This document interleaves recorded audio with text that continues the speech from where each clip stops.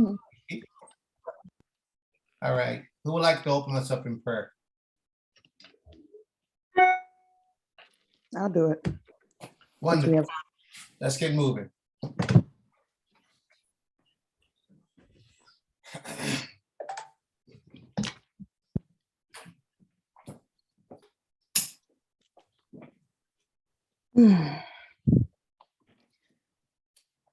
Oh, Creator, merciful power, we humble ourselves before you, asking your permission to approach unto your throne.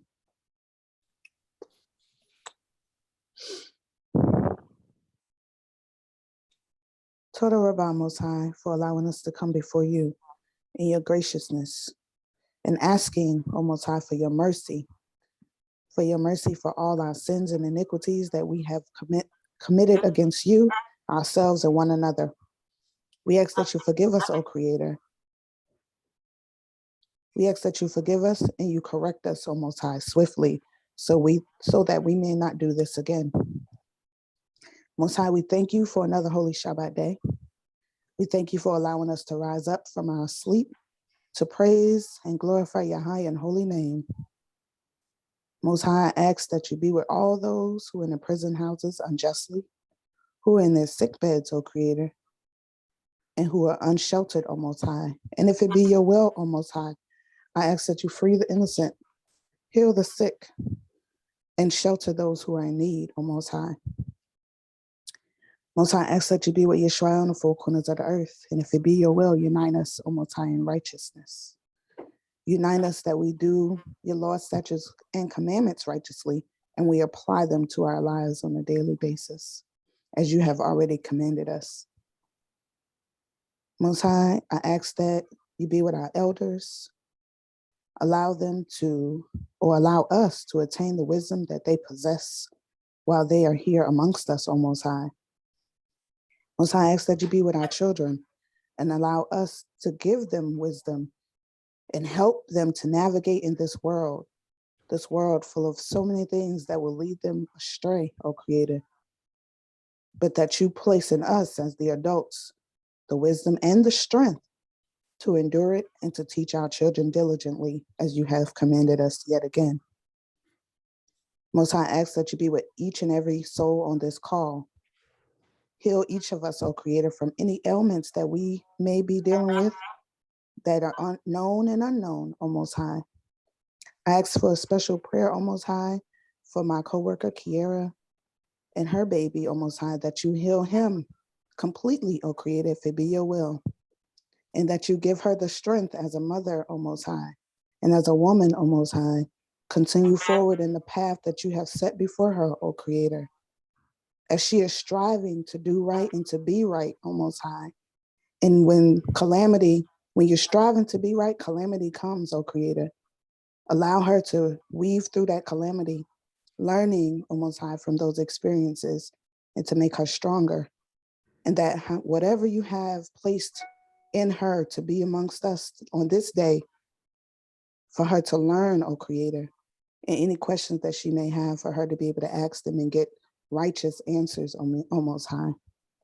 O Most High, thank you for everyone on this call, because we're all here for this time, this reason, that we may not understand yet completely, but you do. And we thank you for placing us amongst one another. I ask that you be with all of us, guide our minds, our tongues, our hearts.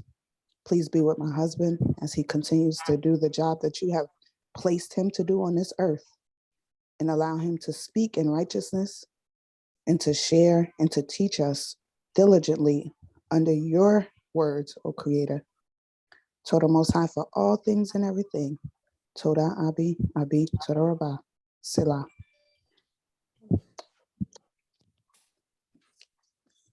All right. Now, who ready to bust out with the song? Who ready to sing for us? Who get ready to sing for us? Nobody want to sing? Look, Ema going. Ema, Take you her want off to sing? mute. Go ahead, Ema. Toraya, Toraya, Toraya, Yahuwah.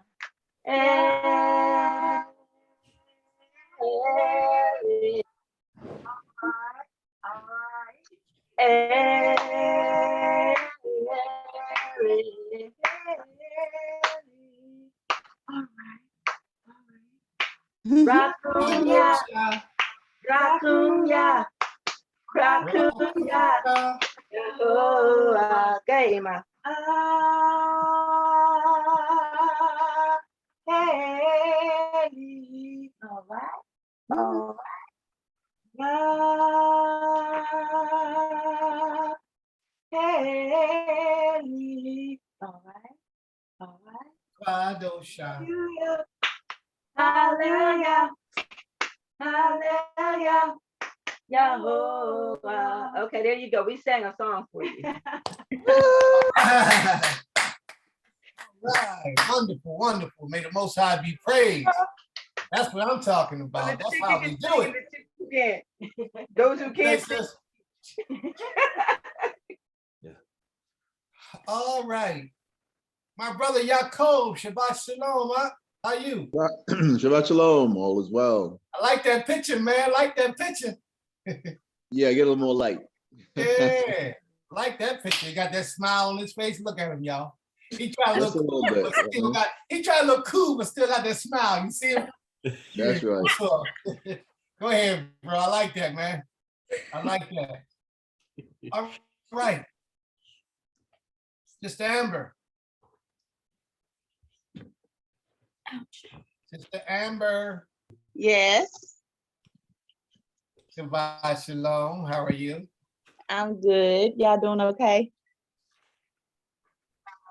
You're good. Okay. Well, we want to start off with you. Not to put you on the spot, but we want to start off with you. Tell us about that Friday all over again. What happened? Okay, so I woke up at like 10:58. 10:58. Ran to the bathroom, got myself together, went downstairs, made my coffee, set my laptop on up, and I was sitting there and I was waiting. And the screen was like, the host will, what did it say? The host will let you in or something kind of like that. So I'm waiting and I'm The waiting. host hasn't opened the room yet. Yeah, that's it. So I'm Yeah. like, goodness grief, it's 10 minutes. They are all late. So that's when it dawned on me. I was like, Amber, it is Friday. So I texted Sister Abigail. I was like, look, I say it's gonna be something said that I'm gonna need. So I'm gonna make sure I'm on time tomorrow. So Okay. I'm here. All right. Wonderful. You know, I wanted to bring that out because your passion is what speaks over you having a wrong day. Your desire to want to be present, to hear what the Most High has to say, was what was most important. So I thank you. It was on a wrong day. I thank you. And now that you got on the right day, I thank you twice. Oh, you're welcome. Yes. May the Most High be praised. You know, this week has been a very, very long week for me. I actually thought Thursday was Friday. That's how long my week is. Yeah, I actually got up thinking that this was the shower at the end of the day. So I got to hurry up and get everything done before the sun go down. This whole week and a little bit of last week, I've been working like 14-hour weeks, 13, 14, anywhere between 12 to 14-hour weeks. I had a young lady who gave me her money last month. My contractors didn't show up all month. They haven't shown up for 3 months. So I had to do all the work myself. So I would leave my house around between 6:30, 7 o'clock in the morning every day and come back to go to sleep about 8, 9 o'clock at night, sometimes 10 o'clock from working because I had to get these things done. And it's been my mind, my body, I was so tired. So I was almost out of here. I mean, I was really, really exhausted. Like I hadn't been exhausted in a long time, but it was worth it. What I've learned is, and not just from this one time, but from the many times that I had to exhaust myself to make sure things got done, is that the Most High sees your struggle, whatever you're going through. It looks like it's difficult, looks like you're all alone, It looks like the road is hard, but you remain diligent and loyal to this king, he will make a way. So at the last moment, the contractor calls me back, yo, we'll be there tomorrow. I said, yeah, right. You always saying that you're gonna be tomorrow. Bang. Tomorrow came, showed up. Sent these guys, they went there, and look, the stuff that they came in and did was stuff that never even crossed my mind to do. Listen, let me tell you, just this week alone, I changed the complete electrical system in the building, in her apartment. The panel, took the whole old panel box out, put a new panel box in, rewired everything, and got it working. I took a hot water tank. Now I'm just give y'all this little story. This is the warm up. I go to Lowe's. There was no hot water tank in the place. So before I did the hot water tank, I had to replace the diverter. You know when you go in your shower, you turn the button and the water come on? Yeah. Well, that whole thing that you turned, I had to take all of that out the wall and put a brand new one in the wall and fix it up. So I put the whole brand new one in and then turn the button, turn the water on, turn the button, nothing wasn't coming out. It was trickling. And I said, what's wrong? I can't figure this out. So I thought I did something wrong. I took it all apart, put it all back together, start taking parts away and adding stuff and trying to figure out how to make the water work. Then the next morning, I called the plumber. I said, yo, I got this problem here and I can't figure it out. He said, do you got hot water in the building? I said, no. He said, well, that's your problem, Prince. Let me tell you, these new systems that they got designed now is pressurized. If it's not receiving water on one side, then you ain't gonna get the water out the other side to come out the faucet. I didn't know that. It's been so long since I did. Anyway. So I put the whole system in. Then I go to Lowe's. This is just a part of my week, y'all. This is just a part. Then I go to Lowe's. And you know me, I'm stingy. I like to keep all my money in my pocket. Look, let me tell you. I go to Lowe's, I look for all the sales. And if it ain't a sale, I create a sale. I'm up at Lowe's and I'm saying, yo, I talk to the people I know in Lowe's, I need a hot water tank. Well, this hot water tank is $795 for a hot water tank. That's crazy. Look, this joint got a little dent on the side. Look, this is me talking now. This got a little dent on the side. I'll give you $400 for it. Scratch and dent sale. I give you $400 for it, all right? Man, Okay. ain't nobody selling you no hot water tank. Man, I walk out of that store with that hot water tank for $400. Take the hot water tank, go back to the apartment. I'm by myself. On the back of my truck, I back up to the steps. I drag the hot water tank off the steps, drag it into the apartment, bust the box open, put it in the closet, and it's the wrong hot water tank.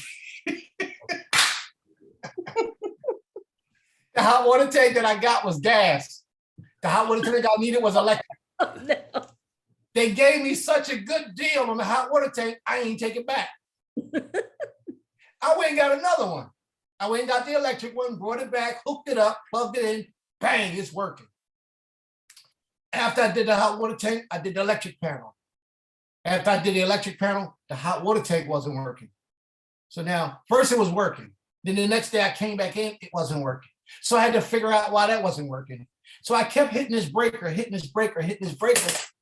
but the breaker wasn't going to the hot water tank. The breaker was going to the washer and dryer, and I didn't know it. And then I thought about it for a second. I said, well, wait a minute. The hot water tank cable is white. The breaker I'm hitting is orange. Something ain't right. So I looked and hit the breaker that was off. Bang, bang, hot water came on. So at the last minute, the creator sent those guys in. The guys started painting the whole apartment. They raised the floor up a little bit. It's a brand new apartment. But what happened was the water from a leak a long time ago caused the floor to sink in one area. They raised the floor up a little bit. They painted the whole apartment. And then they started the ceramic tile on the back of the wall in the kitchen on the backsplash. I got this real pretty glass tile, real pretty. Anyway, that's how my week has been. But what I'm saying is when you stuck and the Most High see that you're putting forth every effort to seek a positive result, he always has a way to bring you through. So if you ain't hear nothing else I just said, please hear this part. Do your very best to be your very best, and the Most High will make sure that you get what you deserve. And I've learned this from every time I get stuck, I have to go in and do the work myself. The Most High always give me a way out, or the place to get rented right away. That's just how good the Most High is. Ishi, you wanted to say something? Okay. All right. So enough about me. How about you guys? How's everybody's week going so far? Everybody's going good? Yeah, same. I appreciate the testimonies because I think testimonies during the week really helps us appreciate, from especially when you lead up to the preparation day to our, day of rest, complete rest. It gives us an opportunity to reflect on how the goodness, through our prayer, as we pray, at least 3 times a day, and we ask Him for that strength, protection, guard us from any incidents. Same thing when we do righteous or just events in our walk more than taught, the Father compensates us with goodness, So for myself, with my testimony of the week, I was giving thanks for the week, but during the week, when it comes to business wise, I just started a business maybe a year and a half ago, and it's been growing well, and I needed certain things. So I do what I've created. I wear a shirt. On my shirts, I have the name of the company. On the back, I use a QRC code. If you know what a QRC code is, it's something that somebody can scan and it goes directly to the page. You can create it any different types. So anyway, because it's a products business, I was able to get accounts from Atlanta now, Atlanta's GNCs, because I've been in GNC in their database. So those doors open up. But in order to get those doors open up, you have to do things. For example, there's a young lady, 21 years old, that's got brain cancer. What's called pineal, pinealoma, I think, of her pineal gland, and she's had about 30 strokes, and her parents, a mother, because her father died last year. So I was able to, I put out the GoFundMe. Few people in the community gave, and they almost raised, the money for her, for her mother's help during a time at the hospital bill. So things of that nature. When you do those things, even though sometimes it's not direct to our own brothers and sisters in the walk, all our good work will come out. You don't have to explain it to people.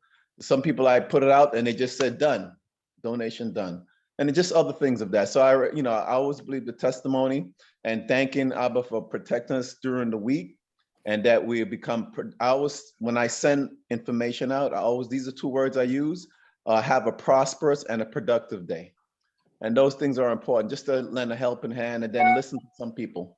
So those things are important. And those testimonies helped me during the week. And up to yesterday, preparation, I had a few things to get going. But when I was finished, in the afternoon, I feel so thankful for having a day to be able to cease from the work. So that's just my testimony. That's very important, ain't it? Having a day to be able to cease. It's a beautiful thing. May the Most High be praised. And it's nice that you were able to help somebody else that was less fortunate. Yes, most definitely. That really means a lot. Not enough people realize that that's what our life journey is about. Helping someone else who is less fortunate. I'm trying to get my computer working properly so I can bring up a chart that I want to share with the family. So please forgive me. Okay. Please forgive me if but no, I'm cool. Can you not turn the arrow? Just No, push the button over. I'll get it. Don't worry about it. I'll get it. There you go. It's on. All right, I got it. Emi, brother Yaakov, thank you for your testimony. Emi, you want to start speaking, please? Yes. Kiara had her hand up, so I was going to let her go first if she wanted to.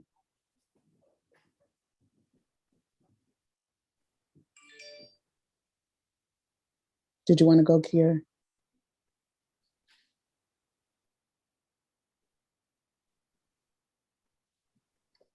Well, she's back on, she's still on mute, but yeah, I just wanted to talk about yes, it's been a long week. Like I started back school on Tuesday, and then I went to work Monday. I live mostly everybody knows on the call. I live 2 hours from Atlanta where I go to work. Hey Kira, did you want to go? I see you off mute.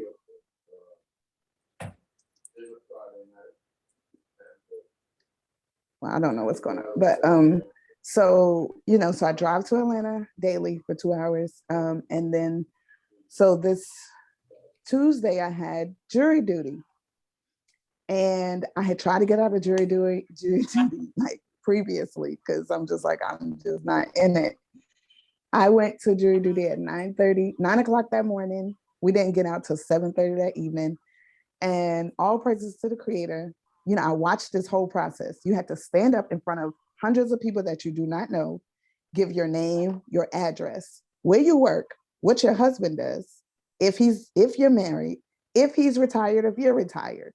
Then they kept asking questions like, do you have guns in your house? What guns do you have? The names of the guns, all this stuff. So I just kept sitting here like, I'm not giving any of that information to all these people. So I'm like, when they call me, it's going to be a problem because I'm going to be like, what business does this have to do with picking me to be on this jury? So this white man got up there because they kept calling names. Mind you, they called 4 groups of 12. Then the last group was 8. I was never called, not during none of these times. So I'm sitting here like, okay, I'm not going to do this tomorrow. I need to go to work. So this white guy they ask him questions. He's like, I don't know why, but I don't understand why you're asking me these questions about my guns and, all this stuff. And I was like, oh, great. Somebody finally has some sense to say, why are you asking these questions and not just answer them? So I'm like, because one, if I tell you my address and then I tell you I got 50,000 guns, you coming ready for whatever. So I'm like, yeah, no. And then the type of gun, and I'm just like, yeah, y'all doing a little much. And this was the defense lawyer because the case was about somebody shooting or whatever, right? So he felt it was the need to ask and to know what your opinion about guns were. But I'm like, that's a simple, do you like guns? Do you believe people should have guns or not? That's, it's simple like that. Anyway, mind you, they gave us 3 breaks. I had to leave my phone in the car the whole time. So my job is calling me because I'm the office manager. So every time I get a break, I'm going to answer questions, calling, like trying to let my husband know where I'm at, my children. I even got an hour break, got something to eat, went home, laid down for 5 minutes, had to get back up the street to the courthouse. So anyway, the whole day went by.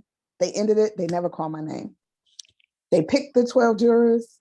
I was dismissed without having to say anything. And I was just like, look at the creator, right? So the next day I go to work, which is the 1st. In the middle of doing all this,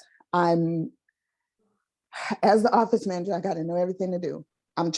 We're moving, the office is moving to a bigger space. So we're converting everything. That Wednesday was the last day of one of my employees. 2 of my employees, no, another one showed up, but she's pregnant. So she was moving kind of slow. And then another employee who was on the call, but she had to go. She couldn't come because her son got sick. So I'm like, okay, I got to work this day. I worked the whole day, get everything done, get on our sister call on the way home.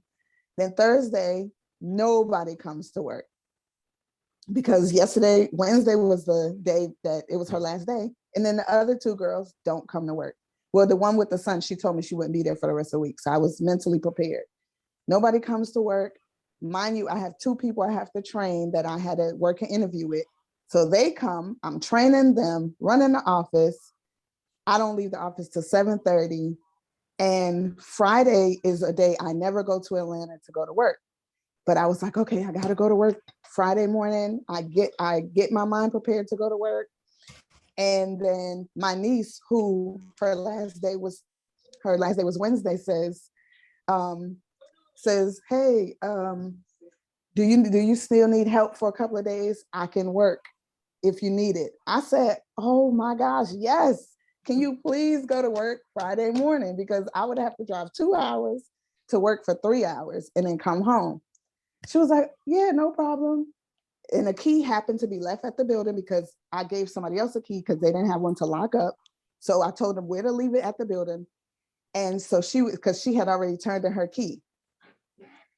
I just know that the creator is such a merciful, because he could have been like, well, you just got to get up again. Even though I didn't get home the previous night till about 10 o'clock. When my niece texted me, I was just like, wow, Most High just knew I needed some rest and I did not need to go to Atlanta. And I just say all that to say, like, it was a long week, but the Most High saw when it was time. Like he gave my husband a reprieve with the workers. I felt like the same thing happened to me that night, that Thursday night. And when she was able to go in Friday morning, and I was able to work from home because I work virtually when I don't go in. And I literally worked yesterday all day up to 8:30 with my last call to a patient of giving her directions. And it's just a blessing, you know, that how the mercy of the creator. And when you think it's like your back is against the wall, he opens up them doors. All you have to do is call out and ask him. And like he said, like my Ish was saying, when you do that work and you ask and you're doing it for a purpose and a righteous purpose, he's going to answer you and he's going to show you things. So just total Most High for that.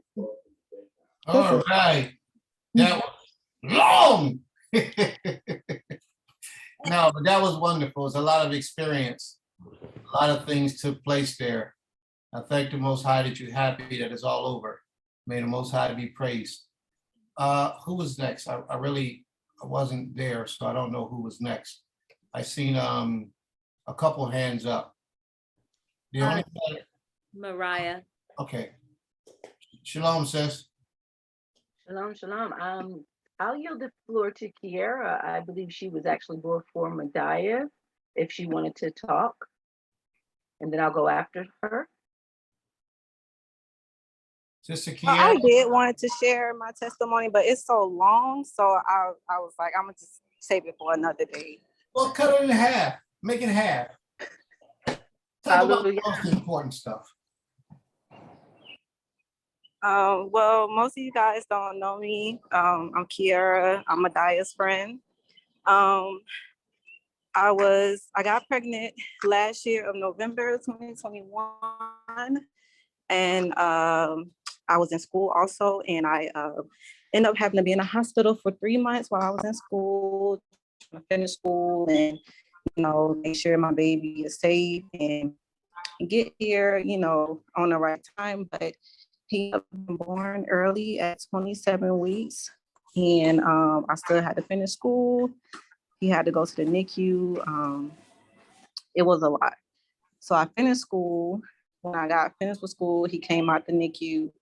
But it's a challenge these past couple of months. And it feel like once I get to a point in my life where I'm like, okay, I can breathe, I can do what I need to do, and I can, you know, get to where I need to get to, it's like something just hits me with a ton of bricks.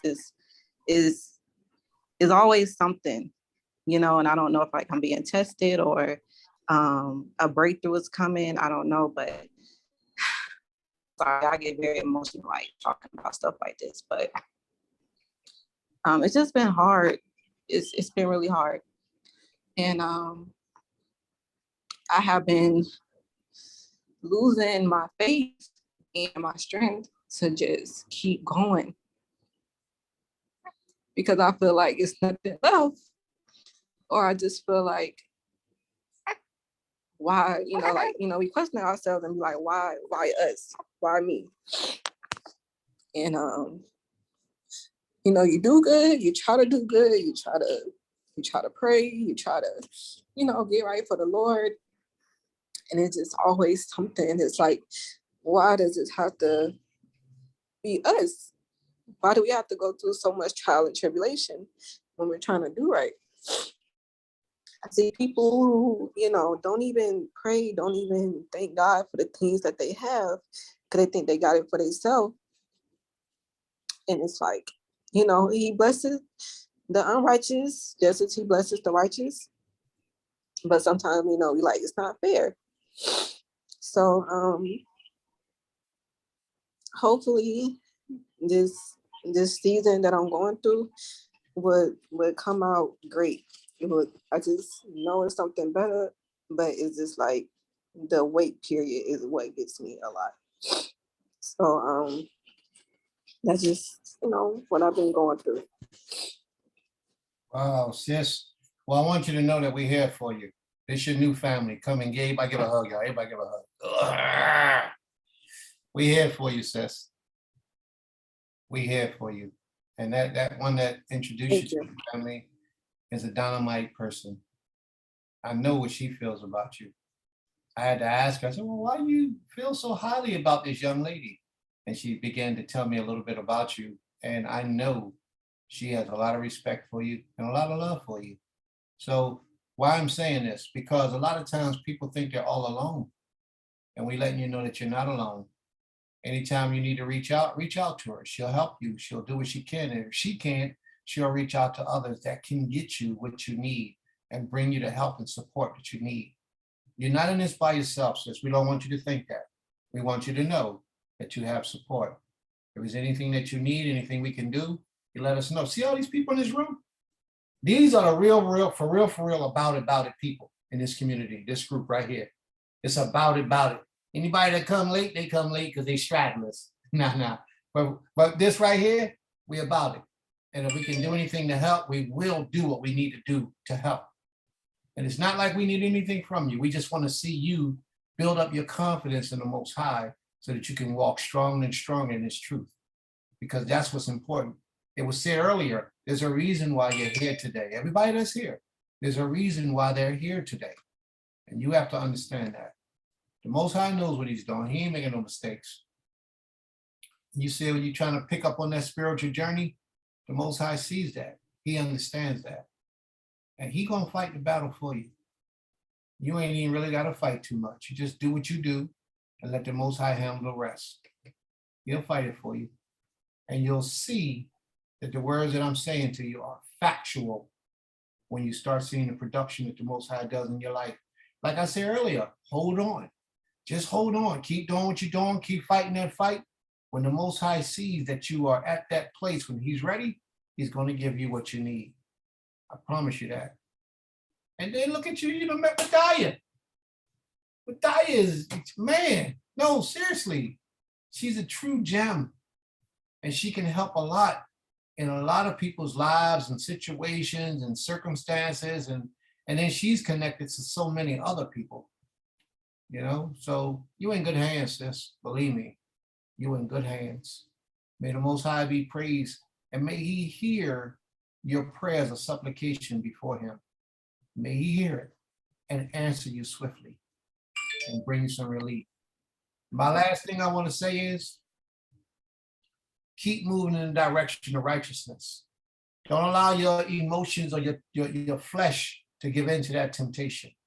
Because every time you do that, the end result is disaster. And you don't want that. Right now, you're on a good roll, you're in the right direction. Let the Most High guide you the way that He knows to guide you. They're going to come at you, but it's up to you to say yes or no. I pray that you say no and stay away from the poison. And let the Most High continue to refine you in your spirit and in your essence to prepare you for Him. May the Most High be pleased. Thank you. You're welcome, sis. All right. Sister Mariah, Shabbat Shalom. Shabbat Shalom, Mishpacha, Baruch Hashem. Kiera, giving all praise and glory to the Most High. I don't know if you can see the chat, but I put in there to let you know, Yah tests the ones He chooses for His service. He's got to refine us. So in order for you to give a testimony, you got to go through and pass that test. We as a family, we are huge, right? And you do have a gem, my favorite gem, a sapphire in Princess Medaya, my sister, my right hand, my Rolly, giving praise and glory to Yahuwah for her life. Don't ever think that you are by yourself. Even though you may be the one from a city or two from a family or two from a family and one from a city, we may be spread out, but we're here. And the Most High has made the phone, He's made airplanes, He's made Zoom so that we can gather together and get that support that we need when we can't physically be together. Call out, sister. Yahuwah is going to guide someone to you or to you to someone. Whenever you need us, we're going to be here. Toraya. If And I'm we mean that. yes. Toraya. So if I'm allowed, I just wanted to big up the Most High. I've been working in a school for the past 11 years, and I have learned so much. And at first, I didn't even know why I was there, because if anybody knows me, knows I hate teachers because I think they know it all. But tell the Most High what you want to do and watch you laugh at you, right?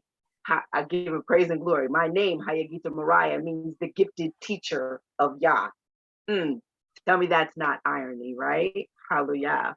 Tell him what you want to do. I wanted to drive a truck for the rest of my life.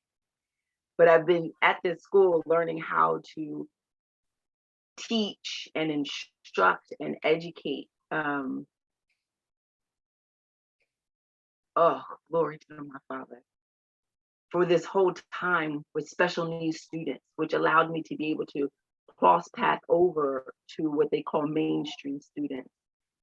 And one of the things I had asked the Most High is that although I'm moving out and moving into another venture with our family, with our Yeladim, and putting everything that I've ever learned or ever came across or come across, to put that into Goshen Hebrew Academy, I wanted to know, and I asked them, Father, I just want to know that I did what you wanted me to do here. I just want to know that I service your family here in the proper and the right way. And I had 2 students come up and give me gifts out of nowhere. And I wanted to share one of them with you, family. And those of you know me, everybody affectionately calls me Mama B. And one of my students made this for me. If you can see that. With his little hands, him and his mom made that for me. And I look this as the sign from the Most High saying, you did exactly what I wanted you to do. You are on the right path. You are getting everything I want you to get from out there to bring it home. And I couldn't do anything but sit at my desk and cry. And he comes over, he says, no, Mama B, I want you to be happy. And he's hugging me. I said, baby, these are tears of joy.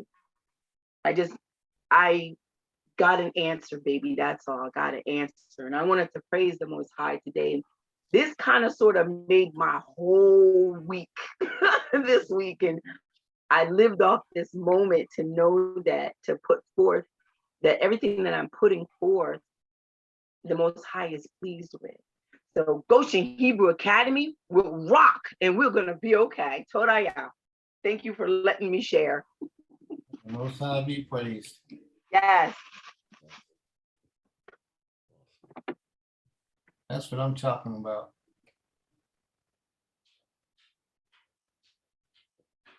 And we know you're going to shine real well, sis. We know that. We know you're going to shine very well. This is what you do. Does anyone else like to mention anything about their week or contribute anything to the conversation?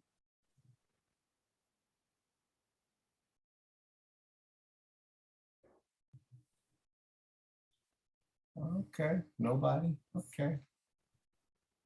All right. Nobody else. Okay. Nobody else. Okay. Can I say something? Yes. I wanted to say to Tusila, because she texted me during the week, right? Just checking on me. And I just wanted to, openly thank her again. And then I said to her, "Oh, we missed you on the call." And she said, "That's probably why you've been on my mind," because she got really busy. So I just wanted to, and I know Amber had missed the call, and I know a lot of us are really busy. And so, we don't hold it against you if we're not always present on the calls, because we're always thinking of one another. And, I just appreciate how we're all coming together from in different places, and how the Creator has allowed us to be able to have this Zoom, to be able to be not just a strength to one another, but also an encourager, with our words and with our deeds to one another. So. Wonderful. And that's very important. See, technology, I try to tell somebody this like last week, technology has really helped us in this journey of ours. Technology has done a tremendous amount of things for us. Tremendous amount of things, in allowing us to be so far away from each other, but yet so close all at the same time. I want to cut this phone off. Please forgive me, y'all. It's making too much noise. I don't like interruptions like that. I'm having class with my family. So technology can be good, bad. It can do a lot of things for us, but we have to recognize how to use it best and where it fits in best in our lives. Technology is extremely important. All right. Anyone else? Just one more, right? One more? Anyone else?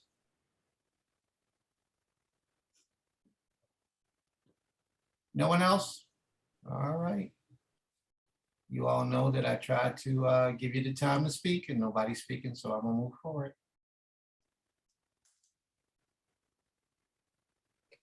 Okay, I got what I wanted. Right at the last minute. See how I found out, y'all? At the very last minute. Now, opened it up.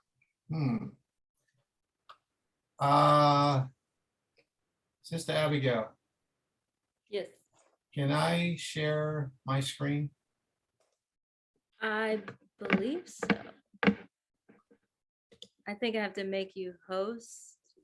Okay.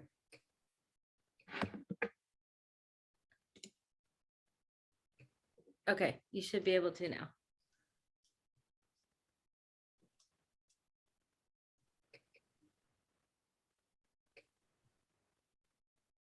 Can y'all see that? Yep. All right, let me close this out. I don't want this. The only thing I want y'all to see is this. Don't look at all my other stuff. That's all I want y'all to see, okay? Can we all open our books to the book of Exodus, 20th chapter?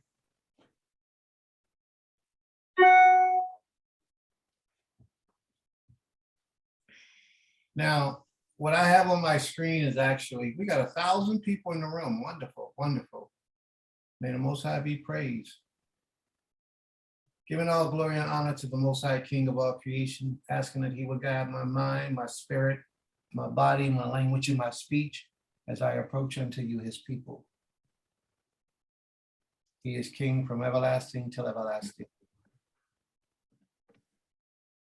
Before we go into the lesson, I need to know if there are questions that we need to have addressed.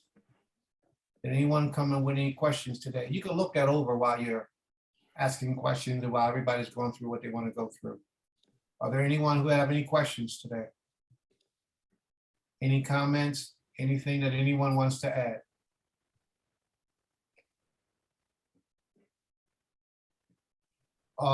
Isha, you got the floor. You may speak. More of just a comment, I guess, but based on last week's class, we touched on that topic of let us create man, that whole thing.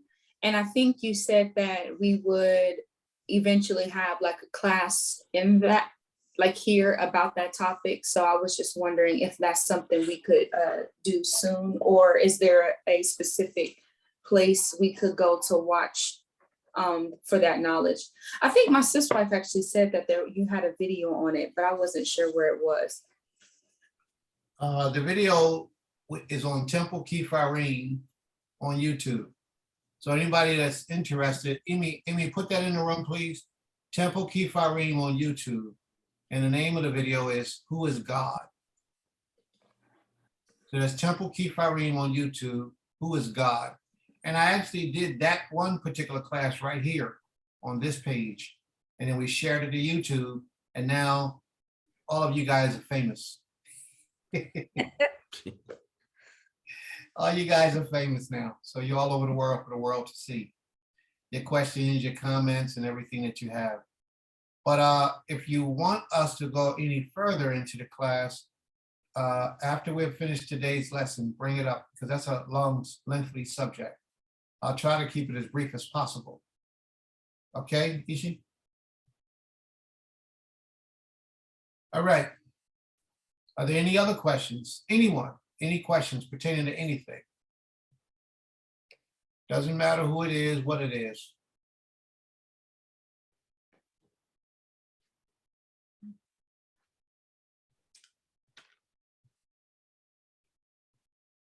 No questions? All right. If I lose anyone in today's lesson, you can just stop me. I'm gonna try to keep it very elementary, but at the same time, it's gonna be very sophisticated. I'm going to touch on some topics and things that's going to take your mind some places. And I'm also going to deal with some things that's going to have you, oh, I knew that. I knew that. I knew that part too. All right. So we're going to be all over the place with this, but I want to keep it home. The reason why I wanted to do this today is because although we profess to be the children of Israel, servants of the Most High, and on our return back to the Creator, if our foundation is out of whack, then it's going to take us longer and more difficult is going to be our journey back to getting right before the Creator. And there are a lot of things that we, as the children of Israel, don't have understanding on. So I like to take us back to the basic principles and the 10 commandments, as they call it. Asher Adibarim. The 10 commandments are basically the principle and the foundation of how we're to conduct ourselves. If you ever notice, this talk about how you to deal with the Creator, how you to deal with others, and how you to deal with yourself. A lot of that stuff is mixed up in here. It's all over the place. It teaches you how to do certain things and how to be a certain way. And if we just basically had these to live by and we honor these by themselves, 99% of our problems will be resolved if we could just honor these basic things. Okay? So are there any questions before we begin? All right. Now, what we have here, everybody open your books, please, to Exodus, the 20th chapter, verse 1. Now, in Exodus, this document that I have here before you all, you see at the top where it says, Wayidaber Elohim et kol hadibarim ha'ele lemor. These words here are the Hebrew transliteration of what these words say. And God spake all these words, saying, I am the Lord thy God who brought thee out of the land of Egypt, out of the house of bondage. All of that is what these words say. So you'll see the Hebrew, and then you'll see the English. You'll see the Hebrew, then you'll see the English. You'll see the Hebrew, then you'll see the English.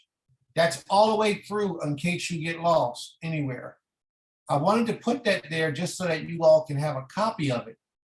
If you know how to screen copy off your, so depending on the computer you got, you can copy and paste it. Or if you want it specifically, let me know and I'll make sure that you get it. Send an email or something, some kind of way. I'll send it to you to make certain that you get a copy of this. This is very, Albert, yes? if you can go ahead and email it to me, then I can send it to. All right, I'll do that. Can we do it later? Or do you think y'all need a copy now? No, later is fine. All right, because I don't see how I can email it off of this screen, so I don't want to interrupt the flow. So if you want a copy of it, hit my Isha up and she'll give her your email and she'll make sure you get a copy of it later. It's in Word format, so it's not difficult at all. And I have a couple other things I can send you as well, to help you in the process of learning certain things that you should and should not do. So Do we have Exodus? Everybody turn to the book of Exodus, the 20th chapter. Yes. Now, for all the scholars out here, and I know some of you are, tell me what took place right before the commandments of the giving of the commandments. What took place? What was the situation with Israel? Where were we at? What took place? What happened before the giving of the commandments was done? Go ahead, Isha, you got the floor.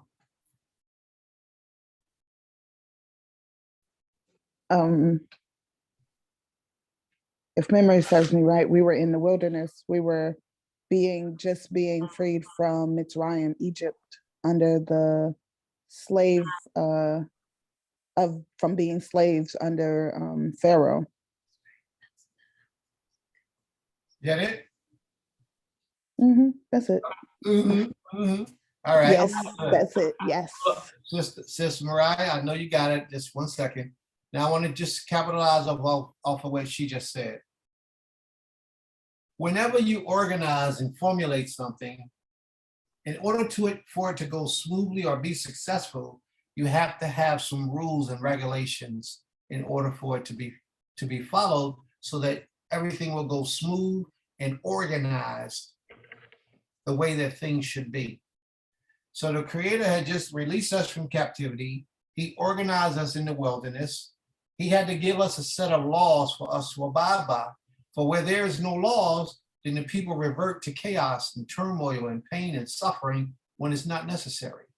There had to be a set of laws to govern us, to show us how to move forward. These 10 commandments served as those laws given to a people to teach the people how to move forward as a people. Do everyone understand? All right, Sister Mariah? Now, I was pretty much going to say what Sis said, but you said just prior to us getting these laws, this is where Moshe was in the mountain of Mount Sinai with the Most High. And he said to gather the people against the third day. And it was just before the third day. And the Most High came down, and technically was where we first met the Most High, with the thundering and the lightning and all of that wonderful stuff happening. Then he came to speak to us. But we got scared, and we let Moshe, you speak. Don't let the Most High talk, because we might die, our bones might break, and all that wonderful stuff. But I was kind of envious. That was that moment where you got to hear and to speak, get to hear the Most High and to know what was happening, and to see his power. I mean, we got to see his power before, but it was like that very moment of meeting him just prior to Moshe beginning to read the 10 Commandments at Mount Sinai. That's absolutely correct. Very good. I appreciate that. The only point that I want to bring out is that a lot of people don't understand that the children of Israel stood underneath of the mountain. When a noise, you'll read this in the 19th chapter of Exodus. Whenever you get a chance, go back and read the 19th chapter of Exodus. In Hebrew, it says that the mountain was lifted up off the ground. The people stood underneath of the mountain. In English, they say at the foot of the mountain. That's not what it says in Hebrew. In Hebrew, it says Takhat. Takhat is underneath of. They were underneath of the mountain. This is what made this feat so great. People don't understand it, but this is what made it so unbelievable. The noise of the trumpets was actually speaking to us. But if you wasn't us, then all you heard was a loud trumpet blast. But it was a voice that was being spoken. The voice was being spoken through the lightning, through the thunder, through the trumpet blast. It was the Most High speaking to us. But the outside nations, all they got to hear was loud noise, which was very irritating to them. Think about this. The laws of the Most High today is irritating to the soul that doesn't want to serve him. You see what I'm saying? Just as it was then, so is it today. Nothing's changed. My brother Yaakov, thank you, sis. Good point. Oh, yeah, shalom. Sorry, let me take my hand down. Yes, it started, in the chronological aspect. If you go to chapter 16, right? You don't have to go to chapter 16. But in 16 verse, let's say 25, Moses was explaining the Sabbath day, the preparation day and the Sabbath day. So when you get to Exodus chapter 20, verse 8, he said, remember the Sabbath day and keep it holy, because they were doing some things. So he was testing them out for preparation day and other things. So, and they were at the foot of the mountain, and it explains from 16 to 19, exactly as you said, and he was lining them up in a certain order. The Levites and all the others, they had to be under the mountain in a certain order, you know. So that's what was going on. They were being prepared in order, and what he instructed, the instructions he was giving them that led up to that point on Exodus chapter 20. But it started like in verse 16, for example, on what I just gave that example in verse Exodus 20, verse 8 and 9. And when you read from 16, verse 25, or actually 16, verse 18 on down, you'll see where, when you read 20, you'll see where that came from, a few things like that. Okay, very good. Toda Rabah. Toda Rabah. Are there any questions about anything that we covered thus far?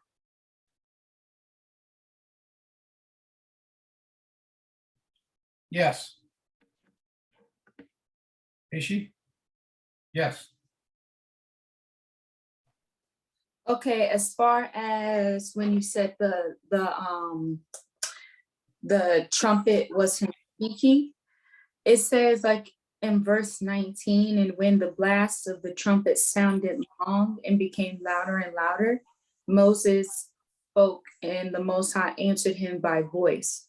So if the trumpet was the Most High speaking, why did they make that distinction between trumpet and voice? Why didn't they just say voice? Well, in reality, it says the voice of the trumpet.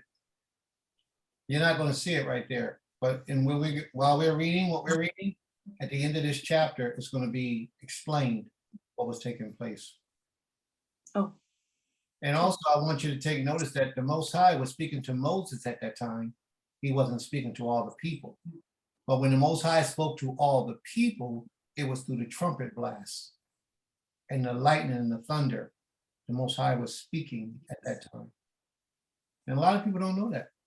A lot of people don't take the time to read it and fully understand what the Creator does when he does what he do. But it's okay not to know. But when you hear it, do the research to prove it right or wrong. And once you prove that it's right, you have to accept it in your nature, and then you have to begin to teach it because you realize that it's right. So how did you come to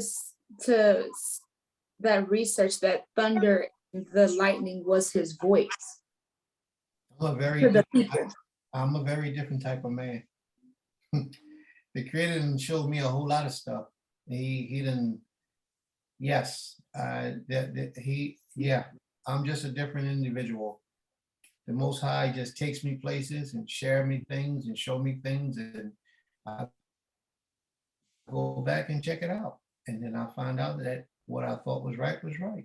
But that happens with a lot of things. I know, sis. I see you shaking your head, sis. I'll be trying to not to, sis, but sometimes. Hallelujah. Thank you. Amber, once you learn the Hebrew, baby, it's a bit, okay, so you know how when they take a language and they translate it into other languages, I'm an English teacher, and English is a mutt language. I just want to let you know it's a derivative of several different languages. And when they wrote the Old English language, they chose words that they felt best fit what was being explained to them from the Hebrew language. Most of the time, they got it wrong. Okay, you have to learn the Hebrew, because as much as I love my brother, he is fantastic. He's from a different place, a different status, a different world. But I'm gonna bring you down here with the right stuff. You have to learn the Hebrew so that you can learn the differentiation of what is being said. Because when they chose, again, I say it, the words in their language, Iman says suited them or best for them to describe it to the people who spoke their language. Mm-hmm. What I like to use, sis, is that they had an agenda that they wanted to put across. Oh, that Yes. too. Yeah. That too. Don't get it Definitely. twisted. That too. A But lot if you learn the Hebrew, you will also learn what it really meant. Then you can see where there was an agenda for their control of Yeah. everybody else. Does that make sense? Okay, but I am. I'm going back on mute. I knew it. Boy, you know what? I like people that ain't a yes people. See, when you got yes people, you don't excel, you don't graduate, you don't grow. Yes people just let you do what you want, say what you want. But then you got soldiers up in the room like that's gonna speak up and say, yo, stop it, like she just did. It's all right. I let her slide though. It's okay. Can I piggyback off of what you said about the Most High speaking like in a loud, thunderous, lightning voice? Who's A that? couple of years Oh, ago, Wait a minute. Who's talking? Okay, go ahead. You got well, a couple of years ago, I had a dream, and in this dream, I was walking with the Most High. He wasn't a physical being, but I could sense that he was big, if that makes sense. Like his presence was big. And in this dream, when he was talking to me, his voice literally sounded like loud rushing waters. And somehow in this dream, I completely understood what he was saying. But when I woke up, I wasn't able to remember. But in the dream, like that's what his voice literally sounded like. Well, I want to know what he said. Well, I want to remember too. Oh, you don't remember? Oh, okay. I don't remember. But I remember in this dream, it was a peace like I've never felt before. It was a calmness like I've never felt before. And when I woke up, probably for like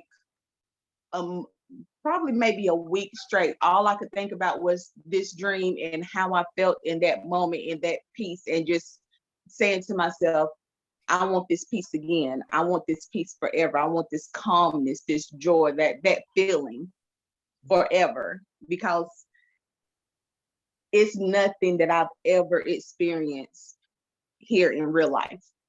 Hmm. That's wonderful, sis. I pray that the Most High gives you that peace and allows you to live in this life and enjoy it.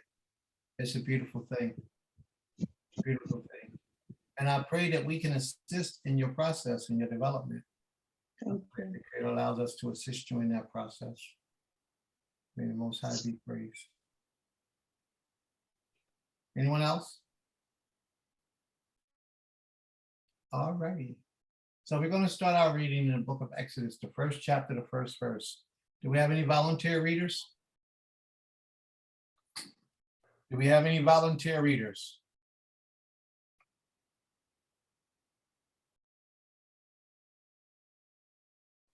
Yeah, you want me to read from your thingy? No, you read from your own book. Yeah, okay. If you have your book, you can read from your book. It's wonderful. All right. What version do you have? The Necomambre. Necomambre. I'm not familiar with that version. Well, go ahead. It doesn't matter. Let's go. Yes, you do. It's the same big book, the big white book that sits on the thingy. Oh, that's the Yeah. book? Yeah. So am I Wadaber Elohim et Kol Hadabarim? You should read the English, right? English, sis. English, sis. Alright. Thank you. You see all them educated people in the room? I ain't hardly educated. That's rock, y'all. I'm not educated. Hallelujah. We're gonna start chapter 20, verse 1. Exodus, Salika. And Yahuwah spoke all these words, saying, I am Yahuwah, thy Elohim. who Now brought stop right there. And the Creator spake all these words, saying, I am the Creator, your power. Sister Mariah, are you speaking? Mm-mm. Okay, I seen your lips moving out. I'm sorry. I was just reading to myself. Go ahead. The Most High says, I am the creator, your power. He's letting us know. He's distinguishing himself from everyone else and anything else that has ever been in existence. He's saying, I am the one, none other. A lot of people like to associate partners and friends and co-hosts with the creator. The Most High is saying, no, I don't go that way. See, when they gave us religion, they taught us that the Most High had partners. And they taught us that the way to get to the creator is through another entity or another force and power. But the Most High is saying, no, that's not how we do this. I am the one, and I'm a jealous power. He's going to let us know that. He's going to let us know that he is a jealous power, and he will visit your sins upon the third and fourth generations of your family. But let's take notice, y'all. And Elohim spake all these words, saying, I am Yotzer Elohim, the creator, your Elohim, the Most High. Read on, please. And what did he do for us? Who brought thee out of the land of Egypt, out of the house of slavery. Thou shalt. He brought us out of the land of Egypt, out of the house of bondage. He's letting us know the power that did that, and it's him, none other. Moses didn't do it. Joshua didn't do it. Aaron didn't do it. The Most High did it. And a lot of people try to take the credit from the Most High by contributing it to a man, flesh and blood. But the Most High is saying he did this just to set the record straight. Now, I need to let you all know that the words we are reading right now is what was going through the trumpet blast. The noise of the trumpet, the lightning and the thunder, all that noise was saying these words.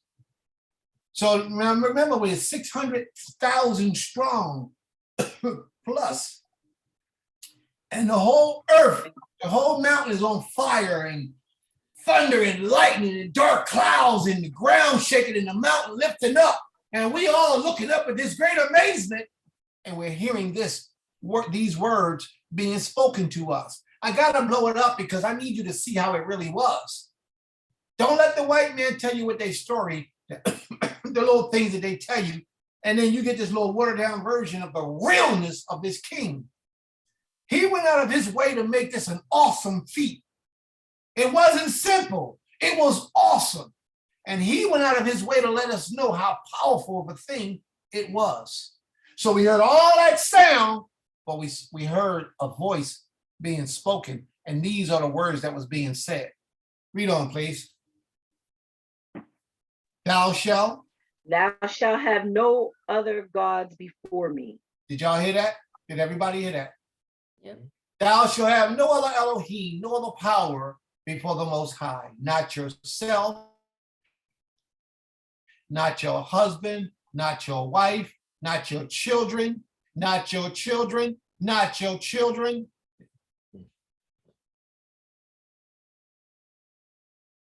Yeah. There's a lot of situations that come up in our lives, and since I see your hand, where we actually put our children before the Creator. And I'm not talking about once or twice, I'm talking about habitually as a habit. We give our children leeway in certain situations because we don't want to upset their peace or disrupt them, and don't want to force this way of life down their throats. And we don't want to be judgmental over them. So we allow them to do what they want. We'll mention it and we'll leave it alone. I just thought about this the other day. There are many ways that we are pushing our children further and further away from the Creator than bringing them to the Creator. And how we do that sometimes is because we feed their worldly passions. Like if you got a daughter or a son who doesn't want to walk in this truth, but yet they live out on their own, they're paying their rent, and you help them to pay their rent. You help them to pay their car note. You help them to do so many things. You are actually feeding their passion to be out in the world. Creator forbid, but this is one thing that I did some years ago. And may the Most High, if I'm wrong, help me. My mother, my mother has a house now, bought and paid for. But before it was paid for, she paid rent. And I'm the kind of son where I felt like I was going to pay my mother rent for her. I didn't want my mother to have to pay rent. I was going to pay it. So it was $500 at the time. This was some years back. So I used to give my mother that $500 every month. And my mother is real heavy in the church. And she's always making these donations to the church and doing all these other. And I sat back and I said, well, wait a minute. I am honoring my mother, but at the same time, I'm enabling her to give to a deity that ain't got nothing to do with the Creator. And I stopped. And then I bought the house. But I bought the house because that's my duty to my mother. I owe her that. She's my mother. What she does with her money after that, I ain't got nothing to do with. But I can't be giving you my money and then you take, and that's hard-earned money. But I can't give you my hard-earned money so that you can take it every week and give it to the Christian deity that you serve. To me, I thought it was more appropriate that I just pay for it, get it out the way, as opposed to giving her. I mean, either way, it frees her up. It does. It frees her up.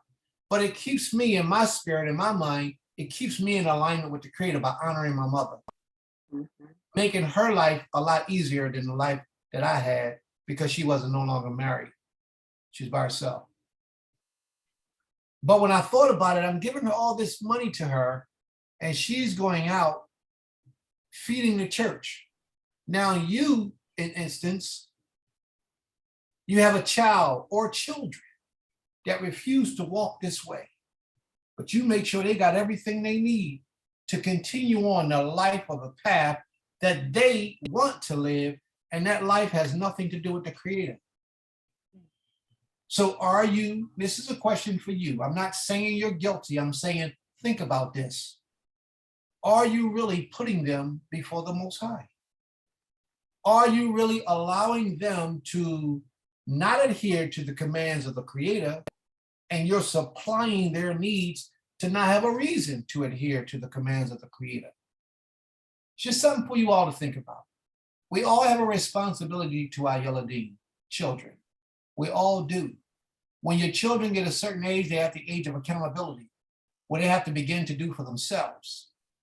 And if your children has chosen not to walk in the ways of righteousness, then what do? Sis, you have the floor. Hallelujah. No, I just wanted to point out, and I think I've said it before, about in the Ibrit where it says Ol Panai, not just before me. The Most High is saying before my face. And if the Most High is everywhere, you can't hide your little angel thing that you rub while you pray, or your, what do you call them, security, what do you call them, beads, the beads and any other little thing you use to give you quote unquote luck. If it's hidden in your drawer, remember the Most High is in the drawer. He said before my face, his face is everywhere. So if you have an idol, anything of that nature, just be careful that his face, our Father's face, is everywhere and can be at any place and any time. So we want to make sure that we are being mindful of that. Hallelujah. Thank you for allowing me to share. Aki. Thank you for that. Ishi, lower your hand, take the mic, please.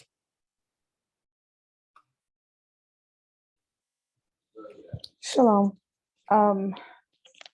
It's it's never a coincidence that these conversations come up because, in my case or our case, one of my children, well, my oldest son, he's out, he left home and he's kind of like, just figuring his life out. And a lot of things are happening to him that I personally am like, when I speak to him, I'm like, your focus, you're losing your focus. You're not doing the things that, you know to do. And part of it is not keeping the Shabbat in the manner that he knows he's supposed to. But what I texted him last week, which was brought out in services, not this class, but another class. Anyway, it was the Shema, Deuteronomy 6:4, where the Most High commands us as parents, whether our children are 65, 5 months, whatever, to diligently teach them the law, whether they want to hear it or not. It's our job. We were commanded by the Creator to teach them. So even if we don't help them financially, we're continuously supposed to help them with the knowledge. And even if they don't accept it in the manner that we would like for them to, our job is to not stop. He never told us to stop. He never gave us a time when we should take a break from teaching our children diligently. And I text my son that. I say, it's my job to teach you diligently this law, these statutes and commandments, and I'm not going to stop because you decided, even though I have said, hey, this is your life, you're at a stage in your life where you are now trying to figure out who you are. So I can't make you do anything, but what I will do, because the Most High commanded me to do it, and something that my Ish talks to me about, is continuously making sure I stay in communication with him, continuously making sure that I am speaking the words of the Creator to him and not, just ignoring him, or if he needs help, being there, but doing the job that the Most High has commanded me as his mother or as parents, and even as other adults around him, to teach him diligently. And we can't put a timestamp on it. I could be 105 and my child could be 40. I'm still supposed to teach them. And so when that reminder came, it just reminded me that that's my job, no matter how I may feel that day about my child or what they may be doing that I may not agree with. My job is to teach them continuously and diligently. And diligently meaning purposefully, intently, and showing them through my actions also. So I just wanted to point that out. I have to make mention of this. The Creator allowed some certain things into my spirit while she was speaking. Two things. One thing is, sometimes you live in your parents' house and you come to the realization that the Creator is king, and your parents live like heathens.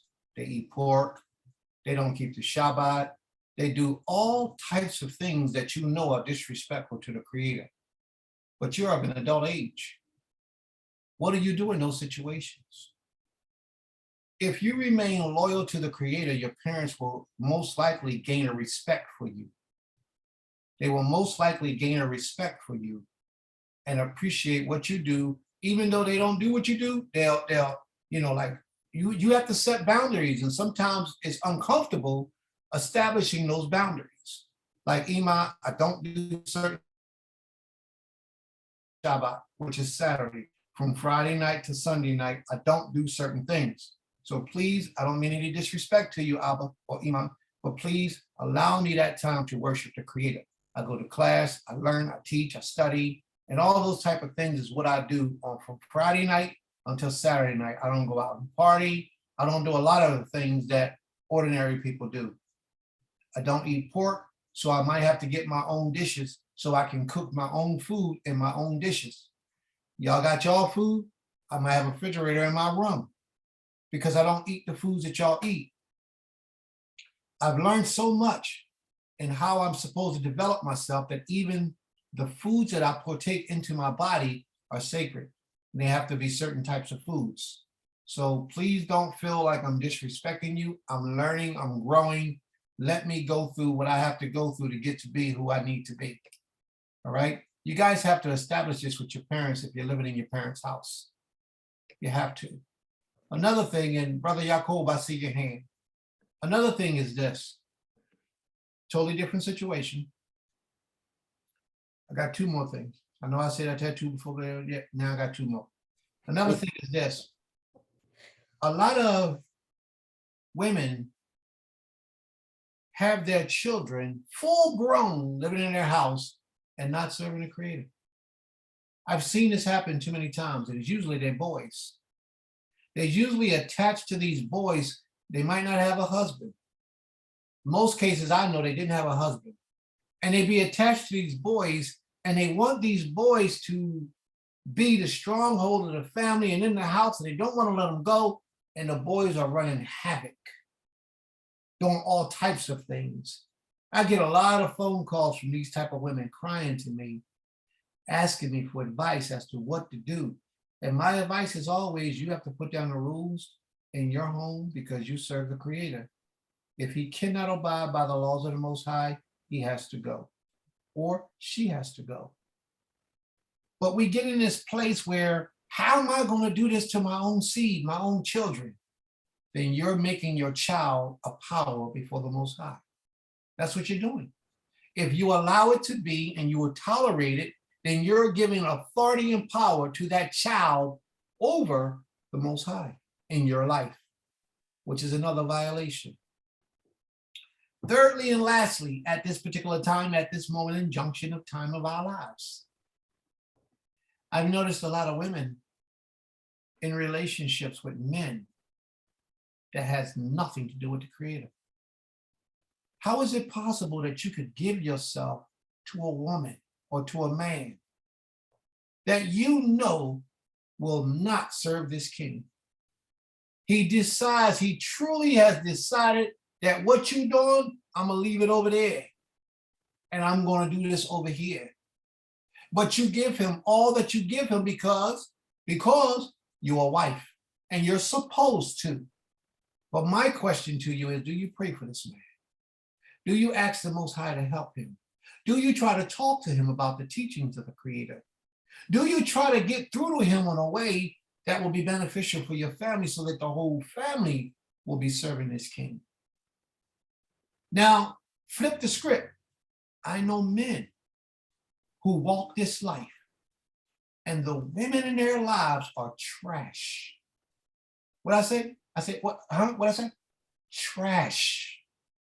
It's not a mistake that I'm using that word. They're trash, filth.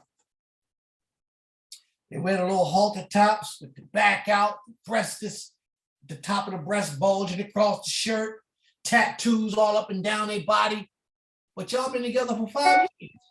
Why she got tattoos? New, fresh tattoos. She's your wife. You call them on the Shabbat day. Oh, I gotta wait till my wife come back. I can't go nowhere right now. Where your wife? Oh, she went to visit her girlfriend. They out partying.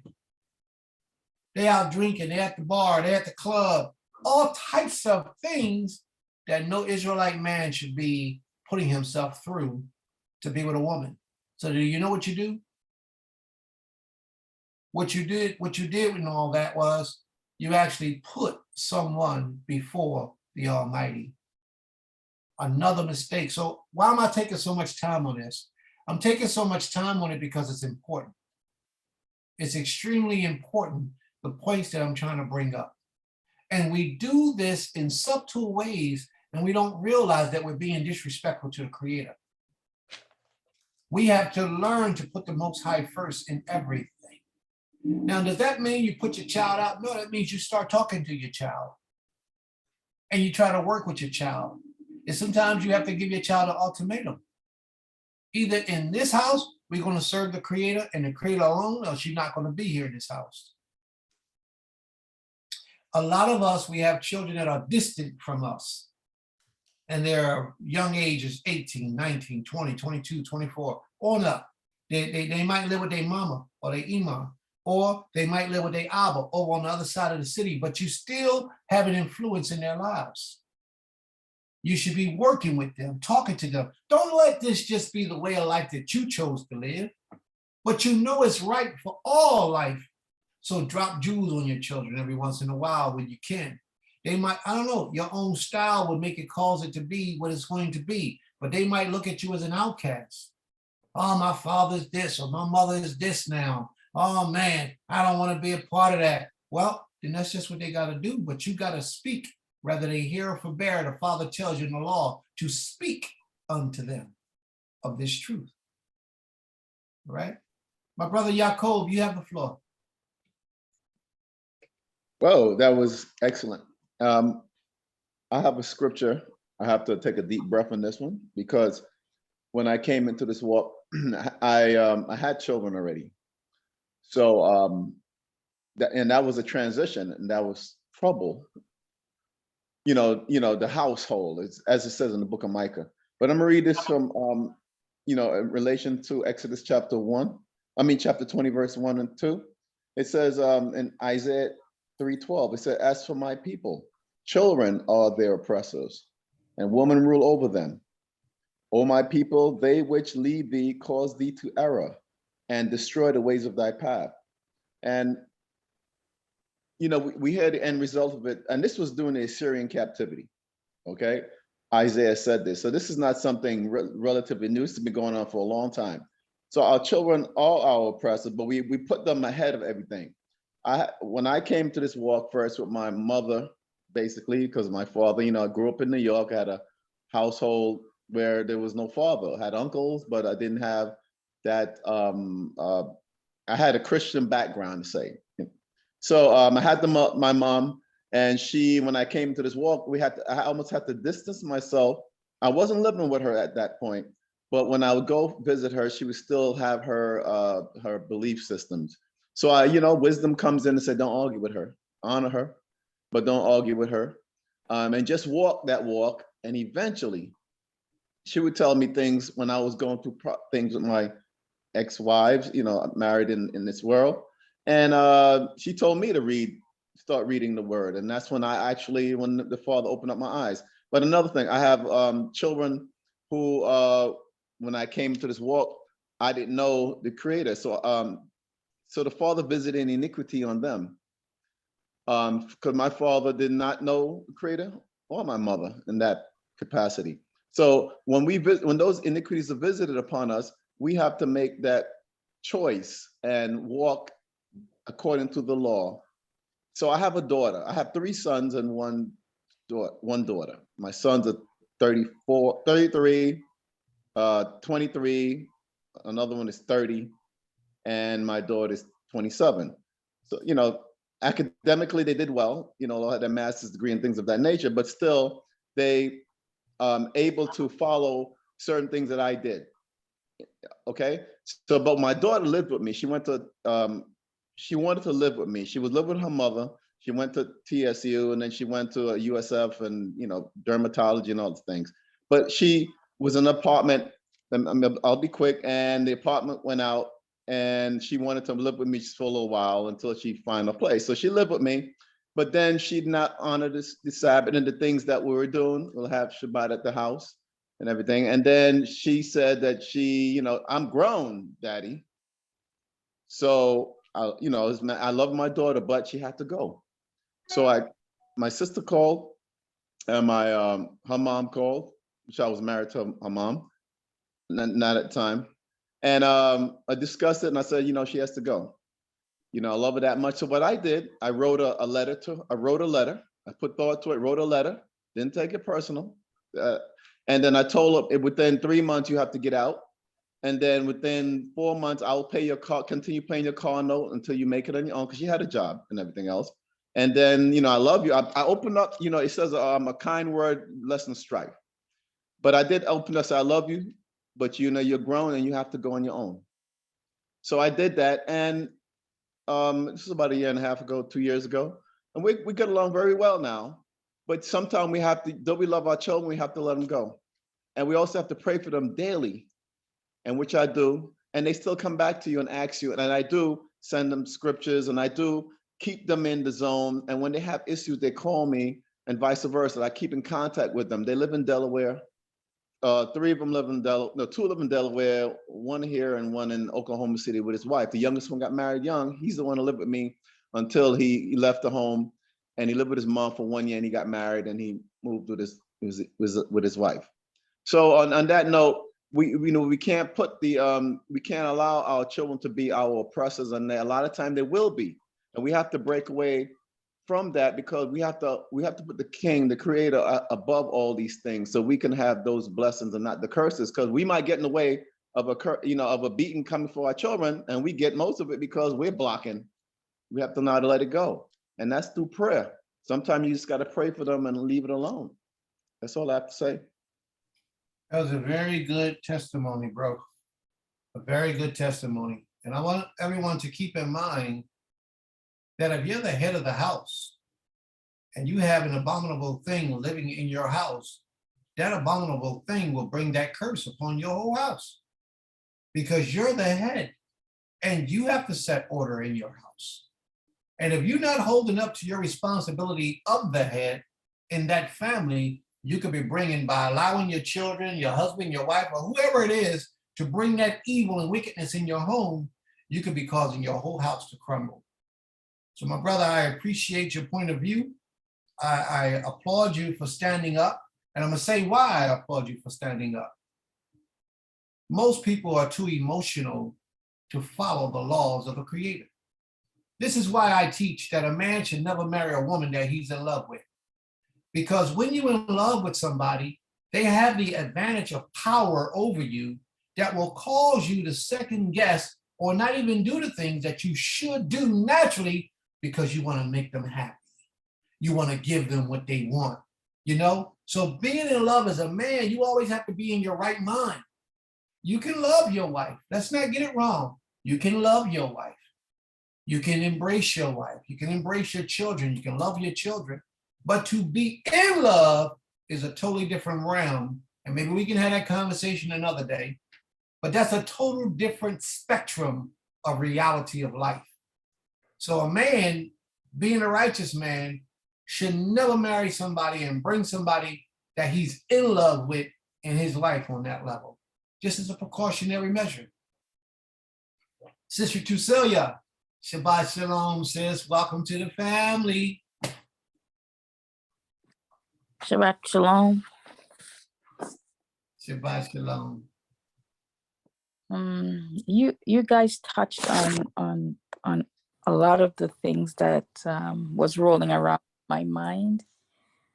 I remember when I started on this journey and this walk a few years ago. It wasn't too long ago.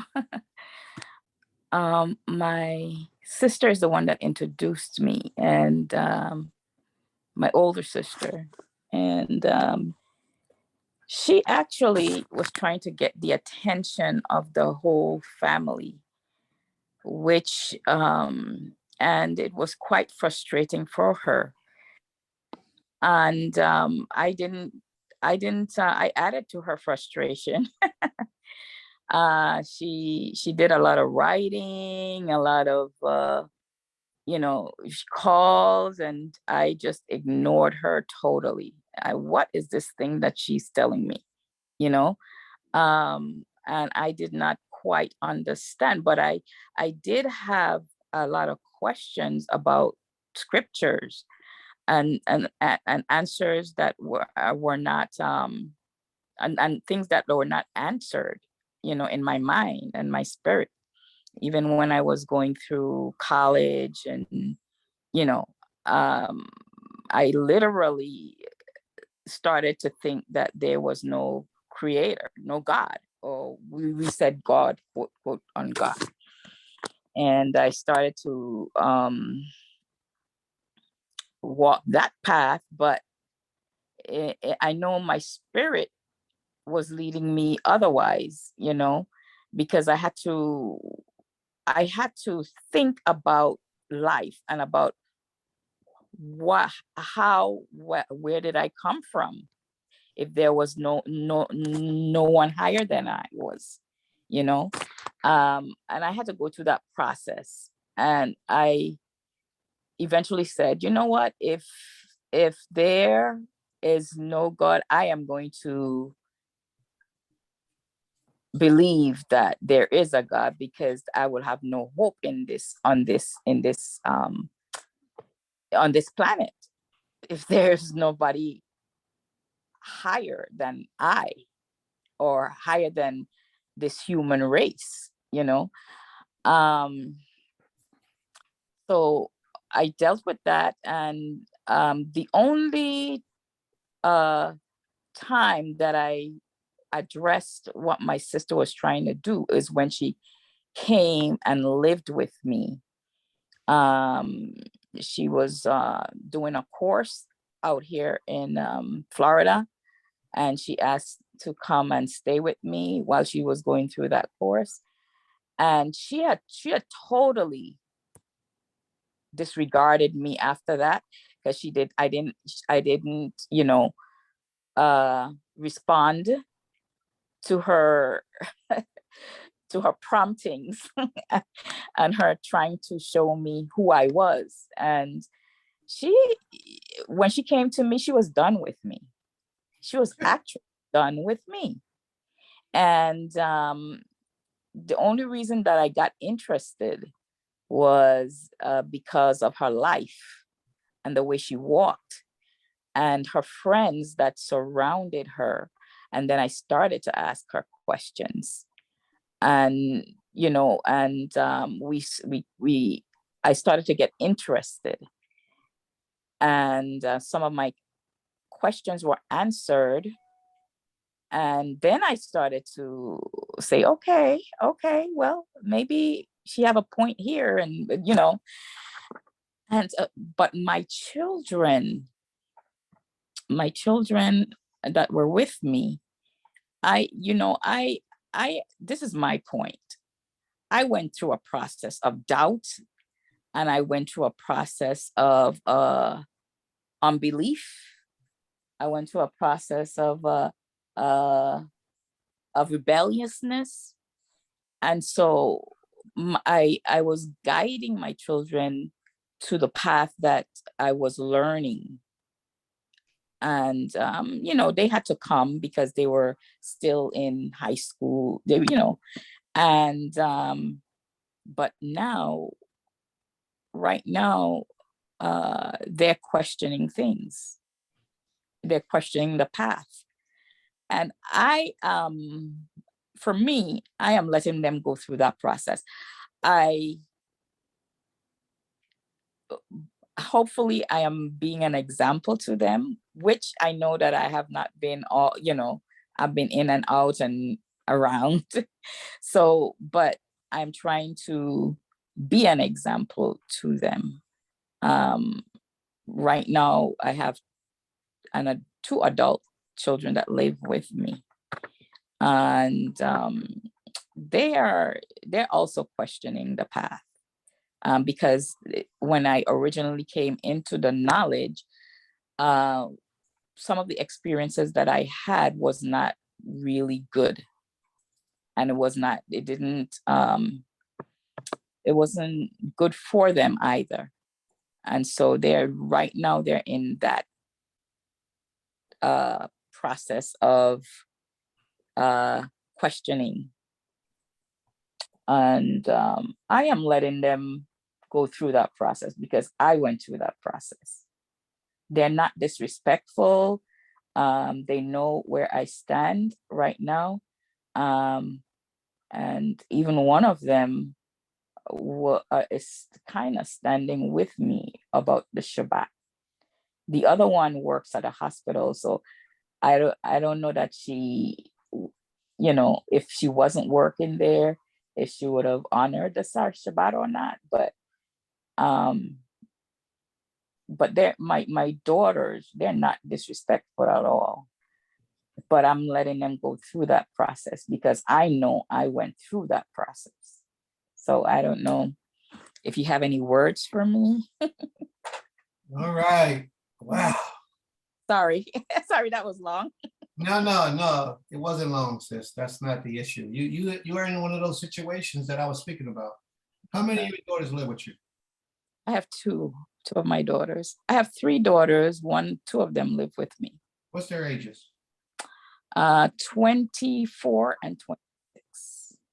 All right. Why aren't they married? There are issues there. I lived in a volatile marriage.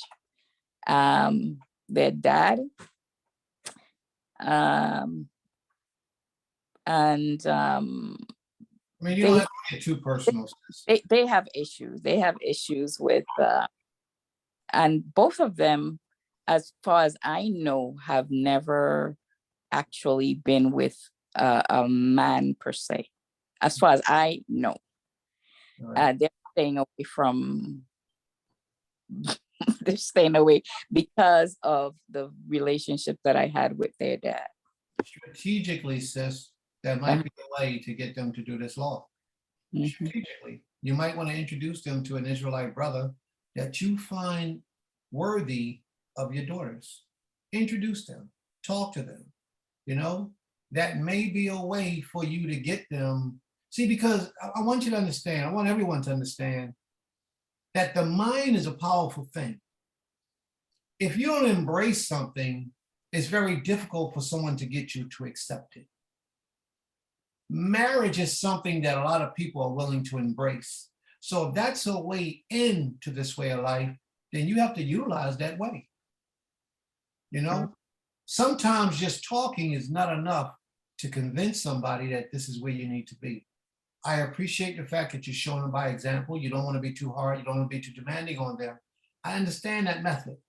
But then at the same time, you should introduce them, like for example, start traveling to certain Israelite Knesset throughout the earth on certain particular holy days or feast days. Come down to Goshen sometimes. We got a lot of brothers who come down there on certain events, certain occasions. Go to different events, different places to meet different people. Take your daughters with you. And let your daughters be married off to an Israelite man or family that's going to be about this way of life to allow your daughters to get used to it. You have to meet them where the mind is. And if you feel like they're too far removed from that type of life of not wanting to be married, then you have to find another approach. And I can't give you a whole lot of ideas because I don't know the type of young ladies that we're talking about. I don't know what they like to do. You know, I don't know how they move. You did mention that they work in a hospital in the medical field. So I assume they live in Florida with you. But there's a lot of different ways that you can approach this to get your message across. See, your sister actually came into your household and convinced you because you saw how she walked. Your daughters, they're already in your household, but it might be a different approach that you have to take with them to be effective toward leading them closer to the Creator. So give it some thought, give it some prayer, ask the Creator for guidance and direction, because your daughters are too old now to be living home with their mom in the house. They should be married off, about to have some babies for their That's gonna be like they're gonna have to go through a process of mind renewing because they're so negative, you know. They're probably negative because there's so much missing out of their lives that you don't understand yet. I mean, you don't, not that you don't understand, but you're probably not paying attention to it. They probably need the warm hand of a man that's going to be good to them, a real man, and not no fake stuff, not no street dude, but an Israelite man who can bring them up and give them something to respect. Just maybe that, sis. I don't know. I think that they're of age where they need to be married, and their mother shouldn't have to be, well, can you keep the Shabbat? Can you stay out of this? Can you do that? If they had something that they were looking forward to by way of a mate, it may help them to give them the encouragement to move forward in righteousness. It's just an opportunity. But be patient with them. Don't give up on them.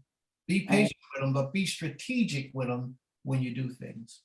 Don't just let them live there and just do whatever they want to do. No, y'all live in my house. This is how we got to live. But these are the things I want you to start thinking about. Maybe you can start having Bible study in the house with them at night whenever they're home. Maybe y'all can just sit down and crack the book open for a half hour or hour and just talk about the scriptures. Just read something, talk about the scriptures. Step off. When you make prayer, ask them to come in the room, make prayer with you. Hey, Yeah, that was something that was on my spirit. Not necessarily because they're just turned off by certain things that happened while I was initially introduced to a group here. And it's like getting them to hear again, because they know a little bit about the way. They do know a little bit about the way. It's just if they want to walk in this way, but they're not disrespectful children. They're not disrespectful young ladies. They listen to you, but they have to go through that process. I don't know. But I hear you. Stay diligent with it, sis. Stay diligent with it. Don't give up on it. Stay diligent with it. Yes. All right. Keep them in prayer and keep them praying with you. Keep them reading with you. Keep them keeping Shabbat with you. Make it uncomfortable for them to be around you and not hear about the Creator. Agitate them demons up inside of them that's keeping them away from walking with the Most High. Mm. All right. Yes. All right, sis. May the Most High bless your efforts.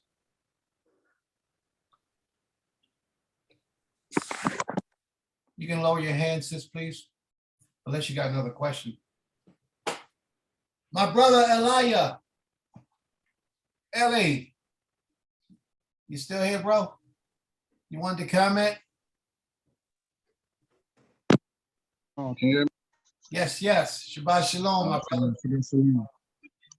I was just going to say something, reference to saying about, you command your household too. It's not just you, especially for ones that have families, sons and daughters.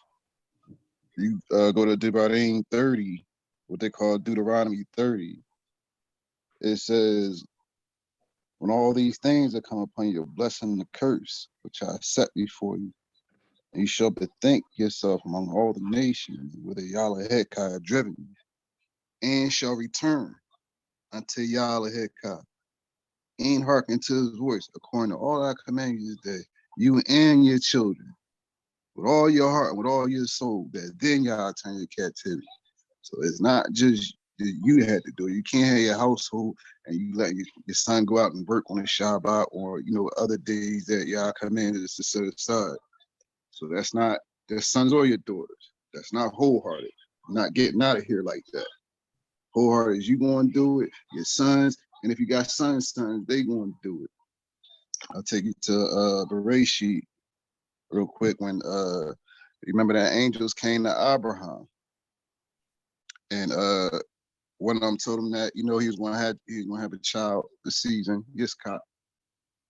And the other two was going to Sodom and Gomorrah. And he said, should I hide from Abraham what I'm doing, seeing that Abraham shall surely become a great and mighty nation, and all the nations of the earth shall be blessed in him. For I have known him, to the end that he may command his children in his household after him, that they may keep the way out to do righteousness and justice. To the end, he's gonna tell you why, to the end, so I can bring upon, so to the end that y'all can bring upon Abraham that which you've spoken of. So you're gonna command your house too. You can't be a dude, well, my wife can't, she won't do it. You can't, it don't go that way.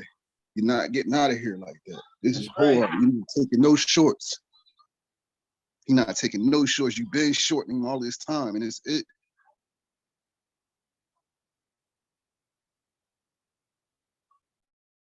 Was that it, bro, or did you go out? No, that's it. All right, that's wonderful. And you're absolutely right. You ain't taking no shorts. This has to be the entire household. Everybody under your roof, especially if you're a man. Everybody under your roof should be serving this king. But with today's society, it gets a little touchy because a lot of the children are not trying to be taught the ways of the Almighty.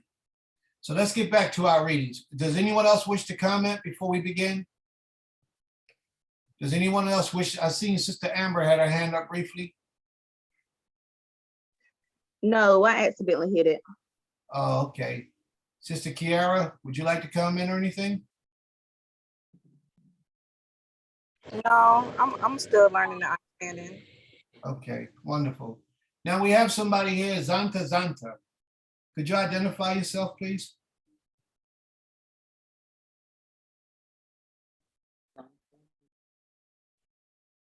Zanta. Would you tell us a little bit about yourself? Introduce yourself to the family, please. I believe that's Sister Opal. Oh, that's Opal? I believe so. Yes. Okay, very well. All right, fam, we're gonna move on. All right, sis, you ready? Read on, please. Oh, yeah. We are at Exodus chapter 20, verse 3. Thou shalt not make unto thee any graven image, nor any manner of likeness of anything that is in the heaven above, or that is in the earth beneath, or that is in the water under the earth. Read that again, please. Thou shalt not make unto thee any graven image, nor any manner of likeness of anything that is in heaven above, or that is in the earth beneath, or that is in the water under the earth. Now, a lot of people take that and they say that you shouldn't make statues, you shouldn't make pictures. Tamuna is the word for image. Thou shalt have no tamuna. Okay, tamuna actually means carvings. So let's go with the form of statues. A lot of people take that you cannot make these things, and that's the bottom line.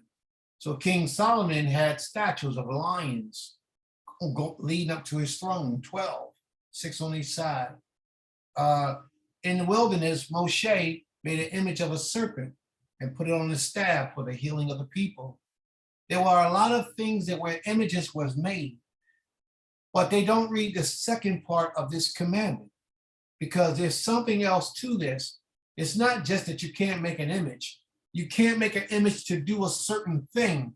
And let's see what that is. Read on, sis. Salika 4. Thou shalt not bow down unto them nor serve them. For I, Yahuwah thy Elohim, am a jealous Elohim. He's a what? He's a what?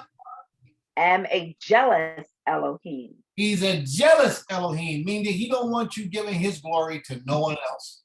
It belongs to him. So therefore, those images that you were making and carving, if you're bow down and worshiping them, you're giving the glory that belongs to the Creator to them. Therefore, the Father says, don't even make them. Don't even make them to bow down, to worship them. And what did we do? We made them. Read on. Hallelujah. Visiting the iniquity of the fathers upon the children unto the third and fourth generation of them that hate me. How long? Visiting the iniquities unto the third and fourth generation of them that hate me. He says he will visit the sins or the evil of the people who hate him. Well, what do you mean by hate him? Let's drop this jewel, and I want you to understand. The Most High says in the scriptures, if you love me, then you keep my commandments. So if you hate him, then it has to be the opposite effect. You don't keep his commandments. So the Father's actually saying in reality that he will visit the iniquities of those people who don't serve him or who don't keep his commandments for 4th and 5th generations. But you can reverse that. What that means is that if our father, my mother, my father did not serve the Creator, chances are I won't either for 3 or 4 generations. But 4 generations ago, somebody in your DNA served this king. Somebody was loyal and obedient to this king to the best of their ability, not perfect, but obedient in some way, some inclination. And what did he do? He rewarded them with you. And here you are today. Sometimes we wonder why we are here. It is because of the blessings that the Most High bestowed upon one of our family members from years ago, decades ago, generations ago. The reason why we are here today to take that torch and go further. And a lot of people don't understand that. What is revealed right here through the scriptures. The Most High, he visits the iniquities on the 3rd and 4th generations. And then he says what, sis? Watch this. And showing mercy unto the 1,000 generations of them that love me and keep my commandments. So if you love him, you got to keep his commandments. That's how the Most High knows that you love him. So he'll show that mercy and forgiveness to 1,000 generations of them that love him and keep his commandments. But everybody is given that option whether they want to serve the Creator. He ain't say, I'm going to make them serve me and keep my commandments. He says, I'm giving them the opportunity to. And that means that from your descendants, from this day forward, your descendants will have the opportunity to walk in the ways of righteousness. Will they accept? You see, because everybody's not going to accept it. Just like the sister just said a minute ago, that her sister would come to her and try to give her this way of life. But she rejected it for a long time. And then eventually she couldn't reject it anymore.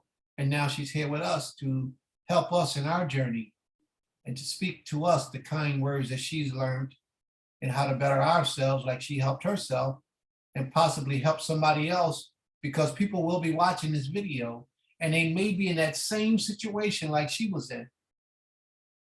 So may the Most High be praised. All right. Read on, please. Verse 6.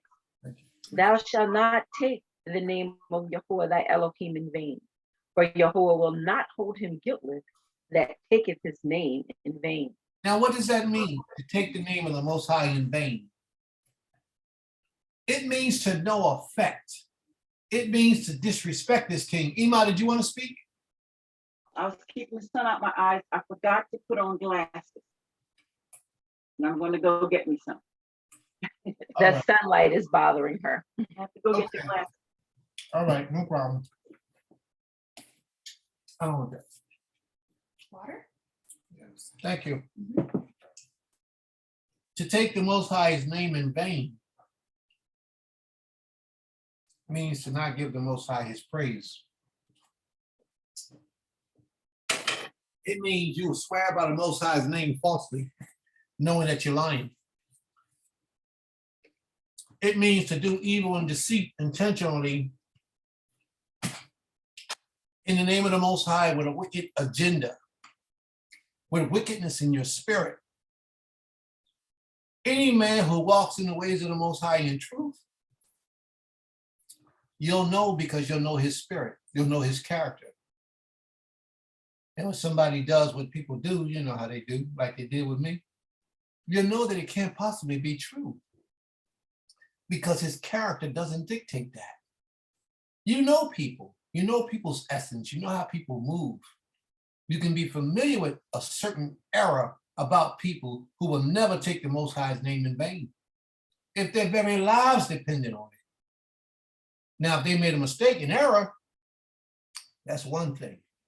But to deliberately have a true servant of the Most High who takes the Most High's name in vain with wicked intentions, I don't know if that's possible. I honestly don't know if that's possible.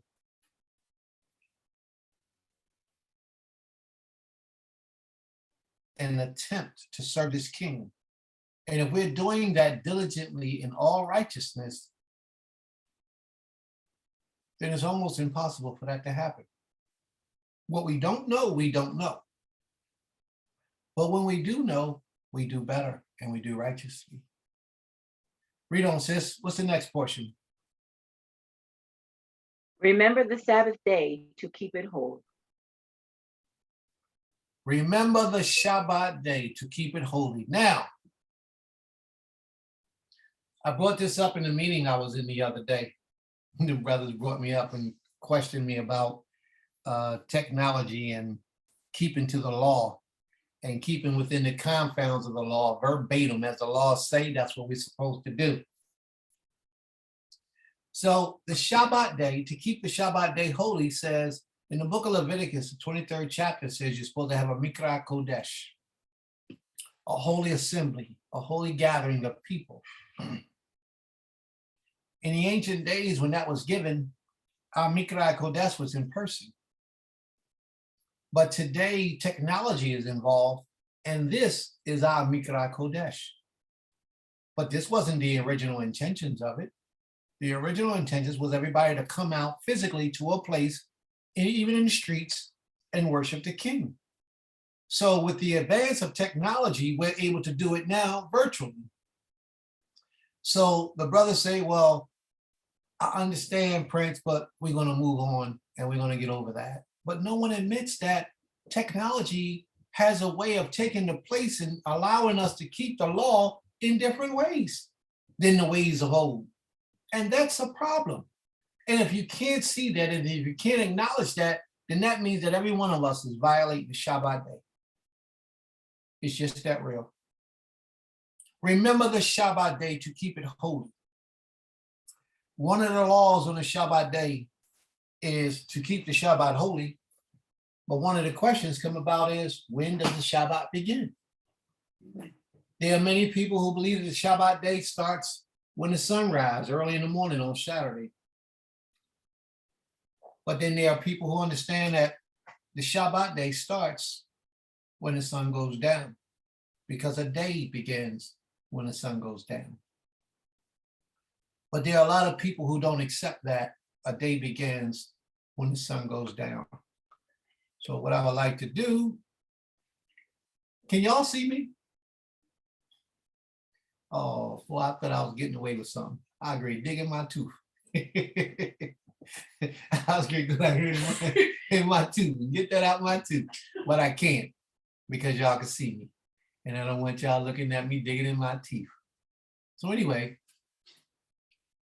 one of the questions that come up is when the Shabbat day begins. Can y'all see that screen? Nobody's responding. Can y'all see the screen? Yes, we can see the screen. All right. This is Genesis, the first chapter. And Sister Abigail, I like this so much better. When I can show the screen and then, I like this so much better. Thank you. You're so kind to me. Thank you. Here is Genesis, the first chapter. It says, in the beginning, Elohim created the heavens and the earth. The earth was formed and without void, and darkness was upon the face of the deep. So in the story of creation, what was the first thing that was present? Light or darkness? Darkness. So darkness was first. And Elohim said, let there be light. So now he's bringing forward the light. And there was light. And Elohim saw the light that it was good, and he separated the light from the darkness. So where did the light come from? What are you pointing at? I can't see that. You can't see this? Can everybody see my screen? We can see your screen, but not what you're reading because you didn't Oh, you click over can't? to it. Okay, let me, Yeah, you have to click over to whatever you're looking at. all right. How do I do that? Okay, so Resume share. resume share. No, The new share, new share. Oh yeah, there we go. All right. Well, thank you. I appreciate that. You're welcome. There you go. Being helpful. You're welcome. Well, I thought I was doing something. I was only talking to myself. All right. So y'all can see my screen now, right? In the beginning? Yes. Okay. We already established that the darkness was first. We've already established that the light came from the darkness. So if the light came from the darkness, that's like saying I'm older than my mother. That's like saying the chicken came before the egg. I mean, like, which one was first? It's one of those questions is what I'm saying. In reality, if the light came from the darkness, then that means the darkness was first upon the earth. So then how could a day start in the morning when darkness was here first? The day was created out of darkness. Therefore, how can light be its mother or the beginning of a day? It's not possible. But there are people who believe that this is so. And Elohim said, let there be light, and there was light. And Elohim saw the light that it was good, and he separated it from the darkness. But pay attention and watch what he says. Elohim called to the light day, and the darkness he called night. Now watch what he says. He says, and there was morning. No, he says there was evening. There was evening. He could have said, and there was morning, but he didn't. He says there was evening. Evening comes first. And there was morning. first day. So the evening came around, and it went from the evening all the way up to the morning, back to the evening again. That was the completion. Once the completion of the morning or the daytime is completed, it's now back to evening again, which brings it back to the very beginning of that day.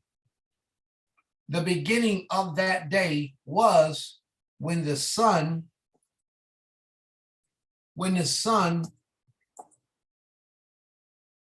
had completed its time and the evening came in.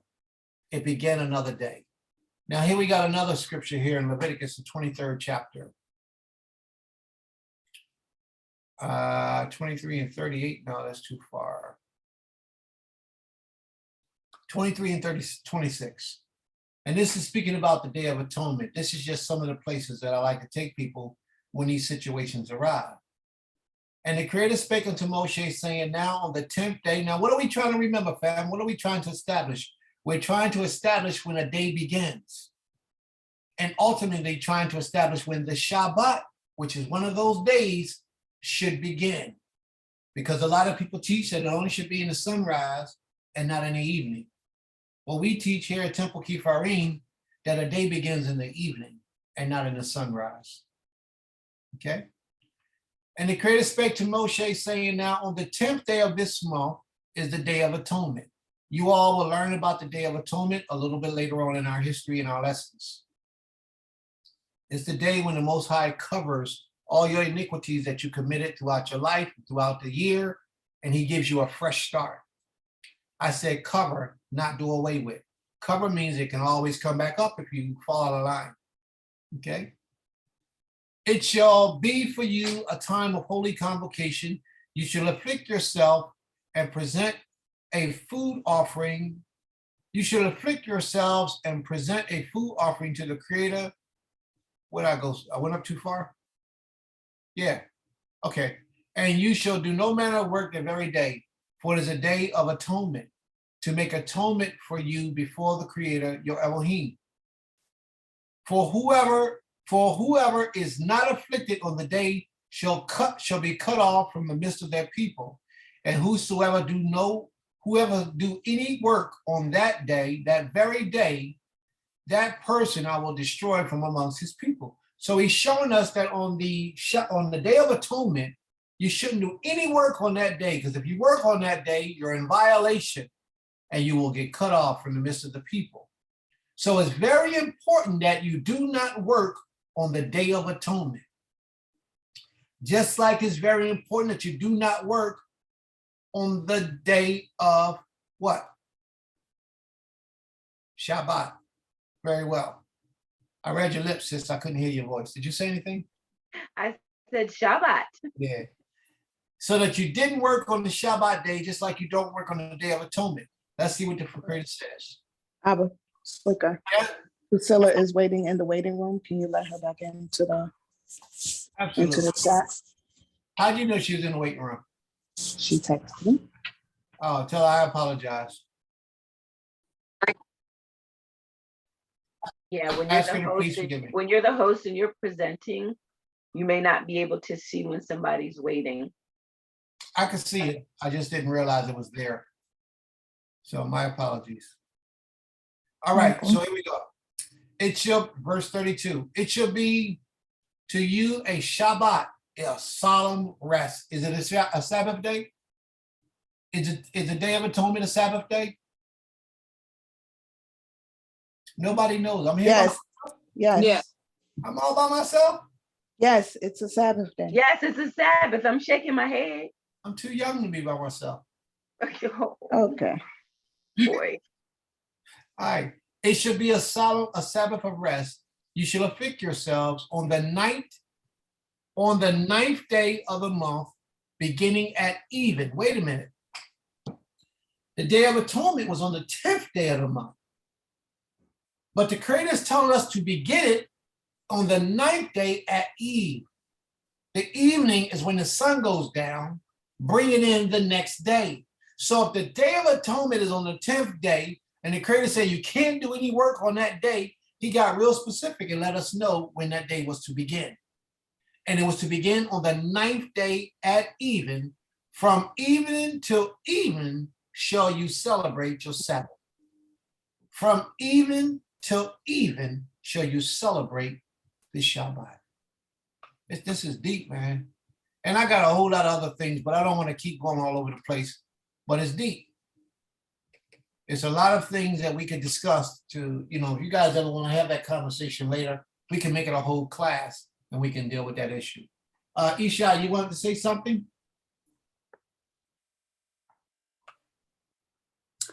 I just wanted to comment that the verses in Genesis that talked about the night being first and then the light coming after that. I had never read it in that fashion before. I've read that before, but it hasn't been revealed to me in that way. So thank you for saying it that way. But also, even the world today says that they go by the system of a day beginning at evening, because when it's 12 o'clock midnight, it's still dark outside. So even with their system, even they go by a day beginning at night. None of us really, like when I was not in the walking this way accurately, I wouldn't even think of that, right? I would just say, oh, okay, it's the next day, it's 12:01, it's the next day. But then all of a sudden, when I first got introduced to this and I started seeing camps, there would be this big discussion about it. And it's like, well, why should there be a big miscommunication about it if even the world goes by a evening day start at 12 o'clock midnight? So I just thought that was interesting. They don't. Very, very interesting. Thank you very much. Brother Yaakov, you have a comment, question? Oh, yeah. In reference to the Day of Atonement, when you at the evening, there's scriptures in Psalms 104, verse 20 to 23, and I'm gonna read it. Okay, and in reference to what we talk about work, because to make it. Let me just read it, and then I'll just explain. I mean, kind of, it's just commenting. You make darkness in the night, is the night, where all the beasts of the forest do creep forth. They come out because they're nocturnal. And we're diurnal, meaning we sleep at night, the animals come out at day. Verse 21, the young lions roar after their prey and seek their meat from the Most High. The sun arise, they gather themselves together and lay them down in their dens. Man goes forth onto his work and to his labor until the evening. So as you know, every day, as we use 24-hour, has a night, and man don't work at night, and the evening do start, starts the next day. So that's kind of reference what you were saying. Wonderful. For work. And And that's a great verse. Thank you. Sure is. And I know in the beginning, it says in the beginning, we just read it a little while ago, right? In the beginning, the Most High created heaven and the earth was without form and void, and the darkness was upon the face of the deep. That's right. And when you see the word deep in Hebrew, it is, well, but it's a conversation, but nevertheless, we still, the evening starts the next day. Because, I kind of battle folks with that for a long time. So anyway, but we good. got a lot of scriptures. I appreciate your contribution, bro. I really do. We have a lot of scriptures that we can go to, and I'm sure they probably got a lot of that they could pull up too. But the thing is that we have to go with what the Father says in the book and not use our interpretation to try to interpret things all the time. And usually that's what needs to take place. They need to interpret it in order to say that the day begins in the daytime. Sis, you wanted to comment? Hallelujah. Nehemiah 13:19 says, and it came to pass that when the gates of Jerusalem began to become dark before the Sabbath, I commanded the gates be shut and charged that they should not open until after the Sabbath. And some of my servants set I at the gate, and there should be no burden brought in on the Sabbath day. Hallelujah. So even we come to up to Nehemiah's time, he said, listen, as the sun was going down, I'm going to command that the gates to Jerusalem be shut, and we're not opening them again until after the Sabbath ends. So even he recognized that the Sabbath day started as the sun goes down in the Eid, the Arab. Very well. Very good analogy. Okay, you guys back on my screen again? We have the commandments back up? All right, great, wonderful. Yes. Yes. So we do have people to believe, and you will come in contact with some who will try to convert you and cause you to believe that the day begins in the daytime or when the sun rises.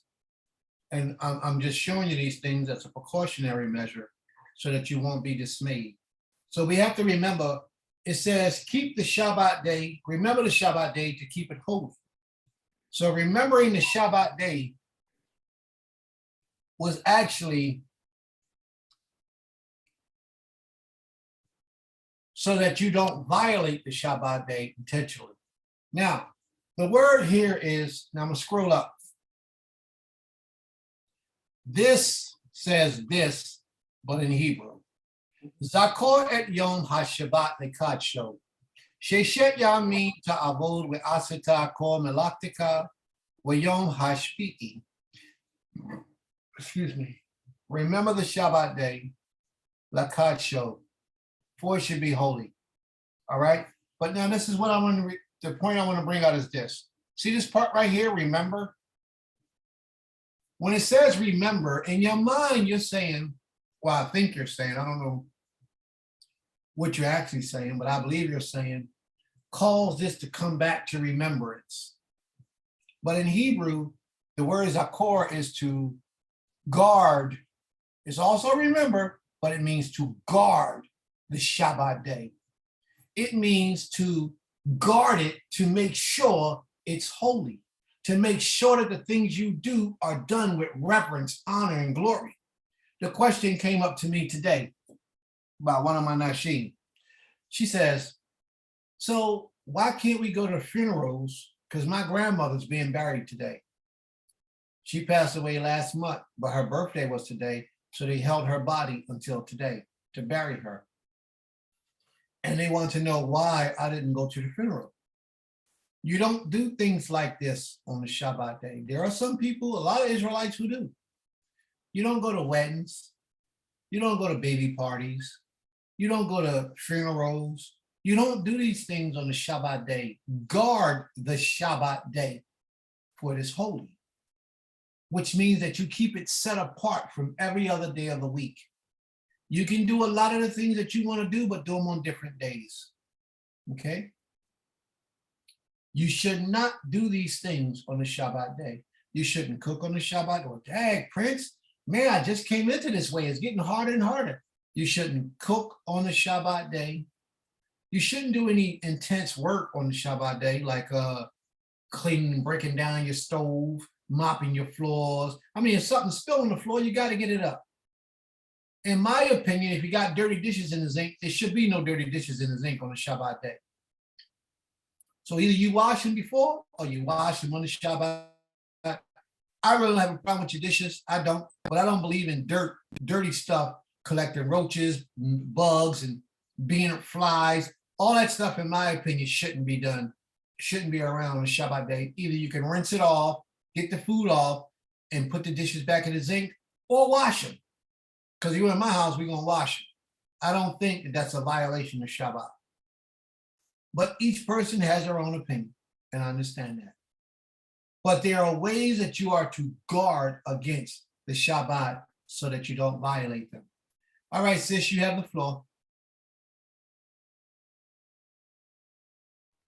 Torah, Bob, if I get on your nerves, tell me to go away, okay? Torah, hallelujah. So I wanted to talk about the word holy for a second. Word what? The word holy. Okay. And to keep it holy, Kodesh, means to keep it sacred, consecrated, different, venerated, revered. It should be done differently than anything else you do during the 6 days of the week. we're so busy working and cleaning and cooking and going and everything else that we do. This is the one day you're supposed to rest your body, gather together, read the law, and keep it kodesh, separated from anything and everything else you do. So we don't go shopping. We don't want to go to baby showers. We don't exercise and go to the gyms. We don't hang out at the malls.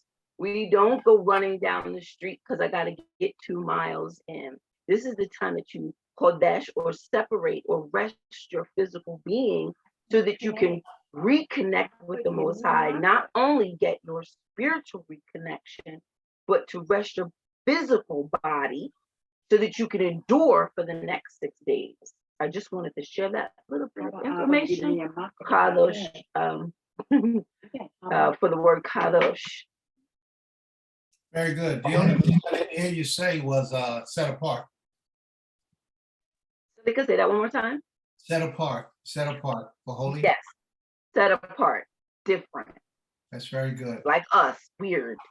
That's another synonymous word with kodesh or separate. Weirdos. I'm wear my weirdo proudly. I'm good. Very well. Thank you, sis.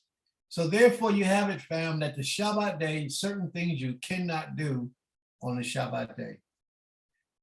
All right, Amy?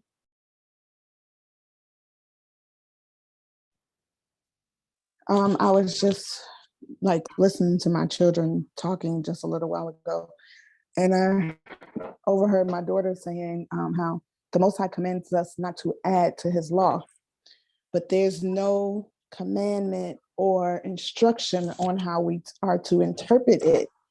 And so, everybody kind of interprets the law in their own understanding. Not saying every understanding is correct or wrong, but when she said that, it really made me think about it because when you are under leadership, whether it be in your house, like a wife, or you're a part of a Knesset, you go by those rules, but you still, in some form or fashion, if you're a reader, if you like to have understanding of your own, some of the things you're going to learn to interpret, a little differently because we all have different minds. And so I was thinking about what she was saying, because that's a big thing. Like, people will try to say you're breaking law because of the way you interpret it, but the Most High doesn't say that. He says, don't add to his law. Because I would say, like, on this call, at least, 50% of us probably will interpret, if not more, will interpret things a little differently than others. And some of us on the Shabbat will do a few things that others may not, and may look at, hey, you're breaking the law. But the interpretation of what you read isn't breaking the law. It's just an opinion of what another person feels the law is saying. Because when you look deep into the Shabbat, he tells you certain commandments he tells you not to do, but he doesn't tell you not to do certain other things. So, just to bring that out, because I think a lot of times we confuse breaking the law with, like when she said that, it really made me think about it, that the law says not add to it, but our interpretations, unless we deliberately breaking the law, our interpretations are our interpretations. And respectfully, when you are in a house, you follow those rules. But I don't, I feel like it's very important, though, to discuss your interpretations, because sometimes they can be wrong or misleading you for as a leader or as a student. So, yeah, that was it. Very good. Thank you very much. My brother, Elia. And I was going to say, as far as, it says keep it holy. And in Proverbs, Shalom will tell you what being wise, wisdom, and understanding is. He said to fear Elohim, that's wisdom. Depart from evil. Knowledge of the all holy is understanding. So when you come up against that choice where I know is right, you got knowledge of the all holy, I know is right and what's wrong. Now refuse the evil and choose the good. That's understanding. So you can do that, even if you just you might not work on the Shabbat. You still could be violating the Shabbat by not taking delight in it, by not refusing the evil, not departing from evil. So you fear Elohim, you keep the fear of Elohim, you'll be cool with it. The Shabbat is you can make work for yourself. Like the brother said, I ain't talking about something if you spilled a cup of juice or something and don't clean it. That's not, the fear of Yahweh is clean. It's clean. So, but use your common sense. You don't want nobody to get hurt. That's not what he means, but there's work you can make for yourself, such as I'm gonna clean my drapes, or you say I'm clean out the oven, you know, stuff you can make for yourself. Keep it holy. It's a day to chill. Just relax. There's only one day. Absolutely. Thank you for that comment, Brother Yaakov. Yes, shalom. You know, the Shabbat, as it's set apart, it was a gift from the Creator to the nation of Israel when they came out from their hard servitude, as when you read in the first chapter of Exodus, and Exodus 1 to Exodus 4. And it was given to them so they won't, you know, because they were bondsmen and bondswomen, with vigorous work. So he gave them, the first thing he did, he gave them rest. And if we ever have a chance, if we can articulate Exodus 16, verse 22 to 31, whenever we get a chance, and it kind of explained what they did the first Sabbath they really did before the meeting on, you know, the mount when they got the commandments. So if we have a chance, you know, Exodus chapter 16, verse 22 to 31. All right, whenever you get a chance. Very good. Thank you. Thank you for that contribution. What I would like to think about, I want to take a second to see if anybody has any questions, because I don't want to leave anybody out in this conversation that really is not being edified through this conversation. So if anyone have any questions, now will be the time. Please raise your hand and ask your questions so that you can be a part of this conversation and not just a part of the visual call. If you're confused about anything, if there's anything you're unaware of, now is the time. Just raise your hand and ask the question and we'll get you addressed.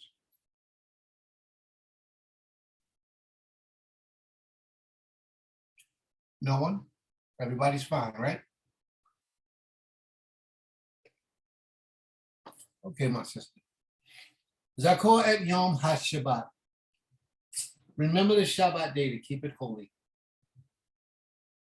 Keep it set apart. Hallelujah. 6 days shalt thou labor and do all thy work.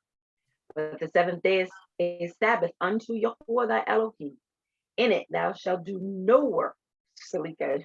Thou shalt not do any manner of work. Thou, nor thy son, nor thy daughter, nor thy maidservant, nor thy manservant, nor thy maidservant, nor thy cattle, nor thy stranger that is within thy gate. For in 6 days Yahuwah made the heaven and earth, the sea, and all that is in them, and rested on the seventh day. Wherefore Yahuwah blessed the Sabbath day and hallowed it. Stop right there. 6 days shall thou labor and do all thy work. But the seventh day is a Shabbat unto the Most High, your Elohim, in that thou shalt do no manner of work. Thou, me, nor my son, nor my daughter, nor the manservant or thy maidservant, nor the cattle that is stranger that are within thy gates. What does it mention the wife? It doesn't. She's just assumed to be one with her husband. That's a good way to try to get out of a complicated situation. Politically correct? Where does it mention the wife? Does anybody have an answer for that? Maid servant. Oh, wow. You must have cheated. Now, let's think about this for a second. I know a lot of people are going to disagree with that. And you know why we disagree with it? Because of how we are as a people. We've been westernized in this world today. And ain't nobody gonna call me a slave. I ain't nobody's slave. A maidservant is a proper way of saying a slave. It's a pleasant way of saying a slave. And we take offense to being called a slave. We have an issue with that. But in reality, you know what? I ain't gonna go with reality. We're gonna go ahead. I want y'all to just break it down for me. All right? Can y'all see my screen? Y'all Yes, see we can. Genesis, the first chapter? Yeah. All right, let's Cain. go down to Genesis, the third chapter. And I would like for y'all to tell me what we're reading.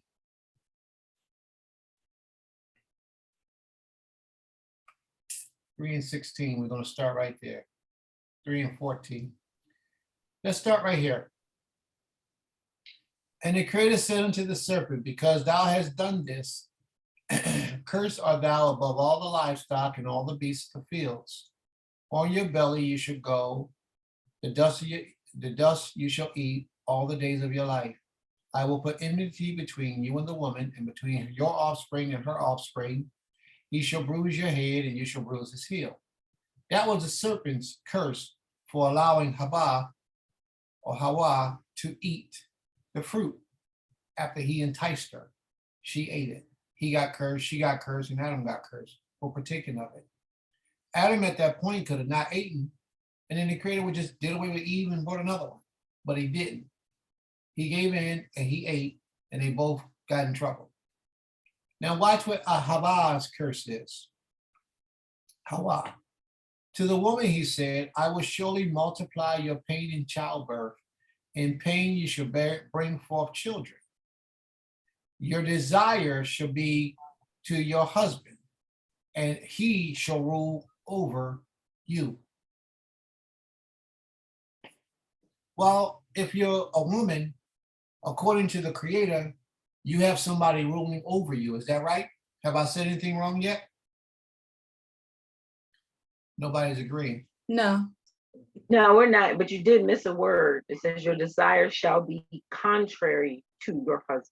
Yeah, because that ain't always necessarily in the scripture. That's their translation. So I didn't want to, bring that up because it wasn't really necessary. Let me see what this does. Genesis 3 and 16. Okay, and it says, or shall be toward. Okay. So it wasn't really necessary for me to say the contrary part, but I could have. But it wasn't necessary because I knew it was something that they added. All right, so the point that I'm trying to make is that in reality, the woman was a servant to her husband. He rules over you, that makes you a servant. The other part was in Genesis 2. When Adam gave names to all the animals, he named all the animals to show, it says, the man gave names to all the livestock and all the birds in the heavens of the field. He gave names to all those things to show his dominion over them. Will we all agree? Mm-hmm. And he also gave name to the woman and called the woman woman, because in here, the rib that thou have given, taken from man, he made into a woman and brought him unto the man. Then the man said, this is him naming her. This at last is bone of my bone and flesh of my flesh. She should be called woman. Adam gave that woman that name. And this was way before the curse. See, this was done before the curse. Therefore, woman was made to be subservient to her husband. I ain't saying she a bum. I ain't saying she bad. What I'm saying is that the Creator established order in a household from the very beginning. That man was supposed to be the head, And then everything under him in sequence had a different filing rank and authority in this man's household. The man was designed to rule over the woman. The woman was designed to have a man rule over her. But when we get in this captivity today, the world that we're living in today, women stand up stronger than men. And you can't tell her that she's supposed to be subservient to her husband.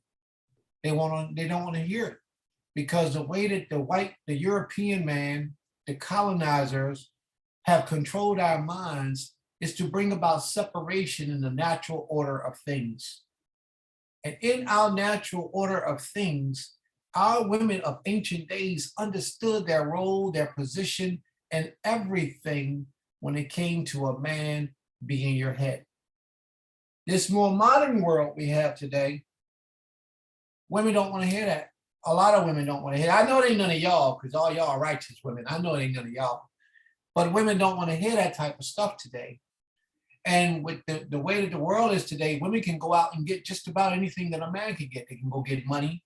They can go get a house. They can go get a car. They can go get all those things. So the question is, why should I be subservient to that man? The one thing that you can get is the reproach that you have upon you to be removed. Because the Most High ain't in that business. The Most High set up order. And according to the Most High, there was a certain way that a woman was supposed to have a reproach removed from her. And let's see if this is if this will help us to find it.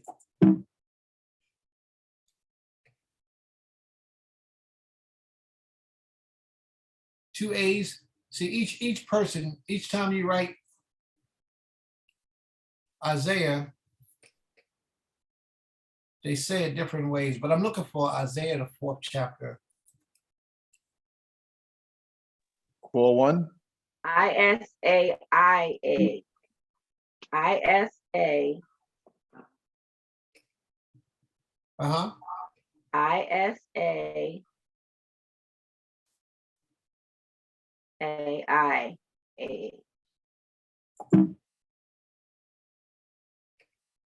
See, they say it different. Brother Yaakov, could you read that for me, please? Isaiah, the 4th chapter. ISAIAH. You forgot the IS, I. here it is. Here it is. This is how you got it. Yes. There you go. AIAH. Chapter 4, verse 1. Chapter 4, verse 1. This is how. Oh, I know this Most one. Yep. Mhm. This is how the Most High had established for women who can go get their own money, go get their own house, go get their own car. This is why she needed a husband.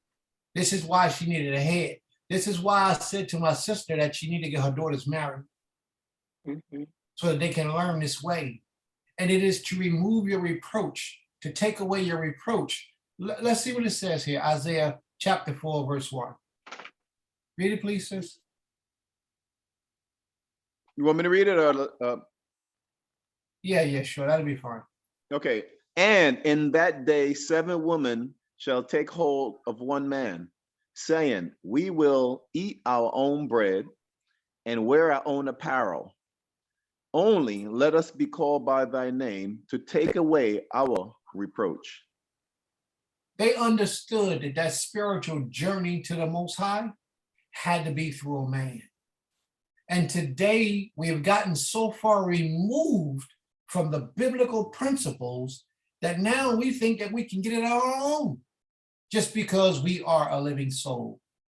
We forget the order that the Most High has established. And we feel like we need no man. Listen, the man that you need doesn't have to be having sex with you, doesn't have to be having intercourse with you.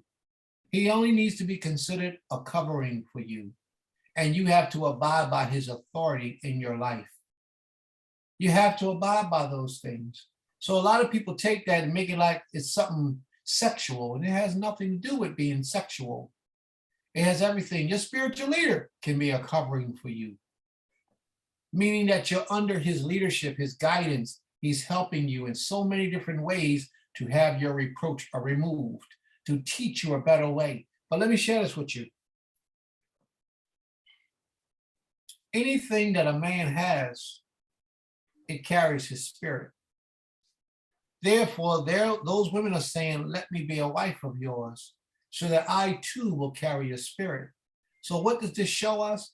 This shows us that these women wasn't just talking about any old regular man. They were talking about righteous men, men who feared the Creator, men who were right with the Almighty. And by bringing that union together, what did Adam say? These two shall become one substance. That's what he says, when the two of them come together. So that's what actually happens. You take on that spirit of your husband or your covering in that instance so that you can have your reproach removed. A lot of people don't understand the power that the Most High has set aside for us in this life, in this day and time. Ishi, did you want to make a comment?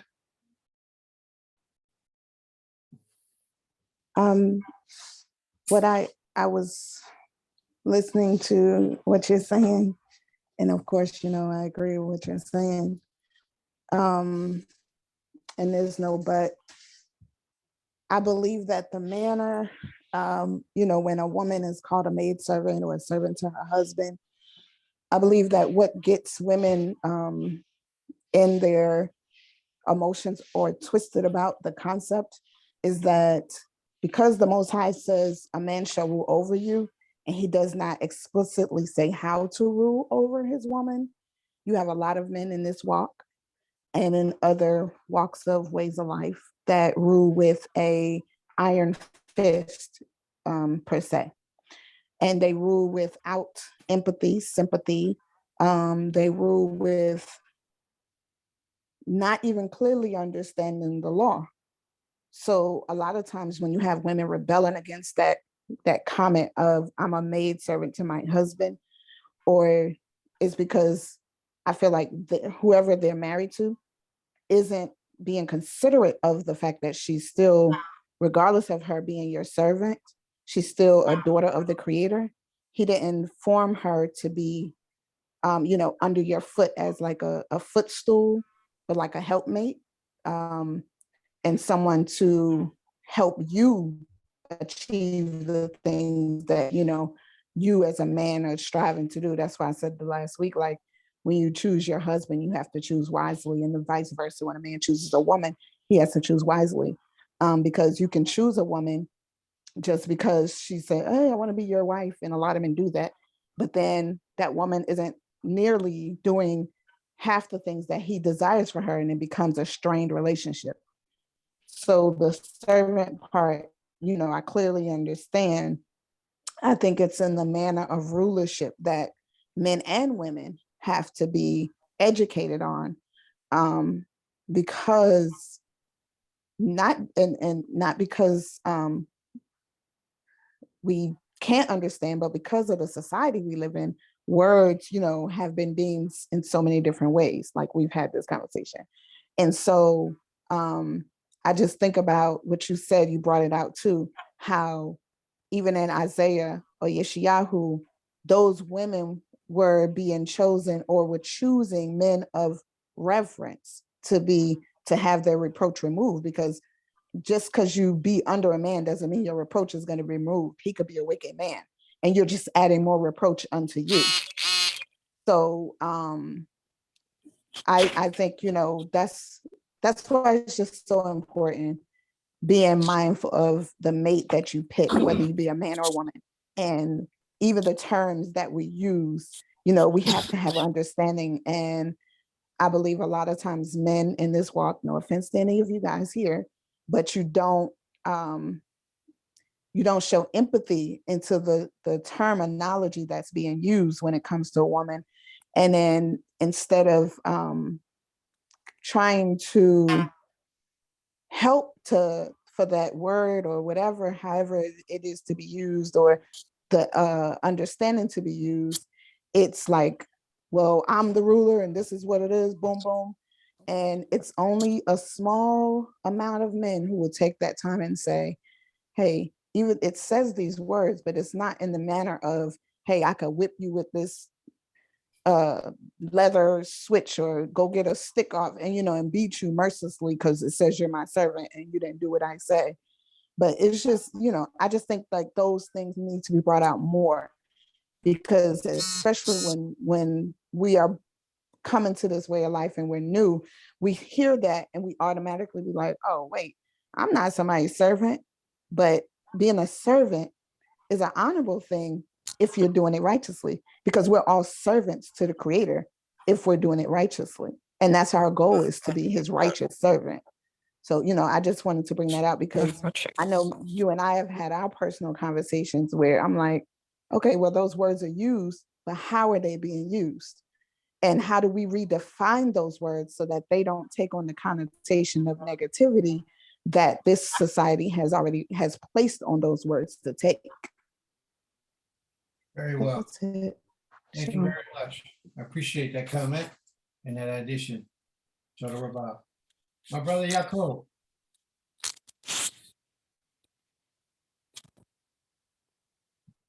Oh, yes, yes, yes. I- In reference to Isaiah chapter 4:1, that is talking about a just man, to say. And at that time period, if you go in the book of Hosea, which is the same time period of Isaiah, he'll show you, even though they use metaphor, they told him go marry a woman of a harlot, right? Who have children, I'm paraphrasing. But in that book, it tells Hosea to go marry a woman of a whoredom or harlotry and children of whoredom, because the land had committed a great whoredom. And, they were turning away from the Creator. So that's what happened, right? The word slave is a Slavic word. So, like you said, in relationship, we do know that there are some brothers that are very apathetic, and they don't show any empathy or sympathy for their relation, their covenant they created with the woman. But they're not bondsmen or they're not bondsmen or bondswomen or bondswomen. They're a maid servant. It's two different things. A bond is something where it's a price you pay. Even though technically you pay for a wife, it's a little different than how we were a slave, but we use the word common word, we use slave, a bondsman. We were in bondage. A servitude, we can have our own brothers and sisters as maid servants and manservant. But when we have another nation of people, they're bondsmen and bondswomen to us. So I think it is the way the language that we use. There's other words that's synonymous to it, such as willful and presumptuous. So like the definition in Hebrew needs to be defined more. And I really believe that come from my own understanding in the relationship. These are new patterns for us. So the spirit of of the Creator should be upon us, when it says grace, mercy, compassion, humility, and these things need to be expressed within the man, but not us getting into our emotional aspect, but we still need to, exhibit those things. That's just my opinion. Oh, that's a good opinion. And as what was brought forward earlier, men must understand that to rule over don't mean to abuse. You should never abuse a woman who submits herself to your will. That's just evil and wicked. That shows that you have the incapacity of being a man of the Most High. Sister Trucelia?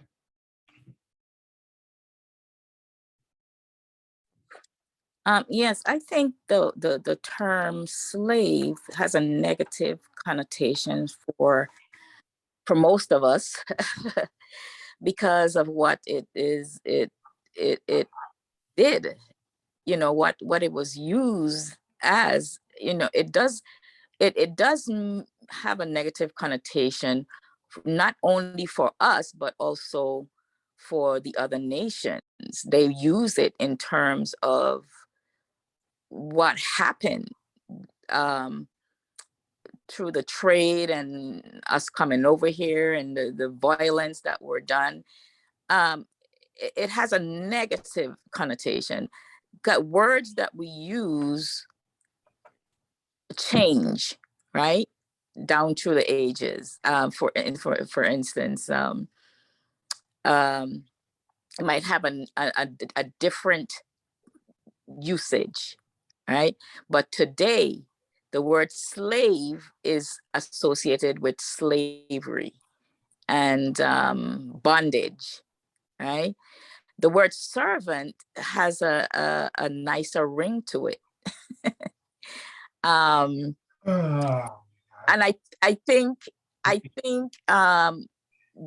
in our culture, right? We not only we are not only we could hire servants, but also we can be servants because of maybe a financial obligation that we did not accomplish with something. We become servants of the people where we owe, you know. So I to me, the term slave is not a good, at this point in time in history, is not a good word to use when we're talking about the terms which the Creator used in his laws. Well, I tell you, sis, you funny. Yeah, I'm telling you, because You funny. Listen, we try to ease our way out of it. It's okay. It's all Well, right. We all yeah. slaves. I understand totally what you're saying. I totally agree with you. The word has a bad connotation. People look at it as something harsh and cruel. The reality is that we're all slaves. And we Yeah, should want to be slaves of the yeah, Most High. yeah. We're even slaves to this government and don't realize it. It's called a Well, job. that is negative, Yeah, actually. that's Yeah. right. But when we're talking about to the Most High, I'm not talking about it in a negative way. You know, we are servants of the Most High, the ones that He chose to work through to get his job done. Yes. You know, but not slavery as it is now. That word is not good. But it's just like the word when I was young, right? The word gay was a good word. It was actually a good word. It means happy. Now it is not. They use it to refer to something else. So I'm saying at this point in time, the word slave is not a good word. To me, it isn't. I mean, we can dice it and slice it whichever way we want, but in general, it doesn't have a good connotation at this point in time in history. I understand, sis. I appreciate your input, and I totally agree. It has a harshness or cruelty to it. Yes. We have to accept that harshness and that cruelty. Mhm. Like, look at this for a second. Look at this for a second. In this society in which we live, we all got jobs. Well, most people, they got jobs where they work for someone else. They're under someone else's authority. You can't take off when you want. You can't do what you want without being penalized in some type of way. So in reality, we are still slaves if that's the lifestyle that we live. By having these jobs, we're still slaves. Or should I say, we're still servants, you know, to pacify the masses. Because some people can accept the harsh reality that we have. You're dumb. And some people, you can't tell them they're dumb. You got to say, you don't know as much as you should. You know, I understand you fully, sis. You're saying don't tell nobody they dumb, because the word dumb has it's a realness to it that people are not ready to accept or refuse to accept. I totally agree with you. I totally agree. So, but you can't say dumb without an explanation, because when we use the word dumb, it's to put down somebody, right? Mhm. Usually put them down, but we're not explaining ourselves, why did you say dumb? You know, in what context did you say dumb? You know, so if we're gonna use words, we gotta explain why we use them, you know, but in general, some words just carry negativity, and they're used by anyone on this planet as negative, you know. So You're absolutely right. So I'm gonna have to stop saying we all slaves. I'm gonna have to say the maid servant. She's a maid servant. So the wife is a maid servant and not a slave. I'll have to remember that, because I don't want to offend anybody where they're not going to hear the message. I have to be able to get through to them in a way in which they can receive the message. And we're all servants of the Most High. This is true. And we're all, and the wife is a maid servant because she serves her husband. All right. How's that, Sister Trisha? Is that better? yeah, that's fantastic.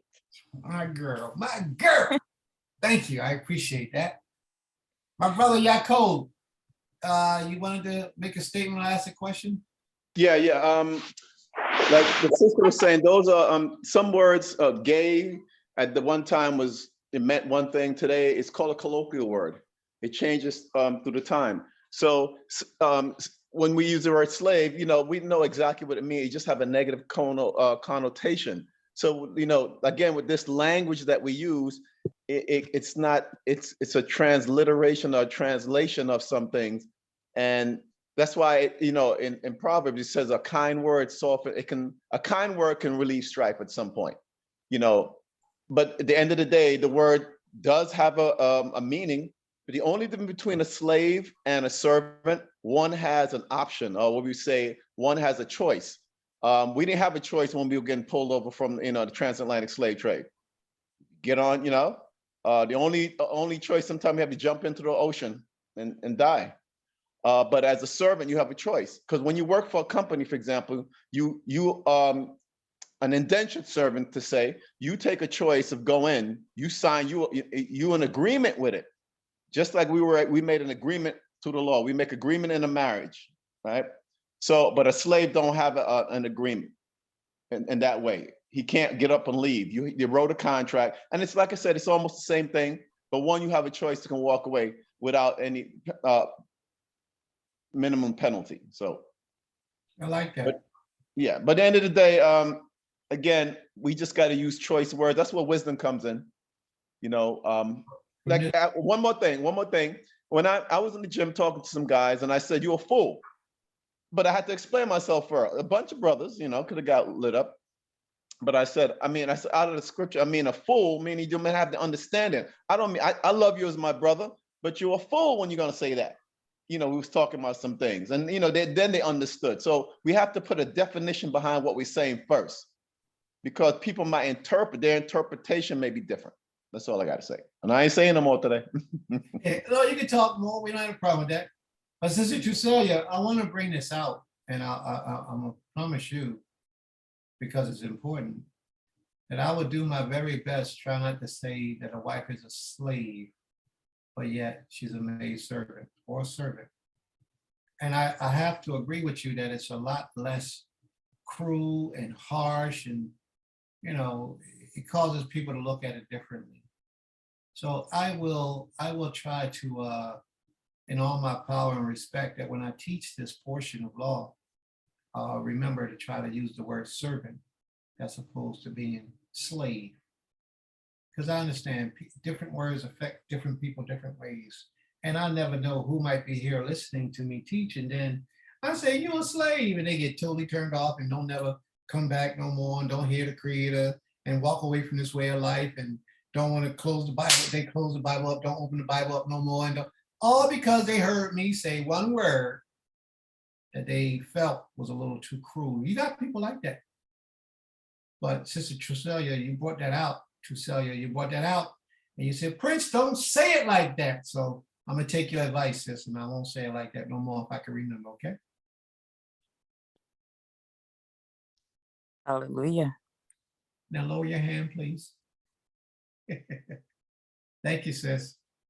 Toda Rabah. And I mean that. I really appreciate it. Amy, you have the floor.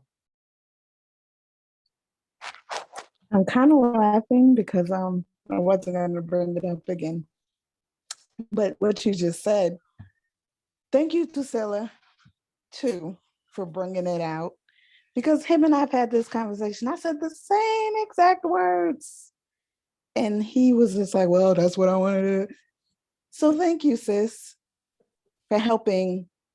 Sometimes it takes another person to say something for someone to hear it differently. So I appreciate that.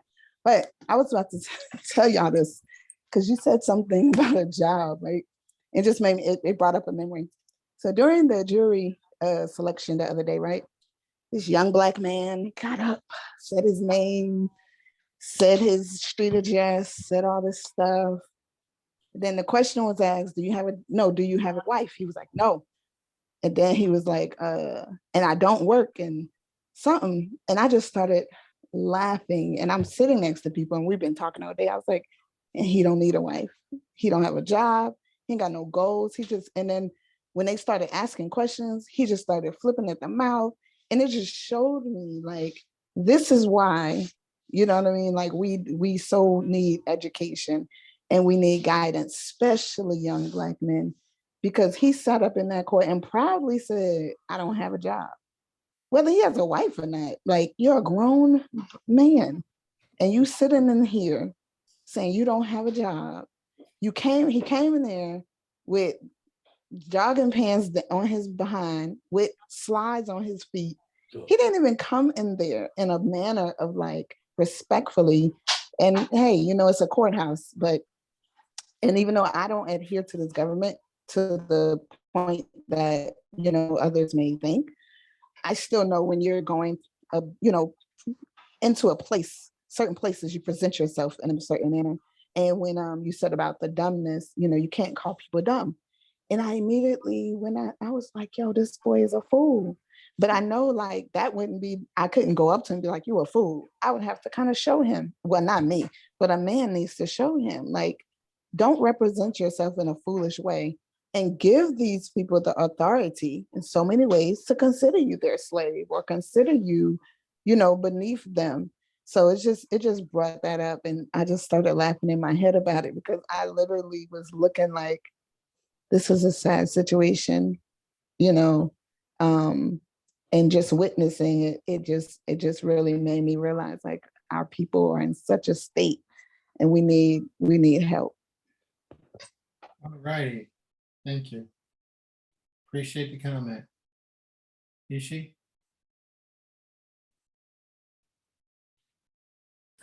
I guess this is just a question. When a master has a slave, is he like commanded or suggested to treat that slave well? Because isn't there something about like a slave has to work for 7 years or something and then the master can let him go? Yeah, a male servant, maid servant, yes. They have to, they can only work for 7 years and then they get the option to make a choice whether they want to stay and serve their master forever or they want to go free.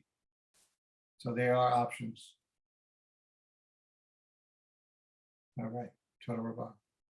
Are there any other questions? I thought I saw somebody else's hand. Brother Yaakov, did you have your hand up? No, I did not. No, I did not have my hand up. No, Aki, that was me. Oh, yeah, sister. Sis, go ahead. Just Sis. real quick, just as Medaya said, you can say something to somebody, but it sounds this different coming from someone else's mouth. Hallelujah. I am a promoter of marriage, but I have kind of fell back not wanting that. And my brother and I have had many conversations about it. First, I thought he just didn't love me and want me in his life. He's trying to marry me off.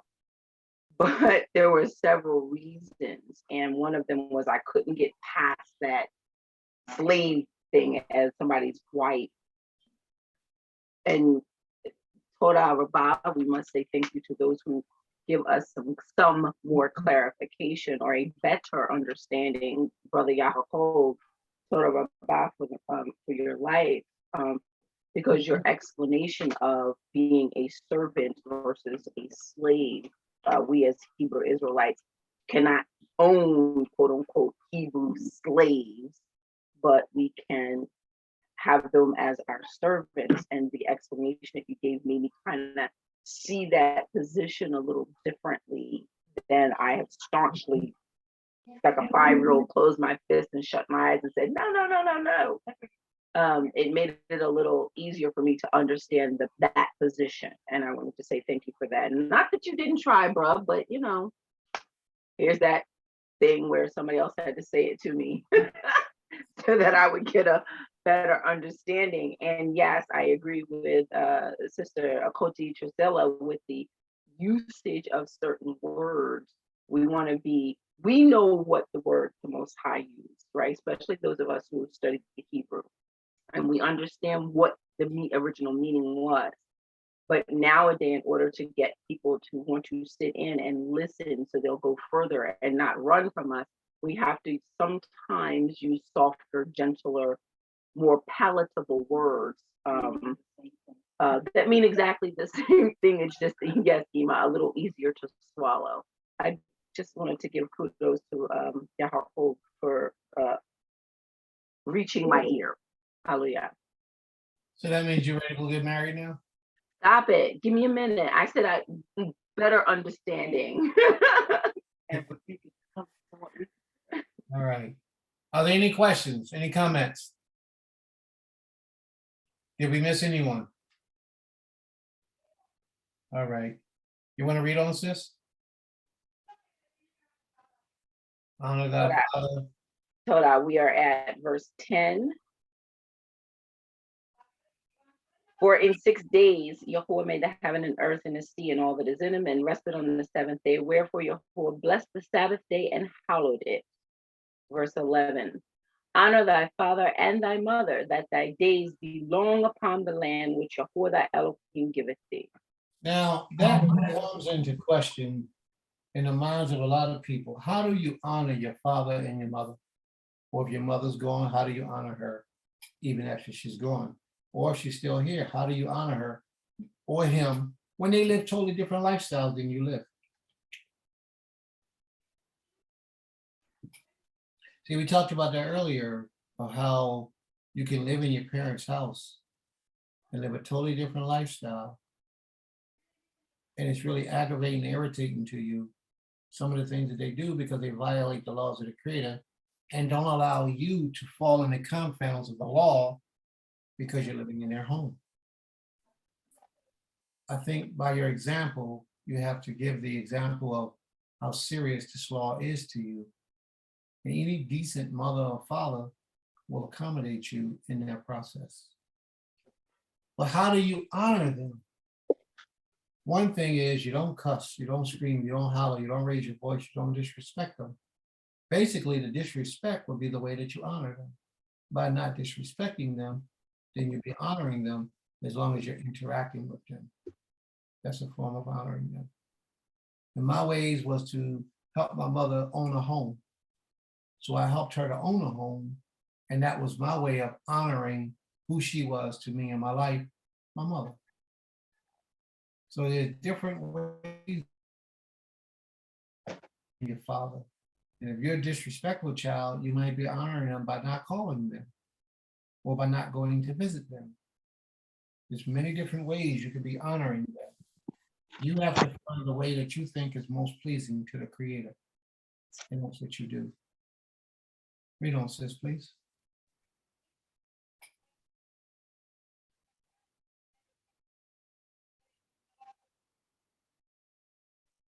Sis? Shalom, I'm here. 12. Thou shalt not murder. Thou shalt not commit adultery. Thou shalt not steal. Thou shalt not bear false witness against thy neighbor. All right, stop there for a second, please. Thou shalt not murder. A lot of books you see, it says thou shalt not kill. The word is chersak, which means to murder. What does murder mean? What is murder? Can anybody tell me? I would say taking a life unrighteously. Oh, okay. Taking the life of something or someone unrighteously. Does anyone else have another definition? I concur with Autumn, but also to take the life of someone or something in malice, premeditated for a purpose that is for your ill-gotten gain. Okay, should not murder. So if you out in the field and it's a rabbit out there, you need to eat, would it be murder? Well, first of all, that's an unclean animal. Let's go there. But that's called killing to eat survival, which is not the same thing. Okay. Well, how about if it was a cat or an ox? And you had a bow and arrow, you just wanted to go hunting. You didn't have any need for the food, the meat. You just wanted to shoot something and see it lose its life. Is that murder? Ill-gotten gain. So that's not righteous killing. That's not a righteous killing for eating. That's ill-gotten gain. That's just taking a life to take a life of a thing or person. Very well. All right. Next one. Thou shalt not commit adultery. What is adultery? In order to understand adultery, you have to understand what marriage is. So what is marriage? I'm going to drop something on y'all. I don't know if y'all know, but I'm going to drop it anyway. What is marriage? Well, a covenant with a man and a woman and with the creator. A covenant between a man and a woman with the creator. Mhm. Now, if a man today says, this is my girl, you know how we do today. This is my girl right here. Is that marriage? And the girl say, this is my man. Is that a marriage? No. Well, some people think that Well, it is, yeah, I was about to but say, you have, even Mhm. in the Western society, they say it is. Even some in the Hebrew Israelite nations say that it is. But I remember way back when my grandma, my great grandma, I told her I had a boyfriend. She says, well, you're not allowed to live with him because living with someone is not a marriage. It has to be a covenant, sanctive, set apart situation that you go before the Most High God, the Creator. And my grandmother, I don't know, Ima. I think she might have been following law a little more than we realized anyway. But she called it shacking up. And she said that's not a marriage. And that's how I've always looked at it. I was shacking up until the day I did get married. And that was when I made a contraction here. That's just the business part of me, a contractual decision and obligation with the person that I married in front of not just him and I, but our families, his mom, my dad, and my mom, and the Most High. That's how I looked at it all my life, and that's how I look at it today. Now I'm going back on mute and shutting up. Thank you for that, sis. Anyone else? yeah, I was just gonna kind of say what Sis Mariah was saying. You have some people in this walk of life who consider if a man claims you, whether he says I call her, whether he says that's my wife or this is my girl, and he sleeps with her, then they're considered married. And then you have some people who feel like, well, if there's not a certificate present or a wedding, has been performed or ketubah has been written, then the people aren't married. But so, I think honestly, when you read what it says, it says when you lie with a woman, she becomes your wife. And it does not explicitly tell you that a ketubah or a marriage certificate or a wedding has to take place for a woman to become a man's wife. So in many instances, depending on how you look at it, you're married just from having sex with someone. So what does it say in the scriptures, anywhere in the scriptures where it says that you have to take a vow before the Creator in order for that to be your wife? Yeah, it doesn't. It doesn't. But that's another thing that people add on to and hold dearly, to say that it's one of the requirements of a man being married to a woman. Mhm. Brother Yaakov, did you want to touch on that incident? Oh, yeah, I mean, I've been guilty of that many times, okay? So, but I asked the Father for forgiveness. The word vow is, it's a European concept, because it also means, in the vow, it just means to, it's an action, it means to make a solemn, a promise to God, as they say, a pledge, a dedication. But, you know, according to the script, it's totally different. So, you know, in modern matrimony, they say you make a vow and it's verbal, it's not something writing. There are components of the marriages, but from my what I gathered, understanding when I spoke to you, Brother Prince, it's a few things that can consummate in marriage. You know, so definitely the sexual aspect of it do consummate a marriage, unless it's rape or whoring. Very good. Very good point. Sis? Shalom. I've had some time to think about some things when it comes down to the marriage thing, because I know it's a big proponent. I was looking at, nothing explicitly said, but are we not considered the Most High's bride? Are we not considered his wife? Yes. At Mount Sinai, he gave a bunch of rules for us to be his wife. There you go. We said, I do. He gave another bunch of rules again, and we said, I do. He gave some more rules, and we said, I do. To me, it's a contract. He said something, we agreed. He said something, we agreed. He said something, we agreed. We are now his wife. Why is it not taken the same way when it comes down to a woman marrying or entering into a contractual marriage with a man, where everyone agrees to something and then call it a marriage? But they did agree to it. They agreed. No, I'm saying we did agree to it. So why is it not the same thing for But it is. marriage? Why isn't there a contractual situation? Even the Most High sealed it, or had Moshe seal it with blood. He sprinkled the blood upon the people. There was a quote unquote ceremony if you take a look at it.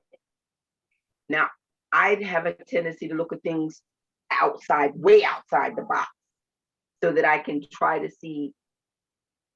I look at everything from a business perspective and outside the box. So when I looked at that whole scenario, I saw a wedding happening, quote unquote, and there was verbal agreement, then physical action. So would not we do the same thing when we're becoming a married couple? Just putting that out there to. Okay. Let me ask you this. Please. When you said that, yeah, I'm your woman, and he said, you my woman, was that a marriage? Because I never used wife. I just said woman. When a man claimed a girl and a girl claimed a man, was that a marriage? And yes, they're having intercourse. I'll let you think about that for a second, okay? I'll think about it, but there were so many things that were discussed beforehand. We dated, we went out, we talked, we There's always bad. courted, as they say, There's before I always- said, okay, I'll be your quote unquote woman, but it still didn't make. So I guess it could have made for marriage, but I don't know. Just there was no, he didn't go to my dad, or he didn't ask, and then we could both walk away at any given time, I agree with you, sis. where there's no contract. But There needs to be a contract. Somebody needs to be held accountable. there's a point that I'm gonna bring up in a little bit. Isha, Okay. Amy, what you want? I kind of wanted to just, I understand where my sister's going with that point, So but a lot of things that we, there's a lot of covenants we made with the Creator that we can never make with one another. And there's certain things like the way that that is written out, you know, we can say, hey, why would we not get married in the same manner to a man or a woman? But a lot of times, most leaders who are teaching the law or teaching a tradition or whatever, they teach according to their understanding, right? And like when I heard you read it, I got what you're saying, but it's like even when we look in the book of the law, the Levites have a different way and a different way that the women that they can marry. And it doesn't even, and it doesn't, still doesn't say this is how you marry that woman as a Levite, as a priest, as a Kohen. It does not say you write her a ketubah or boom, boom, boom. You have this big extravagant ceremony so the people know that that's your wife. A lot of the things that we have, especially when we think about how you said you imagine a wedding, a lot of that is just from the imagery that has been placed before us. Now, you know, some people like to say, when I think Isaac took Rebecca, that, you know, there was, he took her in the tent and they consummated their relationship. You know, there wasn't some people try to say that there was a wedding prior to that, but it does not say that. It says, though, he took her in a tent and that was the consummation of their marriage. So I think a lot of times, and I'm guilty of it, that there are things that we will see what it says, but because we are accustomed, or we have become accustomed and brainwashed into a certain way things should be, that's how we want it to be. Now, I do agree, especially in the times that we are in the country that we live in, we need to have weddings. We need to have ketubah certificates. We need to have examples of righteous marriages. Righteous meaning like there was conversation had, there were courting processes had, because so many people have just, hey, had sex, now they're married, and then they have children, they break up, and you know, you have a lot of broken families.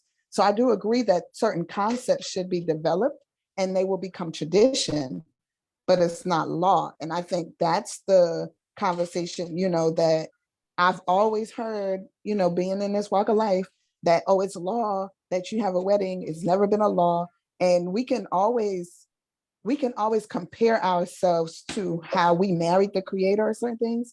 But I personally wouldn't say that that's how we should look at everything, because our relationship with him is above everything and every stance in this world. And we can want to equate ourselves to him, but everything that we do for him or everything that has happened with him doesn't mean that it's supposed to be for us.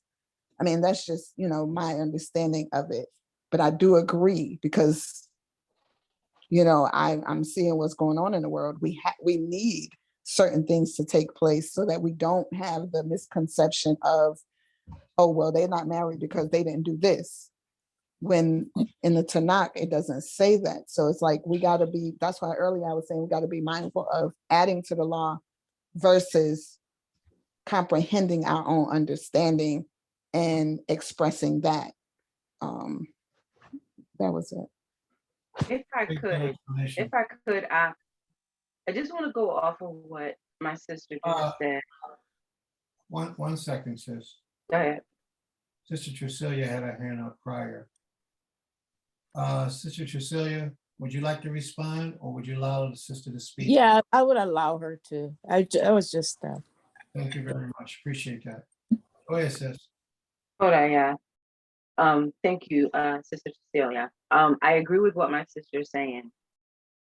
When she used Yaakov and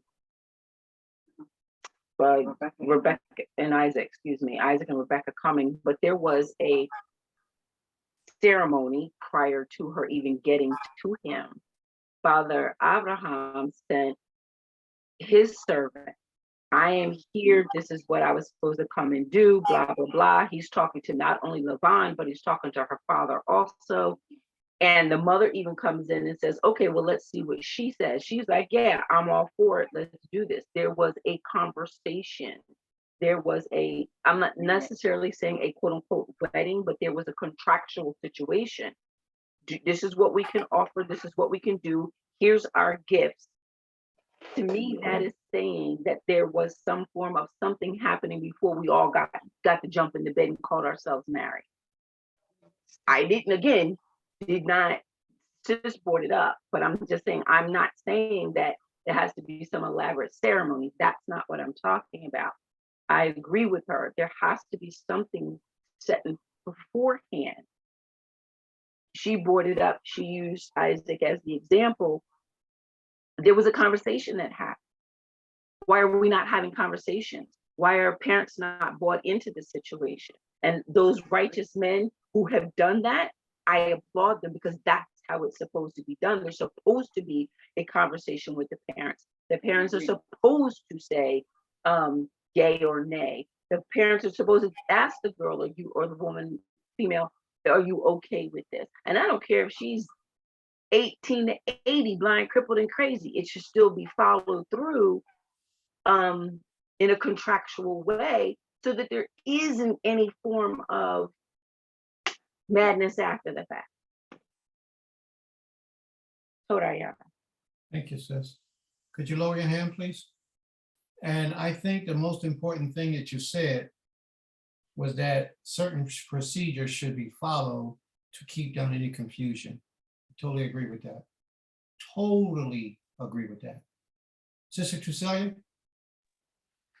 Yeah, I agree with everything that was said, because the contract has to be verbal first before there should be witnesses first before there's any marriage. And to me, not just two people saying, okay, we're it, and who were the witness? As a community or kingdom that the creator has set up, everybody should know whose is whose. You know what I'm saying? Not just because there was a verbal agreement between two people, there should be something there that's specifically specified that this woman or this man belong to each other, whether it be a ceremony, whether it be a contract, maybe exchanging something, I think that and it could be a cultural thing. I think the creator left it up to us, how we're gonna proceed through marriage. I mean, he gave us a law, but then how we interpret the law or how we're gonna go through the process is left up to the culture. Great point. Yeah, just like for instance, I read a story one time in the Old Testament about what's got his name, but he was marrying someone, Ruth and Naomi, and what's the guy? Boaz. Yes. And she showed that she wanted him to be to cover her. So she did something, and he knew exactly the fact that she did that thing meant that she wanted him to cover her. Yeah, she slept at his feet. Yeah. And so, but he had to do something else before he even took her. He had to go through this process. I'm not, you're my brother or my cousin is supposed to, he had to ask the brother, the cousin, because he was next in line or something. I have to read the story again, but it's sort of like he was next in line. So he had to have that conversation with the other person in order to take her. You know, so I mean, there should be something, some type of witness, something there. But I think the creator gave us the law, and then it's up to culture to put that in process, because he didn't he gave us creative powers too. Mind to think, and so we have to decide how we're going to do it. That's my spiel. Okay. I think it's a very good spiel. And this is what I want to say. Wait, I'm sorry, somebody wanted to say something? I was just gonna tell Sister Opal her phone is off mute and we can hear her. Sister Opal?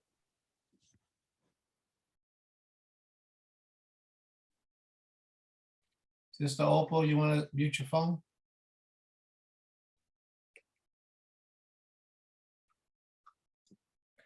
I think as host, you can mute her as well. I'm learning. Thank you. You're welcome. Hey, I ain't used to this host thing. Don't nobody be making me no host. Everybody be talking at me, not to me. All right. Can you guys hear me? Yes. Pain.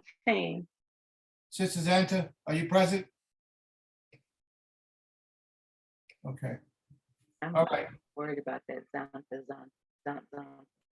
What we have in place as a result of these situations that have taken place with me recently in my household, we all have gotten together, and my sister, and we have decided to formulate a different method of procedures for people who are looking to become husband and wife or divorced. A whole procedure in how we're going to do things, and we're going to try to circulate this throughout the society, throughout the culture. And if other people will adapt to this, then it'll be great. If they don't adapt to it, it still will be great. And we will have a set of guidelines as to how things should be done. You know, like bills, ketubas, meeting of the parents, making sure that the woman is divorced, or, you know, whatever her situation might be. And we're going to try to implement that throughout the nation. Now, I see my sister, my brother Yaakov had showed me once before an example of a ketuba, a bill of divorce. He had shown me an example of a bill of divorce once before. And I think that was a very good example of a bill, my brother. So if you could forward that to me once again, I would try to formulate that into the process that we're doing. I will, of course, blot out certain things, but I would use that as a template, orchestrate it as a template, so others can use that, and you will be the one who initiated that portion. You actually put it in motion. And I would appreciate it if you could. Even if you want to take off certain names and stuff before you send it to me, that would be great. And then I'll forward it to my sister, my Isha, my Nasheen. They're going to be the ones who's doing all the work to make this work the right way. But these things must be done because it will help to keep down any form of confusion. Also, we're going to formulate a registry where people who become married or divorced can be a part of this registry to go and acknowledge that this is their current situation. So if somebody want to check up on them, they can go to this registry and see if this individual is divorced or married. And if so, where's your bill of divorce? It'll be up on that registry. So we'll have it already in place. So events like this situation won't be present. So there'll be no confusion. Well, that's a bill. Oh, that's not a bill. You don't get to determine what another man calls his bill of divorce. You don't get to determine that for him. That was his determination. So we're going to clear all that up in the future with a different situation. Okay? And we, like Maisha said, we have to implement order to add to our culture and not the law. If we do this, it will be helpful to us because it will be better before the Creator and our people. Yes. So these are things that we're doing. We're not allowing this to be a sad situation or a mishap or whatever it might be, whatever they may want to call it, don't matter. What we're going to do is we're going to capitalize off of this, and we're going to utilize it for the betterment of our people in the best way we can mentally, physically, spiritually, emotionally think of a way of utilizing it for the betterment of our people. All right, Sister Tucelia, you have a comment you'd like to mention, question? I'm good. Thank Tucelia? Did you want to mention, did you have a comment, sis? No, no, no. Okay, my apologies. Is my hand? No, I No, think I. it's down. there. Oh, okay. All right. Thank you. All right, Brother Yaakov. Oh, yes, I did. I just want to say I appreciate your wisdom for a younger brother, and I know a lot of our older brothers, we have issues with that. You know, it kind of reminds me of Job when his older, peers came to him, but then when somebody younger came with the knowledge and information, which was true, proper information from the Creator, and he received it. So, that's the issue we have. But the idea that you have to put this component in place, because it's important, because there's different instances in the scriptures. It talks about different types of marriages. We see with Hosea was one, and even though some of those are metaphors, but the one with the Creator and us in Jeremiah chapter 3, the original purpose of marriage was never for divorce. But if that does happen, we have to give them a writ, it's called, but in proper place, it's good to have, and it's not necessary, as you say, but you have a checklist of things that's necessary, things we've been through, and people need to be open with that and honest, because we're supposed to be in this walk, and we don't want to stress the laws that the Creator gave us, and put different interpretation. We'll have some things that's concrete. Also, while we were back in the days when we were in the streets or in the world, I would say, like when I lived in New York, if you have if there was a lady there, and I'm gonna use this terminology, people please don't take it in a way. If you have a girl, she ain't yours until you hit it. That was the word, right? So it kind of, there was some truth to that. When you have a girlfriend, as they call it at the time, and you have intercourse with her, she became your girl. Everybody knew that. That's his girl. So, but we do have to do things in righteousness, and all the things we talk about today. The spirit, the ruach of Yah should be in us as righteous men, and then righteous women. So we won't defraud each other, because defraud is a terrible thing. And I think a lot of that, because people exploit the law, so they kind of defraud each other. I had wrote something about defraud, but I won't say it now.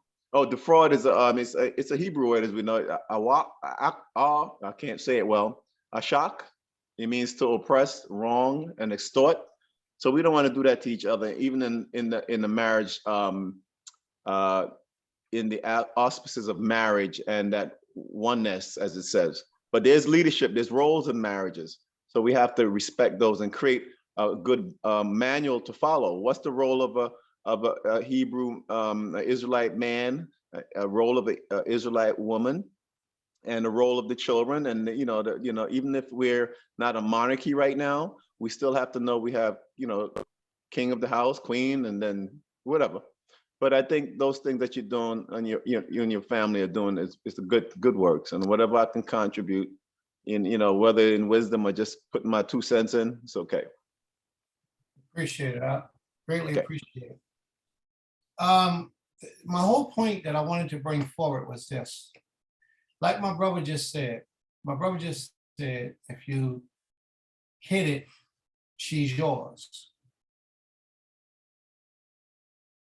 Now you can call her my woman, and she calls you my man.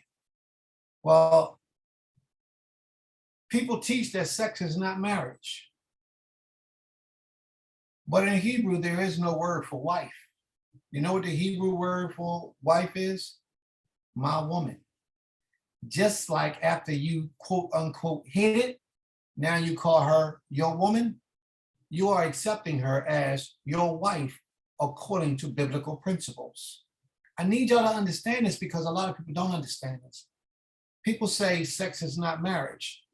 Well, if you hit it and you claiming her as yours, that's your wife. And she's claiming you as hers, that's your husband. It's just that simple. There's no thing for us to throw up in the air and we got to get this and we got to do that. All of those things that we're saying now would be great for the evidence of the world to see. But in the spiritual realm of existence, once these two things happen, that's your Isha and your Ish. It's just that simple. That's the dynamics of the Hebrew language. The word for Hebrew is my woman or my husband. And that's how you acknowledge the wedding or the marriage, not the wedding, but the marriage, the coming together of these two individuals. They have the whoopee, they make whoopee. That basically the acts of marriage, because you shouldn't be having whoopee with anybody that you're not married to. So they consummate the marriage and then they make the vow or the claim before the Creator with the words that they say, this is my woman, you are my man. That's the covenant. That's the sealing of the covenant that so many people miss. That's why I capitalize on this part about what is adultery. First, you have to understand what marriage is. And marriage is the coming together of two people, as my sister said, before the Creator, claiming this is my woman, that's my wife, or this is my husband. And they have intercourse to consummate that marriage, meaning to lock it in. Well, people in the world do that every day. They have intercourse with women and they claim this is my girl. And we call it boyfriend and girlfriends. But in reality, this is my woman, this is my man. And in reality, y'all are married. Therefore, if a man has had a woman many, many years ago and they broke off and then she went and got with another man, he can't have her again. No matter what he or she tries to say, it is unlawful for them to enter back into a marriage or a union. So she's no good for him. She's not his wife anymore. Neither is he her husband anymore. That situation is moot. It don't mean anything. And for real, whoever committed the adultery part, had we been in the law, would be put to death. It would be done if they were found guilty of it. But the point I'm trying to make is, thou should not commit adultery. We've established what marriage is. So now what is adultery? A lot of people will go so far as to say I happen to agree with it. A lot of people will go so far as to say, if I think on another man in my mind. Better be fun, because I'm not going somewhere else but boring. Yes, you are. If another woman thinks in her mind, or if a man thinks on a woman that's married to another woman, a woman that's married to another man, he's committed adultery. And I totally agree with that. That will become under the form of coveting in my mind. That will be under the form of coveting. If this man is thinking about this other man's woman property, and he knows it, that she's married to this man, he's guilty of coveting. If this woman is thinking about another man and she's married to this man, she's guilty of coveting or adultery. Pretty much it's the same thing in my mind. Spiritually, it's the same thing. You should not commit adultery. Adultery is a very sensitive area. It does not, in my spirit, it does not necessarily mean that you have to be having intercourse, physical penetration, in order for you to be committing adultery. Because it starts here in the conception of the thought before it plays out in the physical action. So if you find yourself sitting around, you thinking about things in that nature that you shouldn't be thinking about, immediately clear your mind and get yourself something else to think about before you find yourself indulging in that thought pattern constantly, because that's wickedness. That's evil. If you're a married individual, a married woman, it's wicked and it shouldn't be. The other part of this whole section is the physical act of adultery. If you're married to a man, and this man says to you, "You're not my wife," you should seek diligently as to his intentions toward you for the future. You should seek that diligently because you have to understand. But the moment that a man says to any woman that you're not my wife, you just can't play with those words. And we have to understand that. That's not something that you just play with and tell somebody something as strong and as harsh as that and don't mean it. And then don't live up to fulfilling it. That's not good. You don't just tell somebody these type of things. So now you tell her you ain't my wife, you write her a bill, send her out your house, but you don't mean it. I don't mean it. I'm just trying to punish her, make her see something. I didn't mean it. And she go and become another man's wife. You don't have any claims to her anymore. You have no right to say to her, well, you were still my wife. That's not lawful.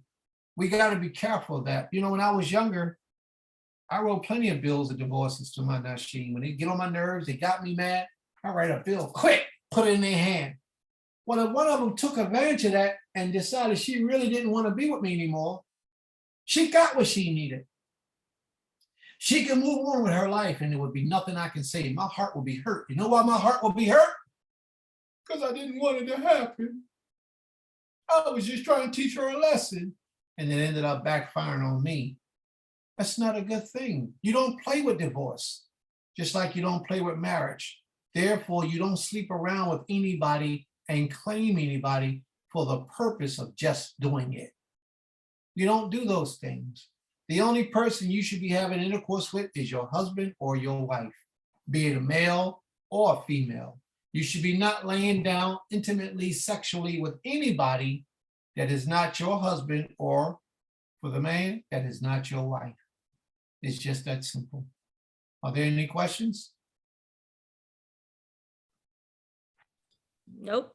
Yeah, I do. I don't have a question, but I wanted to make an observation that according to what I'm reading in scripture, the consummation of marriage was not a private thing in Israel.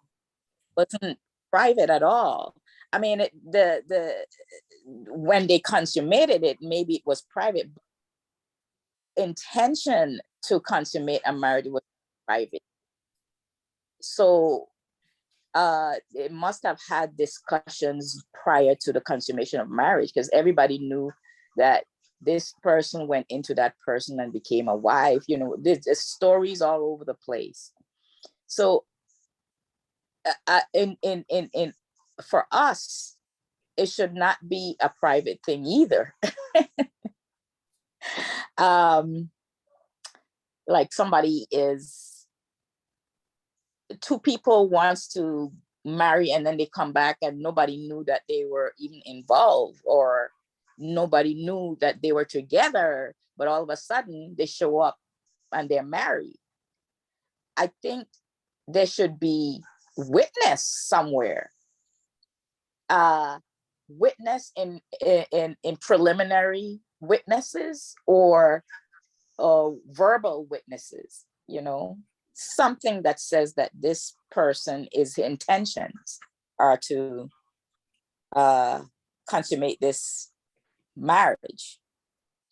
So that's what I observe as I read scripture, that it was not a private matter at all. That's a very good analogy. Yeah. And most of the marriages we read about in scriptures were open marriages. Meaning that you got to witness it. Mm-hmm. And people bear record of it. So that's a very good analogy. Okay.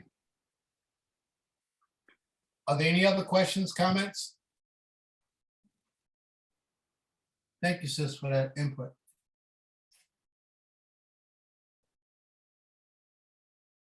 Are there any other questions or comments? Brother Jacob? I'm laughing. I know you probably said this guy.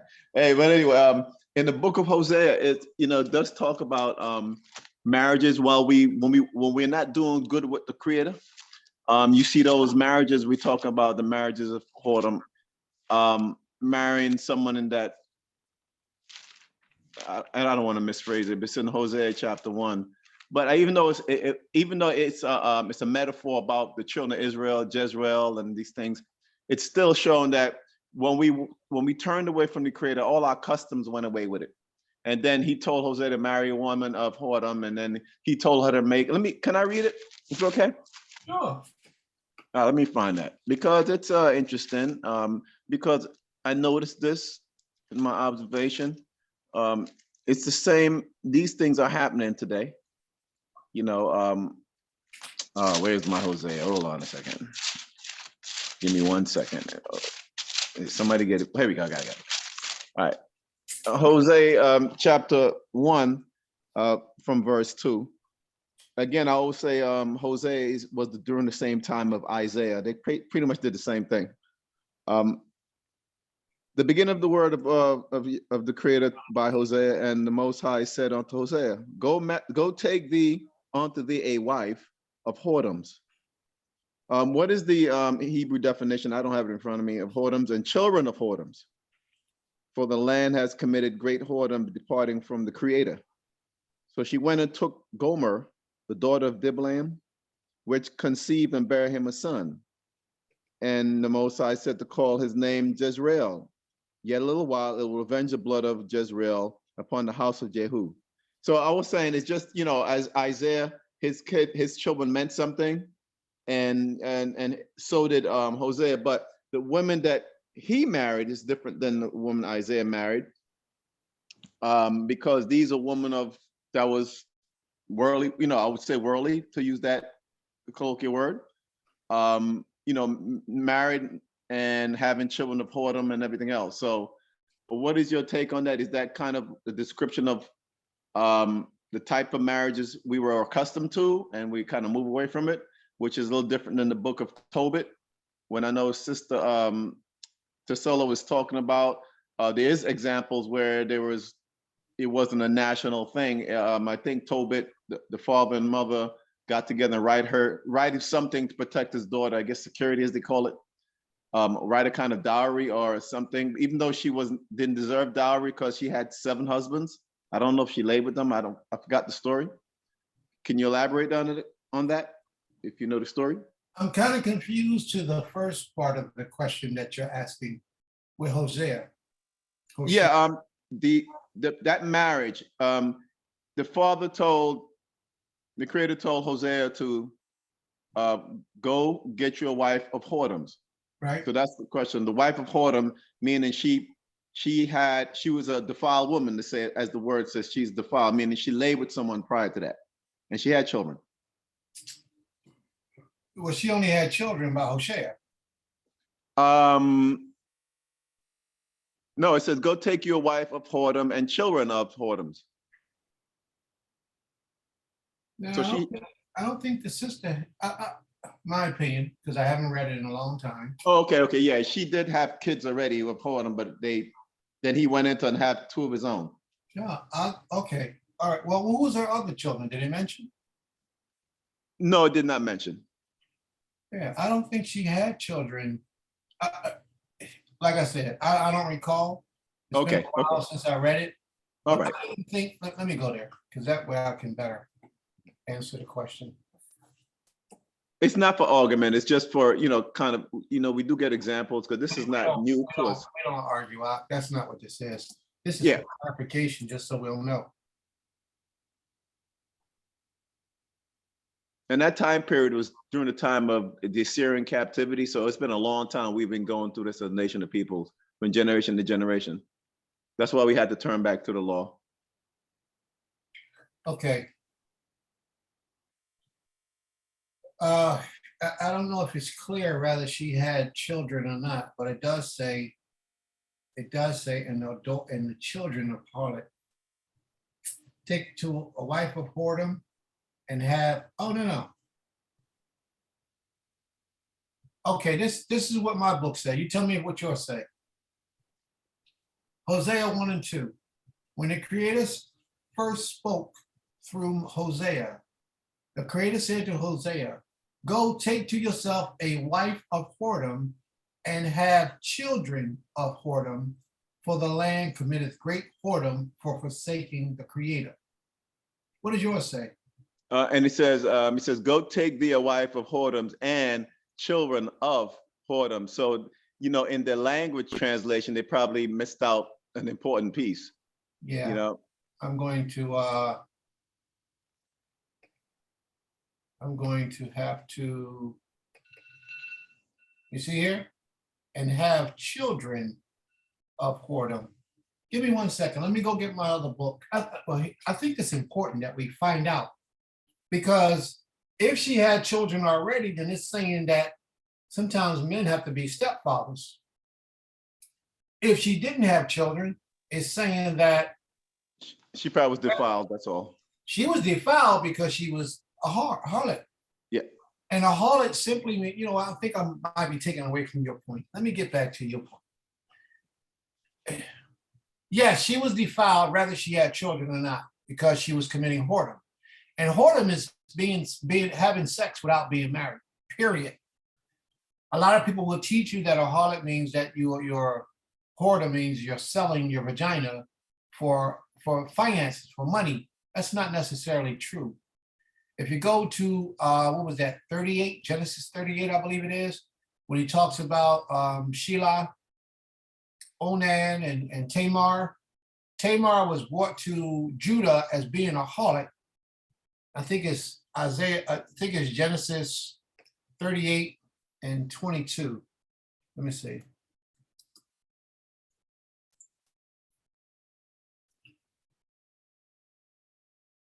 Let me see, verse 22, I think it is.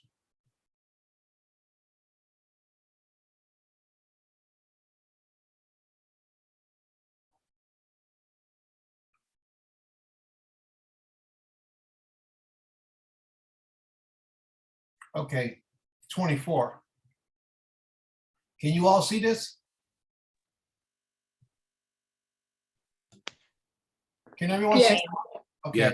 Yes, we can. It says about 3 months later, Judah was told, Tamar, your daughter-in-law, has been immoral. In my book, in the other book, it says played the harlot. Moreover, she is pregnant by immortality, and that is harlotry. Does anyone else see that in their book? Mine says whoredom. Yeah, whoredom. So now this right here used to have the Hebrew down here, but I don't know how I made it go away. So now she had a baby by somebody, or she was pregnant by somebody that she wasn't married to. So what did they call her? They call her harlot. And what the punishment was for a harlot was that she was to be burnt with fire or put to death. That's what they were going to do with her. Okay, 24. And Judah said, bring her out and let her be burnt. That was the punishment for being a harlot, having sex with men that you're not married to. That was the punishment. When we read about Hosea, it speaks about the woman, now she's a harlot, but she's allowed to marry a man. Gives her, as we said earlier, your reproach is removed when you marry a righteous man. Well, she married a prophet, so how much more of her reproach was removed? So we got to think about these things. And they had an agreement too. Yes, yes. She had to agree with him and vice versa. And he had to agree with her, and then they, yeah. So she went on to, she had these children, but in my mind, I thought those were the only children she had. Well, go ahead with your question, bro, because I want to address your issue. Oh, that was, it was just a comment because, you know, we definitely need, you know, marriage is a, when we adapt the ways of the cultures here, I mean, for example, a common law, if you're not married to somebody in America, a common law wife is, you stay with her for 7 years, she's considered a common law wife. If you live that long with somebody. But if you live that long with somebody, obviously you made some kind of agreement with her, and obviously you lay with her in those times. I mean, just to say, but we do have to adapt our own culture and have our own standards of righteousness so others can follow. Because we're supposed to be the righteous nation, the set apart nation, as we mentioned earlier in our conversations here. So that's what I was just making the point. We have to walk and give an example, and we have to learn from each other. We can't be so prideful and not learn. I find we have a lot of about the men especially on one aspect, and sometimes the women, because of when they see the 7-to-1, they think everything's about the sexual nature of it. It's really not that. And also, we were going to have more women than men because of procreation. That's just the way procreation works. You understand the chromosome, women have XX, men have XY, 3-to-1 ratio, and then other things. So that's what I have to make, and I relinquish the mic here. Very well. Now, before you relinquish the mic, you wanted to speak about Tobit a little bit. Tobit. Oh yeah, Tobit was I don't know if many people read the Apocrypha. You have to take it with a grain of salt, of course, because Ezra talks about JC and things of that nature. But it gives an analogy of where they wrote a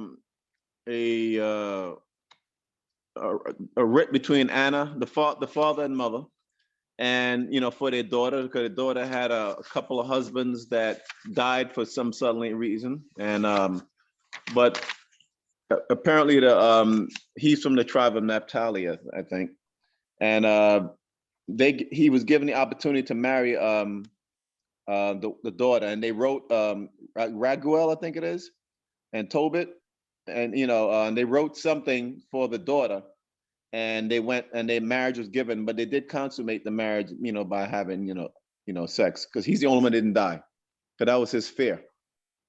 And that's how she was able to relinquish the other husbands, because they all died. So they did have something in writing, and it wasn't done within public. It was just done between the families. Okay. Yeah. All right. Are any questions or comments in reference to this, fam? Anyone? So, if I may, can we say that the basic concept of marriage is an agreement or covenant made by man and woman in sight of the Creator, agreeing to their roles? Yeah, that's what a marriage would be. Now, to make it more official, which means more accepted, which means more worldly known, other things should be accompanying that covenant between that man and that woman before the Creator. Like a marriage certificate, a man should give a woman a marriage certificate. She should have it. Also, a token of marriage. Now, I was looking for that in the scriptures and I couldn't find it. And I think because of the translation of my book, I'm not able to find it on here. But a token of marriage, a lot of people say a token of marriage is not a wedding band. They say you shouldn't give people wedding bands, but a wedding band is a token of marriage. And in the ancient days, we gave something as a token of marriage to our nashim. I'm not familiar with a man having anything given to him as a token of marriage, but I know that the woman did. And in my mind, that would be a wedding band, but then they say wedding bands are, how do they say, what's that word? Oh, Egyptian. No, nobody's helping me. Idolatrous. People. It is idolatrous according to the ring itself it means no end, because it's a circle. So we use it as like circumcision.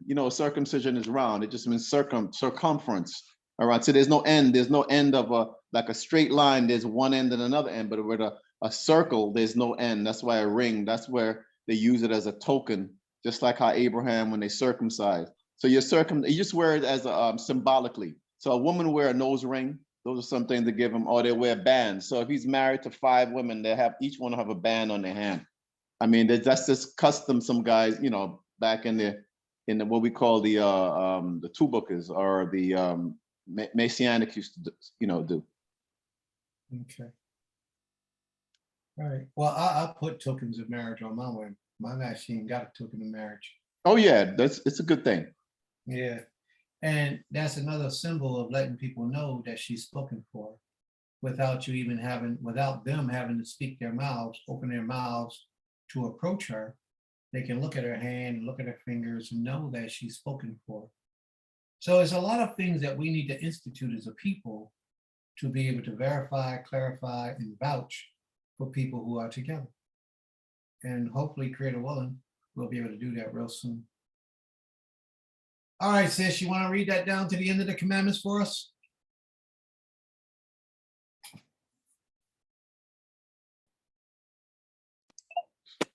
Uh-oh. Wait, We got down to thou shalt not covet thy neighbor's house, thou shalt not covet thy neighbor's wife, nor his manservant, nor his maidservant, nor his ox, nor his ass, nor anything that is thy neighbor's. Very well. All right. So, fam, I'm going to make sure you get a copy of this in both the Hebrew and English, just as it is. I'll send it out to anybody who wishes to have a copy.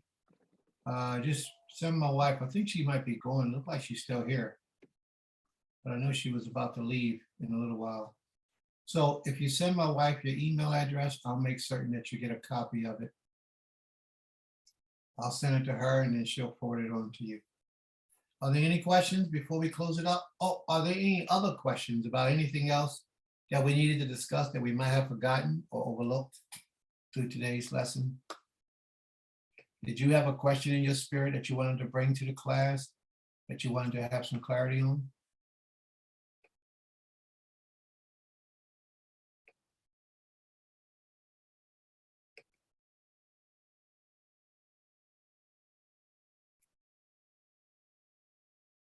No? Okay. Who would like to close us out in prayer?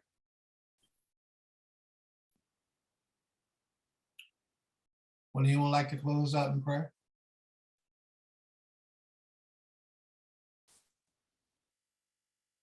Okay, before you close us out, I want to thank everybody for coming out today, for sharing with us your experience on this Shabbat day.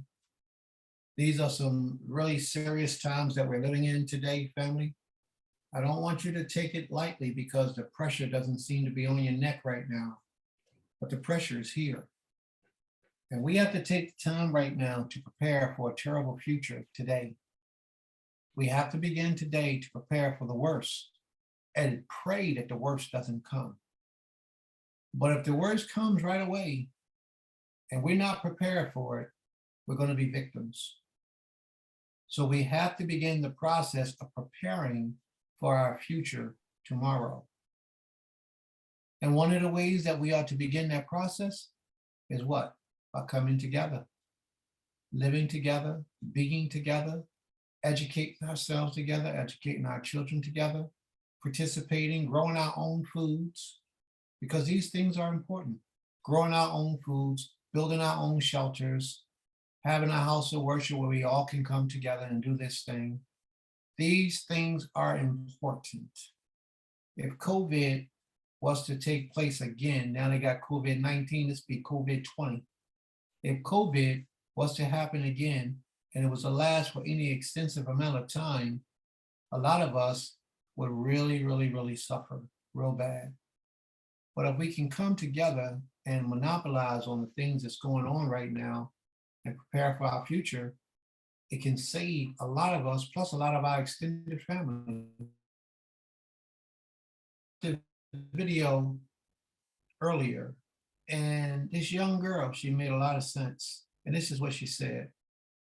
She said, so many people are trying to do things or be millionaires, and they're trying to do it on their own. But if they really think about it for a second, if they put all their family members together and combine all of our resources, we will be billionaires if we could do that. If we brought all of our family members together, you make 100,000, I make 5,000, you make 200,000, you make 140,000, you make 20,000. Well, if we brought all that power or resource or energy together, we will have over $1 million. $1 million to do what? $1 million to make sure our future and the future of our children is prepared for. I mean, think about it, family. We can get this job done a lot quicker if we all come together. And it ain't all about money, because I need you to understand, I use the word resources. Resources mean she's a teacher. So she brings the skills that she got and she applies it. The other person might be a doctor. So he brings the resources he got and he applies it. She's a singer. She brings that resources and we have it. We can do this. We have what we need with all the intelligent people that we have and that we are connected to. Bring them all together. Let's work together. Let's build together.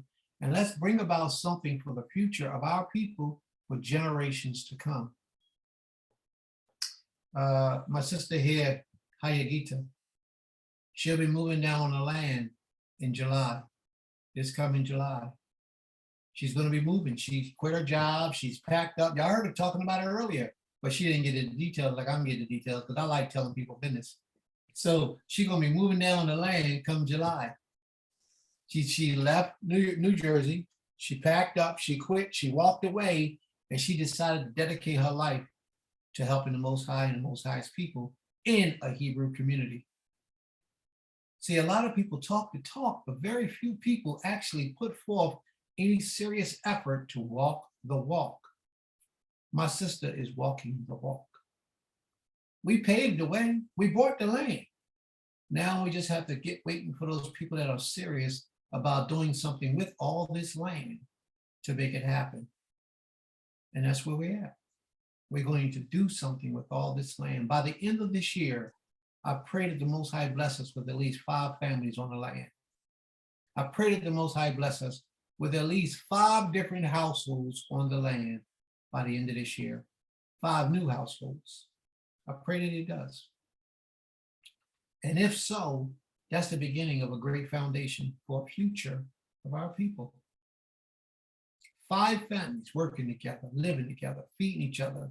And in my mind, every night we'll have dinner together. We'll come together in one structure that we either build or buy.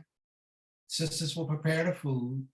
And every night, at whatever time we all can be there, we'll all sit down every night and break bread together. In the morning, you're on your own because you might want a bowl of cereal. But there will be no poor people in our community. Why? Because everybody will be taking care of everybody the way it's supposed to be. If we're going to have dinner every night, then that means people are eating. So poor people don't eat every night. This is what I mean by there will be no poor people. We will put enough resources together to make sure that we can feed ourselves by growing our own foods. The majority of our foods will be foods that we supply for ourselves, that we grow right in our fields. And whatever we can't grow that you got to go buy, then we'll go buy them. Like oranges, apples, banana. Oh, we can grow apples. Oranges, bananas, pineapples, watermelon. We grow watermelons. See, anything that we can grow, we're going to grow. And we're going to supply our own needs for our own lives. All this stuff that you eat right now that's poisonous, dangerous, and detrimental for your health, we're going to do away with all that. Not by force, but by knowledge. We're going to educate you and teach you why these things are not good for you. And then the rest is up to you. But we have to begin to prepare for tomorrow, today. We got the land. Now we need y'all to just go out and start looking at some houses, seeing if you want to get a new house, a used house, a 1-bedroom, a 2-bedroom, a mini house, or whatever you want to do. Come down to the land, say, Prince, I want my house right there. And then that's what it is. You'll go right there. Because I understand that the more of us that comes together, the more effective we will be. The more successful we will be. One person can't do it all. And if you got a conglomeration of individuals with the same like mind, seeking the same power, requesting the same thing from that power, that's energy, that's strength. And with that together, we can accomplish some major things. I don't want to just be here talking just to be talking. If that's the case, I'll pick up the phone and talk on the phone. I want to see some results in our lives in the next few years. I want to see us making major changes in our lives to help the lives of others. You know, other than that, we just talking and talk, just like a lot of other people. And I've never been one to just talk the talk. I talk it and then I execute it. I think of a way to make it happen and then it gets implemented.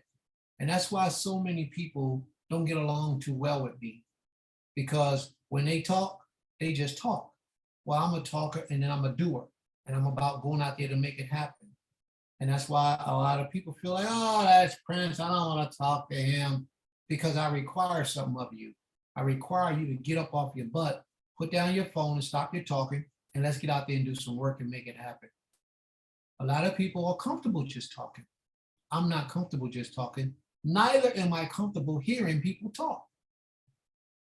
We got houses of worship that's been established for 10 and 20 years, some of them 30 years. And guess what they still doing? They still talking. They still got people coming to the house of worship on the Shabbat day, talking about the Creator, talking about they praising the Creator.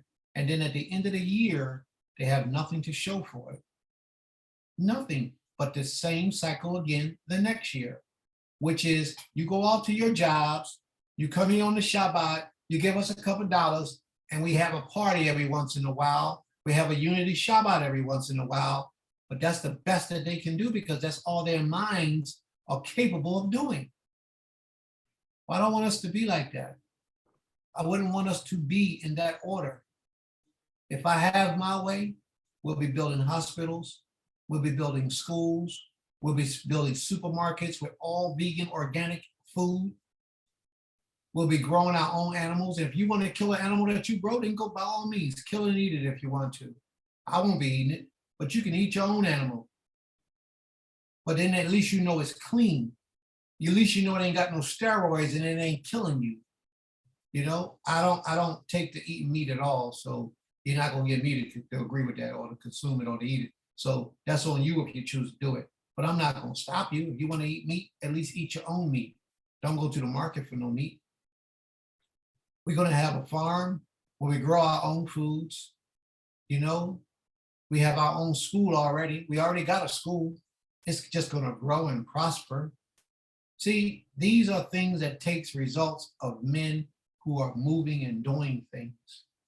It's not about talking no more. Our forefathers was talking, your grandmother, your mother's mother, your mother's mother's mother, they were talking. Our leadership who grew up here in America, they were talking. In other countries, they don't talk, they work. I told you about that one man that donated over $1 million to build a Muslim community. He built it. He said, you know what? That's what they need. Give them the money. He gave it to them. And they built it. And now they got their own. And now Israel been around for a long time. But the problem with Israel is the majority of Israel want to talk. I'm the leader. I'm the leader. My name is Crown Prince Hagadol Levi Ben such and such, such, such. And he been that for the last 40, 50 years. And nobody has a place to go except for his house of worship. People getting put out on the streets, people electric and gas is getting put off. Some of the children don't have a school to go to because they got kicked out of the public school because they wouldn't salute say the Pledge of Allegiance to the flag. All types of things is taking place in our communities. The police is running havoc on us because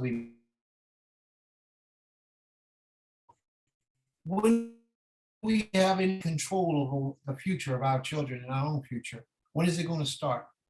If you just want to be a talker, then you keep talking, but you don't want to be walking with me because I'm not a talker, I'm a doer. I want to make things happen. If you just want to be a talker, then just keep talking. But if you want to see some production, you want to see some things happen, then let's get together and make it happen. I remember a man, and I know it's time to close out. I remember a man called Yahweh Ben Yahweh. I can't remember his other name. You guys might know his name. But it was a man called Yahweh Ben Yahweh that they killed. They put him to death. Yahweh Ben Yahweh wasn't a joke. Yahweh Ben Yahweh didn't just talk. Yahweh ben Yahweh. He's right there in Florida. He was right there in Florida where a lot of you are. He was about his business. Yahweh ben Yahweh owned hotels. He had malls. He had a lot of the physical things that only comes about production and not talking. We have Unity Chateau every year. They just had one in DCB the other day. And if you went and stayed for any amount of time, if you didn't stay with a family member, you gave the white man your money. You understand? You went to the hotel, you rented at the hotel, you gave the white man your money. We had the event at a place where we had to rent from the white man. Understand what I'm saying? We keeping them in power by keep having all these Israelite functions. Sure, you go, you feel energized because you're hearing the word of the Creator, but what are we really doing? What we're really doing in all that is we're providing currency for the Europeans to keep their foot on our necks. So once we get 250 acres of land and we can have a Unity Shabbat and we can have our own hotels where our people can stay on our land in our own hotels, or even a hotel that we own, or houses or shelter that they can rent from us, where we can house the people that's coming, where we can keep the money in the family. Do y'all understand what I'm saying? This is how Prince mind work. I'm not looking for you to make me rich. I done did that already. You can't, well, you probably can make me a little more, but it don't matter. That's not what my goal is. My goal is to make every one of us wealthy. And money is not the only thing dealing with wealth. Resources, stability, spirituality, honor, integrity, loyal, trust, and truth. These are the things that make a man or a woman wealthy. So I'm not talking about just finances. I'm talking about building a legacy for many, many, many, many generations to come. And even in this, we have to be careful because every Black community that has risen to that level in the past, the Europeans found a way to destroy them. Either he flooded them out with water, he went in and shot them all up and killed them. However it is, we have to keep all these things in mind, but we must do it. If we don't do it, we're failing the future of our people. We're failing the Most High in every way. And little do you know, it doesn't take much from you to make this to be a success. Only thing that it really takes from you is just to get up and say, let's go and do it. And any little bit that you can contribute, any ideal that you have, any physical help that you can give, let's put it to use and let's make it work. We can get this done. You might be comfortable in your house right now where you at right now, but that ain't gonna last forever. What's gonna happen when they rolling down the streets with tanks and you by yourself, you and your husband, or you and your children, and you ain't got no husband, and you're in the street, and they rolling down the street with tanks kicking in doors? Who's gonna help you then? Because you all the way on the other side of the world. But with a community, we can put up a larger resistance if it got to that point. We can put up a better resistance. Fight for a better time. Matter of fact, if we don't want to deal with nobody, we can shut the outside world out because we're self-sufficient. And we can live in the compounds of our own territory. And we don't have to rely on anybody else until we have to rely on somebody else, which shouldn't be that often. This doesn't have to be something that we talk about, fam. It doesn't have to continue to be something we talk about. This can be something that we're actually living. We can do this. How many Israelites we know today that talk about, if I just had some land, I would do this? Well, we got the land, so why not? Why aren't you doing it? I get people call me all the time, say, hey, Prince, how much is like 10 acres of land? 10 acres of land is a lot of money. But how much is 10 acres? Why? Why would you buy 10 acres when you can come right here with us? We already got 250. So why would you have to buy 10? Why don't you just take 2 acres, put your house on 2 acres and take that? Why can't you do that? Well, I don't own it. Well, what you can do is you can get a lease for 100 years. We give you a lease for 100 years. You pay $100 a month, a lease for 100 years. But what you have to do is you have to comply by policy issues of the community. There'll be certain do's and don'ts that you have to comply with. And if you can't comply with those things, then you don't need to be with us anyway, because it's going to be a problem. But if you can comply, you look, you read the list over, you give your word, you swear before the Most High, all that you've said I will do, and we move forward, what is there to worry about? Well, my spiritual leader is unrighteous. When did he start being unrighteous? Today or yesterday? If he's not unrighteous, then why are you holding him up? Why are you holding up this process? Why are you not trusting in what the Most High is calls to be a part of your life? It's time, fam. It's really time. We sit here now, we've been doing this for about 3 months now. We've been doing this for about 3 months, and I have seen some progress. I really have. Some of you contribute in ways that others don't need to know about, that you actually do it. And for you who do, you know what I'm talking about. But more of us need to be able to do these type of things and greater things. And the best way to do is by us physically coming together to make these things happen. Physically. It's always good to talk and have these talks long distance like we're doing right now. And all that's good. Don't have to stop for a little while. But while they're going on, we should be preparing something else for the future.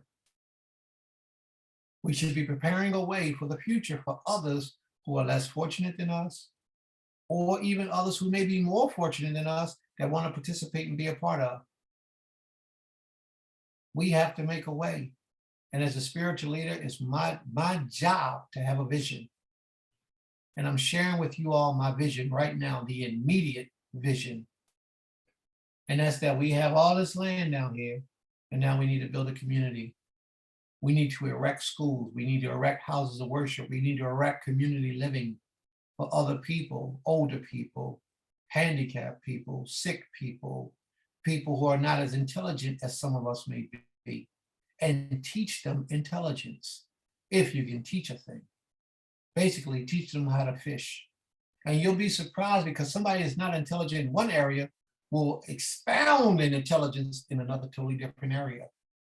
And you don't even know. He might be dumb. Boy, he had a job since he was 16 and he now 36. But the boy's strong and he likes to work. He's willing to help. So how does he pay his way? He pay his way with the things that are his strengths and not his weaknesses. He can come and do things that a lot of us can't do. I just got finished complaining to y'all how I was working for the last 7 days, maybe like 14 hours, and how bad my feet hurt. You should see my wife. Her hand was killing her. Every night I come home, she massaging my feet. Thank you very much, Ishi, if I didn't tell you, but thank you. That man can be out in that field and his feet might not hurt him. Where yours are hurt. Your legs might hurt. Your arms might hurt. But that might be his way of contributing his gifts and his talent to a productive community. So how do we bless him? We say thank you. We acknowledge and we make sure that he's taken care of. Because that's what I'm all about. Honor. And we have to look out for each other. Here it is. We got Ima right here. Ima's blind. She's blind. She can't see out of her eyes. My sister can't do everything and everything all the time. My sister got to teach. She got to work. She got to be places. She got to do things. Ima has a brain on her. She's very intelligent, very humble, very patient, and very, very willing to help it to be. So how do we accommodate her for all that she has done and all that she will do?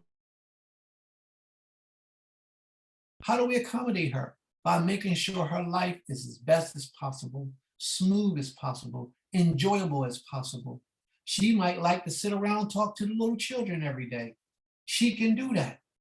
We every day, the little children that's not in school, they can be there with her. They could be sitting underneath her legs, talking while she's talking to them and helping them and educating them in whatever capacity she feels fit, because that brings her joy. That brings joy to her soul to be able to give back in that way that she's most able to give. So this is not all about who got the big dollars and who got the big bucks. It's about who wants to make a difference, who wants to make something happen, who wants to make a change. Because all I know is we got more people out here talking and very few people actually doing. So all I'm doing, family, right now is just asking you to think about what I'm saying. Just give us some thought and start working on making your thoughts come into reality, where we can start doing some things and stop talking, stop being like everybody else. That's right. Stop. Ema, I was hungry. Okay. The point that I'm trying to make is we can utilize, like Sister Treselia said, we can utilize the talents that the Most High gave us and help usher in this kingdom that the Most High have on this earth. All right? So think about that, family, until the next time we meet. Think about how you can contribute, or how you can be a part of, or how you can start making this thing happen. May the Most High be praised. Brother Yaakov, you got the mic. Thank you, family. Sure about, I'm going to read from Deuteronomy chapter 4. It's really quick, 26 to 32. And before I say that, brother, I just want to thank you for all your dedication to the Creator and the works of the people, because, maybe about 5-6 years ago when they were trying to buy Goshen, I was part of it. I was sitting here in Florida, of course. And, with brothers from Shema, let's put it that way. And, things happen. My ruach, or my discernment say, kind of back off at that time until, stuff happened, as you know. But, when I did finally come up, we had sent some people up to visit. Brother CJ, I don't know if you remember him. I don't know if you were there at the time, maybe about 3-4 years ago. But, when I came up for myself and I saw the things that you're doing, I was a little apprehensive of some things, but I know, by being around a person and, just having conversation and other things, I know your heart is there. And I know you are not just a talker, but you're a doer. And, I just want to thank you for that, and it encouraged me. I'm doing things to work in the background. I don't talk a lot about it, but, the Creator's creating things. Like I said, I just got a good deal in Atlanta for do a lot of things there. So things are happening, and I will share with you, sometime this week. So I'm going to read the close. Let me just say a prayer. Thank you, Almighty Creator of heaven and earth, the eternal, the one who lives forever. We thank you for allowing us to come together in your presence. We thank you for this set apart day that we sanctify and we honor you on this day and all through the week. We represent you, Father. We thank you for being the administrators of your word. We just ask that you continue to guard our hedge, watch over each one of us. Allow us to, when we enter into our prayer, we reverence you, we reverence things that we need. And also we thank you for your love, kindness, and that we are able to continue. You keep us away from all harm, sickness, and diseases and dangers as we go out and come in. So we ask you to continue to watch over your children, Israel, and all those who are associated with you, all those who know you, and all those who want to know you. Allow us to be that vessel to direct them to you. So shall it be. I'm going to read Deuteronomy chapter 4, verse 26 to 32. I call heaven and earth to witness against you to this day, that you shall soon utterly perish from off the land or the earth which you are over Jordan to possess it. You shall not prolong your days upon it, but you shall utterly be destroyed.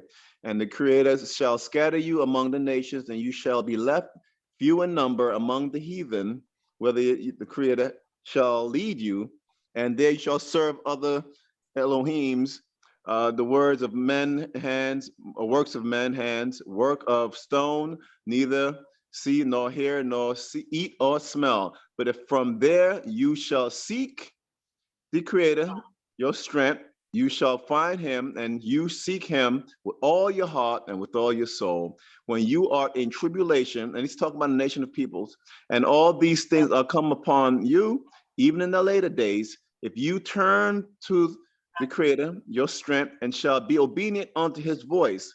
Verse 31, for the Creator, our strength, is a merciful El.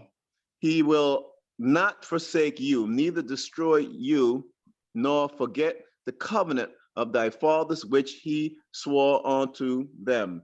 So we ask for forgiveness for our ancestors for what they did. For verse 32, last one, for ask now of the days that are past, which were before you, since the days that the strength created man upon the earth, and act from one end of the side of heaven onto the other, whether there have been any such thing as there, great is it, or has it heard like it. Last one, did ever a people hear a voice of the Creator speaking out of the midst of the fire, as you have heard and live? Or has the Most High essayed to go and take him a nation from the midst of the another nation by temptations, by signs, and by wonders, and by war, and by a mighty hand, and by stretched out arm, and by great terrors, according to all that the Creator, your strength, did for you in Egypt before your eyes? It's a question. Unto you was it shown, that you might know that the Creator, he is our strength. There is no one else besides him. So shall it be. All right, family. Thank you all for Yeah. your Shabbat day here with us. But I pray that you really hear my words, that I spoke to you, that I pleaded with you today, and really petition the Most High for guidance and understanding. Don't let the enemy come in the way and try to destroy what the Most High has built and what the Most High is attempting to build. And the enemy will raise his head in many ways to try to convince you that this ain't what it is. So let's trust in the Creator for our salvation and our restoration as a people. May the Most High be praised. Shabbat shalom lakim. Shabbat shalom. Shabbat shalom. Shalom. Bye, shalom. Right.